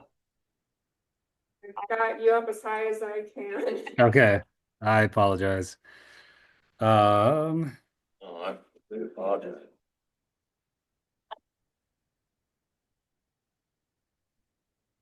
are we good? Yeah. Okay. Well, I'm not sure where you guys lost me. Did you hear the fireworks stuff? Okay. Everyone's favorite. Now we'll move on to construction retainage. Just a heads up. They did reduce this. Engineers will certainly know this. Get your city attorneys aware or anyone who works with you on public improvement construction project contracts. And so they're lowering the retainage amount from 5% to 3%. This was kind of an unfortunate set of circumstances in that this was really a contractor problem involving a contract or a project related to DMAC here in the Des Moines area. And DMAC prevailed in that court case because the school really did everything right. It was really a fight between the general contractor and the subcontractor. And it's unfortunate that public bodies kind of got mixed up in this for doing nothing wrong. But it does limit the amount of retainage you can hold back on public improvement contracts from 5% to 3%. So you get a little bit less protection now due to some contractors having a court fight. So that's not very fair, but that's how it goes. Another one that's definitely going to be of importance to all of us out there in city government, and that is open meetings, penalties and training requirements. And so this bill increases the fines that can be leveled against elected officials or city officials in general if they violate the open meetings law, and especially if they knowingly violate the open meetings law. This was largely a bill that came out of the Quad Cities and the city of Davenport, which I'm sure you saw in the news. And so a legislator over there was really frustrated with what happened with their city council. And so they increased the penalties there. And related to that, they included some training requirements for elected officials. And we're still going to have to figure out what that means for all of us. The Iowa Public Information Board was tasked with developing such training, which they've actually worked with us for years whenever a city government, city council has been in trouble for open meetings or open records. Sorry. You're good? We can be on speaker. Okay. And so that's what we're going to have to follow their lead, but work with them on developing a training. And it also doesn't really mandate anything in terms of like when that training has to happen, who's the provider. I would imagine we'll continue to collaborate with IPIB and develop sort of a standard training like we have in the past that people can either do online or do through IPIB for free. That's the other concern, is making sure that this is affordable, meaning free, because elected officials and the cities they represent and the counties and schools and all that aren't exactly flush with cash to do training, mandated training across the board. So hopefully it's not too big of a lift. I don't think it will be. But on the other hand, I think this will take effect after the next city elections. We'll have to have every new person go through training according to this law. So we'll more to come on this for sure on what exactly that means. And again, IPIB is going to have to develop some rules related to this and the training itself, and then we'll know more. Okay.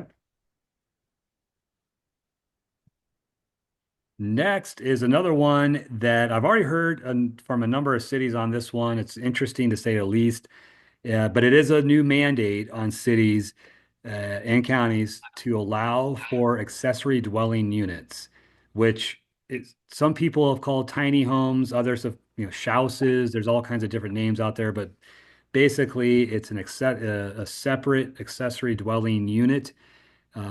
Could be a garage that's converted to a small residential unit, granny flat. People have talked about those for years.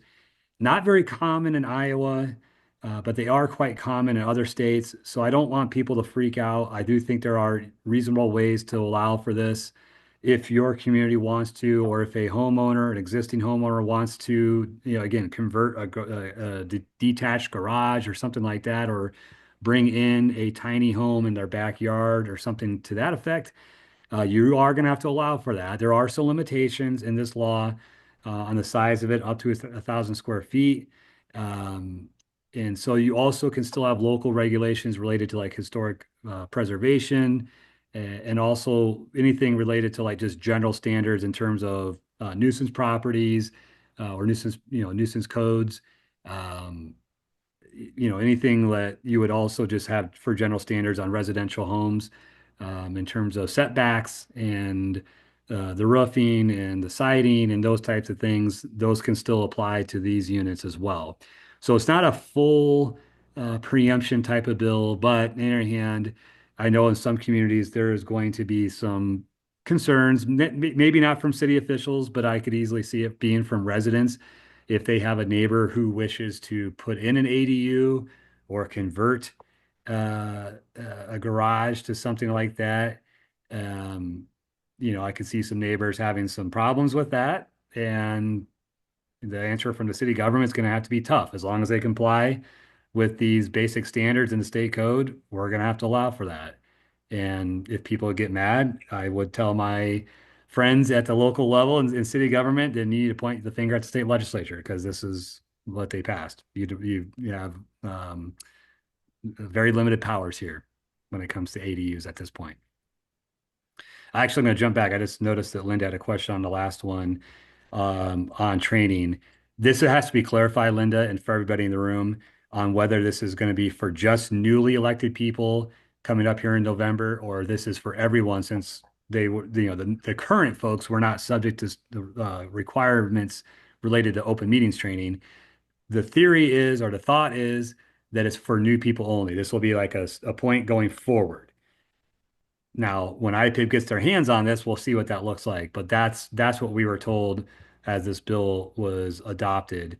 And actually, it's a bill from last session too. So that was one point of clarification we had last year. But sometimes state agencies get their hands on rulemaking and then things change a little bit. But that's how we understand it on that. It'd be for new people going forward, starting with the 2025 city elections. Okay, moving past ADUs, getting into a couple other pieces of legislation here to be mindful of. This one on emergency services compensation and the fact that a volunteer firefighter or EMT for that matter, actually there's more language in there about that, can serve on the council. That's already the case, but this just basically emphasizes that is lawful. A little state code cleanup on that one. It does also say they have to abstain from any votes on their own appointment. Again, kind of makes sense already. That's already been the practice. It also clarifies that cities can enable or create funds, which again, you already have that power. So a lot of this is not all that much different than current practice. It's just basically putting it into the state code in more clear language. So just in case it comes up, it does come up every now and then. And this is a city election year. We tend to get more questions on, can the volunteer firefighter serve on the council? Yes, yes. Okay, no problem. But again, this just clarifies all that. And then the other thing too, which again, this is already best practice, but it puts in the state code, which is if you get a settlement for something related to emergency services, you have to put it back into that fund, which again, I think most cities have already been doing that for many years, but this would require that. Okay, another one that's well, it'll be different from city to city for sure, just in terms of like, okay, what kind of staffing do we have? When it comes to first responders, a lot of cities out there do not have police departments, but quite a few have fire. So it does create a wider coverage in terms of cancer claims, which has been, since I've been at the league, there's just been slowly but surely more coverages, expanding coverages for those in public safety. And it always puts our members in a bit of a bind politically because we want to support these folks and we do support these folks as much as we possibly can. But when you talk about expanded coverages, especially things like cancer, you're also creating a bigger exposure for the city government when you talk about the risk that you carry as an employer. Now it does put the contribution rate more on the employee side, I should say. But that doesn't really capture the full exposure you're going to have with some of these expanded exposures. So it was one again that puts us in a weird spot politically because we don't want to basically tell our firefighter and police friends that we don't want to protect them when it comes to these coverages, but on the other hand, we have a budget to maintain. And so again, it puts us in a bit of an awkward spot whenever these things come up. I would also add that this was a watered down version of the original bill. And I am confident we'll be back at the table again with something similar next year with the public safety folks. Any questions on this one? Okay. Now, I am going to spend the last, and I know we're at time here. I'm sorry for all the snafus, but we do need to talk about the things that did not get passed, but we will be spending the entire off season working on this one. And that's what really boils down to property taxes and TIF. So property taxes, hopefully you all followed along throughout the session and have a fairly good understanding of what was being introduced. There were 3 separate bills. None of them made any damn sense. I'm sorry. Have to say that. It's very frustrating. Yet again, as you guys have heard me say this in the past, and pretty much everyone at the league, where we understand that certain legislators want to reduce the property tax burden. We are in support of that. We simply wish they would ask us as the experts on how to achieve that without doing some of these things that are clearly bad. And so we'll talk about the main, throughout the 3 different versions of this bill, there were a lot of commonalities. Main idea is to eliminate that rollback, which we actually like. Simplify the system. The rollback has always been goofy and it changes from year to year. It makes it hard to forecast and do budgeting. You're always kind of waiting for those numbers, and then you have to adjust from there, and it's kind of late in the game. So that's a good idea. But the issue is when you reduce or eliminate the rollback and convert everything to an assessed valuation system, obviously people's properties there's more property now subject to taxation.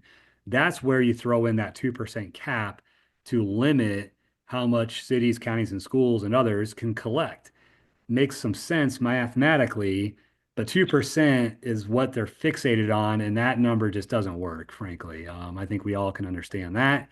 Then in the last version of the bill, because of, I think a lot of folks in our world and local government were saying, listen, 2% is just ridiculous. And we can't ever keep up with costs if we're stuck to 2%. Okay, fine. Then we'll throw in some CPI. Well, then the CPI stuff got really messy. You can debate all day on what's a fair number when it comes to CPI, inflationary type figures. And then you're back to like every year CPI changes. Some years it's super high, some years it's super low. These are, national figures when you talk about the cost of goods and services. And then we also know that in local government, we tend to outpace, like our inflation tends to outpace national inflation, namely because of public safety. Public safety is a very expensive thing to operate. at the local level. And then things like fire trucks, for example, have gone way, way, way past average inflation when you look back over the last 20, 25, 30 years. And so trying to get that understood in the legislature is difficult to say the least, knowing that they have a bigger goal of reducing the property tax burden. So it's trying to get everyone to understand just the basic math, for one thing, has proven quite difficult with this general concept of these three different bills. The other thing that each version of this bill that probably is why it didn't get passed was in each attempt, we in our modeling and others were able to show that you're basically shifting the local property tax burden to residential homeowners. Why? Well, the main thing is it's just simple math. Right now, residential rollback is about 47% thereabouts. So if you take away the rollback, those properties now, their taxable valuation goes to 100%, right? Over time, but it goes to 100%. Right now, the effective rollback for commercial and industrial properties is about 77.5% number. So they have far, far, far less to climb to go to that 100% figure. Meanwhile, residential has a substantial climb to make to get to 100%, going from 47. So it's just basic math. When you put everybody back to 100%, obviously residential is capturing way more now because they're coming from 47 currently. So that's where this math kept on not working out, frankly, for the senator who has been pushing hard on this. And he got very frustrated by that, but it's like, Senator, I don't know what to tell you. This is the math. Like, I know your idea is to not put more of a burden on residential homeowners. In fact, they're trying to put less on residential homeowners, but this is what happens when you eliminate the rollback, because the rollback, for all of its faults, has been good for residential homeowners. It's given them a pretty big tax break since its inception back in the 70s. So the way they tried to work around that is to institute a much, much, much larger homestead credit. And I put credit in quotations because it's not a credit anymore. It's an exemption funded by you all, along with the counties and schools and the others at the local level, which again posed a lot of mathematical problems. Namely, the last version of it anyways was a $125,000 cap on this homestead exemption. I gotta stop calling it a credit. It's not a credit, an exemption. Well, that works when you have a home value of several $100,000, through $300,000 or $500,000 in some places. And you see those home values where? Well, typically in your metro and suburban communities. Where do you not tend to see $500,000 home values? Rural Iowa. Okay, you might have a few of those types of homes, but many of the homes are not going to be valued at that number.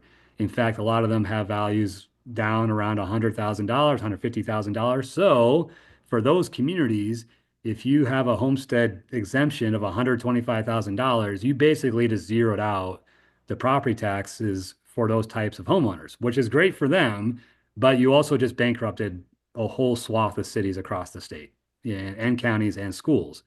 And so while some legislators would probably say good, others understood that basically just eliminated a whole bunch of local governments as we know it today. And so they couldn't ever get their math right, is the long story short. And so thankfully, we escaped the session, and actually this slide actually doubles down on what I just reported. So thankfully the math never worked out and they were never able to get to a deal. The House was really kind of our saving grace in the sense that, they weren't nearly as motivated as the Senate or, one senator, frankly, to get a property tax bill done this year. And there were some fireworks the other night in the Senate and a shouting match or two, and that also kind of worked to our favor, but I think they all just kind of got fed up with one another and said, we're not doing property taxes this year. The other thing too, that the bills just never addressed, despite our concerns and others at the local government level, but also developers, which was it would effectively eliminate TIF as we know it today because of these lower combined general fund levies being driven down dramatically by that 2% cap. You end up with a lot of cities showing in our models a combined general fund levy down around $2 or $3, $4, somewhere in that neighborhood. The other piece to this legislation also automatically would lower the school foundational levy, which that, when you combine those things, basically creates a city levy and school levy that's lower. Well, that creates a lower levy for you for TIF purposes. When you have all the levies combined and you bring those revenues back to your city to pay off your TIF debt, well, if your levy now is plummeting across the board, it makes your TIF revenues obviously impacted. And there's a bunch of cities in there that basically would have been underwater on TIF had this gone through. And there was a lot of concerns that came from the developer world because, quietly some cities were telling folks like, we would wrap up whatever we have on our books with TIF today. We're not greenlighting another project for the foreseeable future. We can't afford it. We can't afford it. We won't get the revenues back to pay off our debt. We're out of the TIF game. Or very, we'll be very limited in our TIF activities if this goes through. That caused a lot of concern from, again, the development community. And so that was another reason why this big bill did not happen. Any questions on property taxes? Okay. Well, again, the message is we survived, but we're not done yet because we know they'll come back next session and property taxes will definitely be a priority for some of the legislature, without a doubt. Okay, so I mentioned TIF. Now there's more concerns here because a separate TIF bill was thrown in at the last second.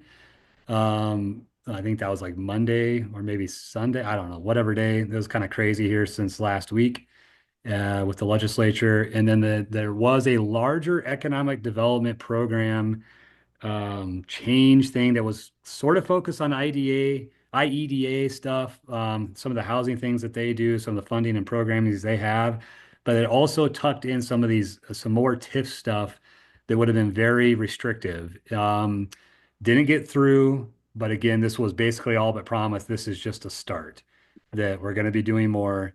And we threw these bills in at the last session just so they have they're out there and they can be brought back because the General Assembly is a 2-year General Assembly. So as long as something gets through committee during this first year of the 92nd General Assembly, it's alive for next season. And then they can spend the off season doing interim work because these bills are now alive. They're on the docket. So it's good it didn't get done at the end of session because sometimes they throw crazy things into the standings bill, which is the state budget bill, and they don't warn anyone, and you suddenly this boom, it happens. So it didn't do that, but again, we have to be concerned of what next session looks like. Any questions there? Okay, Marla, is your arm getting tired holding up the phone? No. All right. Well, there's only a couple more things to talk about. And then you all can get to I think you're going to a brewery next. Is that right? Yep. That's what I really miss out on. I'm kidding. I more miss you all seeing you in person. But anyways, another one that was quite concerning and also just, I'll just say it, kind of nonsensical, that is going to be back again. And it's not just one version of, but the one that kind of stayed throughout the session is a solid waste collection opt-out. It's largely designed for snowbirds who leave during the winter months. And that's why you have this 5-month opt-out period that you would have to grant as long as the person provides or submits an application properly and so forth. But there were other similar bills that would allow people to opt out entirely of solid waste services, as well as other municipal services, but mainly solid waste and recycling was the one it started as a full opt-out. Somebody could just opt out of your collection for solid waste and recycling and just come up with their own solid waste service provider. There's lots of issues with that, both in just sort of, I would say practically speaking, but also legally speaking. So again, nothing happened this year, but there is definitely a senator that wants this to happen. Again, it's not just solid waste. There's some other things that the senator wants to do. Another thing with utilities, there was a bill that would limit to the utility increases across the board to 2%. So water, sewer, solid waste, stormwater. So that's another one we're bracing for next session. Another bill that I know Marla and team at ECI are well aware of, in the Land Redevelopment Trust, did not make it through this year. Now, the only thing I will say on the positive side is that these big concepts that maybe have not been to Iowa yet, but you do see in other states where they allow cities and others like COGS and counties to form land trusts of different sorts, property trusts, mainly in the name of doing redevelopment work. Again, they're fairly common in some other states, but when it's new to your state, sometimes it takes legislatures 3-4 years to really get their heads wrapped around it and green light it, which is where we're at right now with this legislature. It feels like we have some good support with different folks, but not enough, obviously, to get this through. So that's going to be a continued goal. It just makes too much sense. We all know there's a lot of issues in different communities with abandoned and derelict properties, whether those be residential, commercial, you name it. And so we need to give cities and counties and their partners more tools, and that's what this would do. So hopefully we get something done next session. And then this was related to all that. I want to throw this other bill in here. It was just a study bill this year on the House side, House study bill dealing with joint taxing authority. And it was kind of strange at first, like, 28E, Chapter 28E, which again, I know most of you are familiar with, allows local governments to do any number of things, kind of a joint powers chapter. And cities for years have used it for a whole host of things, whether that's contracting with the county sheriff's department for law enforcement, coming together with another. I know there's cities out there that share equipment, they share street sweepers, share staff for that matter. And so 28E has largely allowed for this for a long time. The upside with this legislation, it would have made levying for those services and programs and projects a lot easier. Right now, you can only use 28E to create a levy, property tax levy, for very specific, unique, narrow things. This would be more general. Now, the scary side to this, I'll be perfectly honest, the legislator that adopted or introduced this, or maybe there was a few legislators behind it, they were quite frankly coming from an angle of consolidation. I'll just call it that. It's, local government consolidation, which is scary to our members. We have a number of very small cities out there that don't want to be discontinued. They want to remain an incorporated city government, but it's something we're going to have to wrap our heads around as a League of Cities. How do we help communities stay vibrant and strong, but do so perhaps in a more regional or collaborative fashion with other governmental entities? Again, whether that's the county, schools, other cities around them. That's where some of these legislators are going. And they're smart enough to know that with property taxes, frankly, pricing some cities out and probably some counties out too. They've talked about that. What does that look like going forward? So that's where this bill for some folks came from. I'm trying to take the more optimistic view of this, so that it gives us a little bit more power to fund collaborative type projects, programs, and so on. And then lastly, sidewalk liability. This was a priority for our board this year because there was a law change, or actually a court ruling, that limited the liability for homeowners when their sidewalks in disrepair, defective, you name it. For many years, it was always a standard as a city government. If you passed an ordinance that put that onus on the adjacent property owner to maintain the sidewalk and the right of way, clearing snow and ice is still a standard, but mowing that little strip of grass and then maintaining the sidewalk. If it was defective, the city sends a letter out. You have to repair it. If you don't, you're now liable for any damages or injuries or so forth. Now, as long as your city still sends that letter, you're good. But we have less cover now because of this court ruling that basically says if you don't notify the property owner, now that liability is back on the city if there's some damages or injuries or what have you. So it's not an ideal situation to say the least. A lot of cities, big cities or small towns, it's almost impossible to always know what sidewalks are out of shape or bad shape, I should say.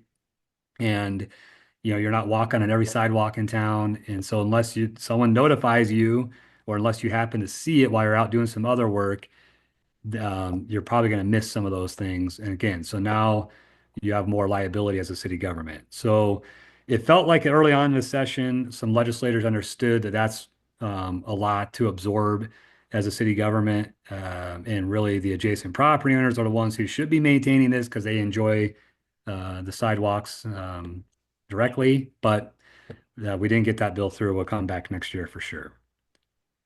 All right, that is what I have for you all. Again, my apologies on not being there, but if there's any questions before we close out, I'd be happy to take those. Anyone?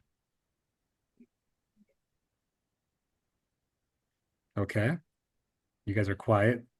We got Nikki right here. Don't you want to put this in your brain? What's that? I'm sorry. Oh, I just asked if, don't they want to pick your brain since? Yeah, we're here. I know. It's like, this is your chance, folks. Do you want to hear about the crazy fight that happened in the Senate on? Yeah, sure. I'm kidding. Yeah. They were, I think, just fed up with each other. That's tends to happen in a session, but it really exploded this year. It looks like Linda has a question in the chat. Oh, there we go. Let us see. Okay. Yeah, so on those ADUs, we will put out a more detailed set of guidance on this, on what that actually looks like. We'll be working with some engineering partners on just some zoning language you may need to include in your codes going forward.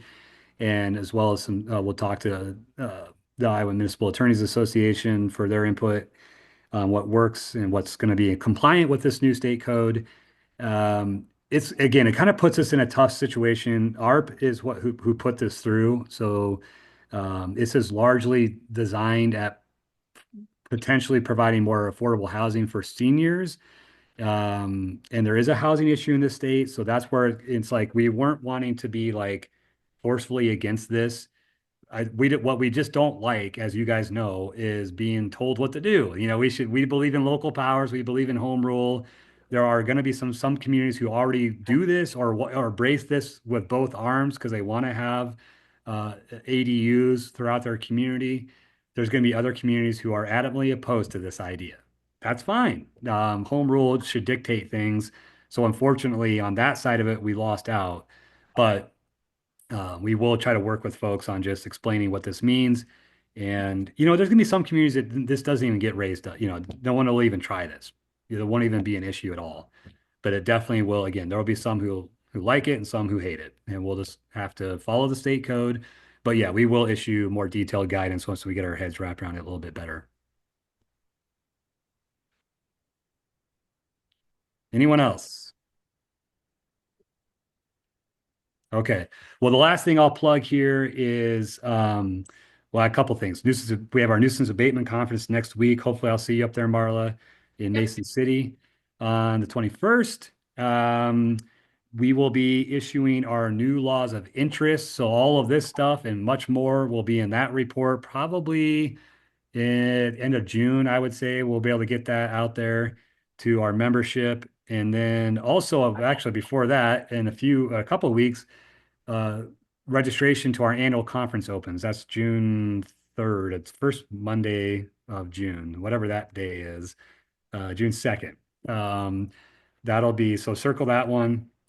And we'll have the same system as in the past. Register for the conference. A week later, we'll send out the link to the Housing Bureau. And that annual conference is September 17th through the 19th in central Iowa. It's in Des Moines. I can share that. We have another awkward situation for League of Cities. The city of Des Moines is not currently a member of our league. And so our board voted to not give them normal recognition. in all of our marketing efforts for our annual conference, which has been fun, to say the least. Maybe they'll be a member by September. We'll see. And we can start, well, yeah, using Des Moines in all of our marketing again. So for now, it's Central Iowa, the Iowa Event Center, which just happens to be in downtown Des Moines. It's always something, right? So hopefully we'll see you all soon. Enjoy the rest of your afternoon, and I'm sure we'll talk to you, okay? Thanks, Mickey. Thank you. Thank you. Thanks again for your patience and all this. Appreciate it. No problem. It was fun already. No, it's all good. Take care, everybody. Thanks. Yeah, I'm working on that. But it's Just okay. emailed. You know. Okay, I don't know who's all. I don't know who's all going down to the brewery, but I believe it's just down that way, right, Josh? Okay. But I have to pack up my car, but I'll be over there shortly. Yeah. And we use me, but I can buy snacks. Let's see. Just sort of try to grab you.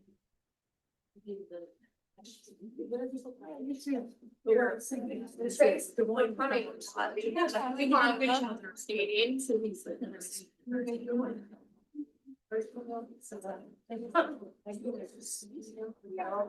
You know what? So I was in separate from one. I don't know yet.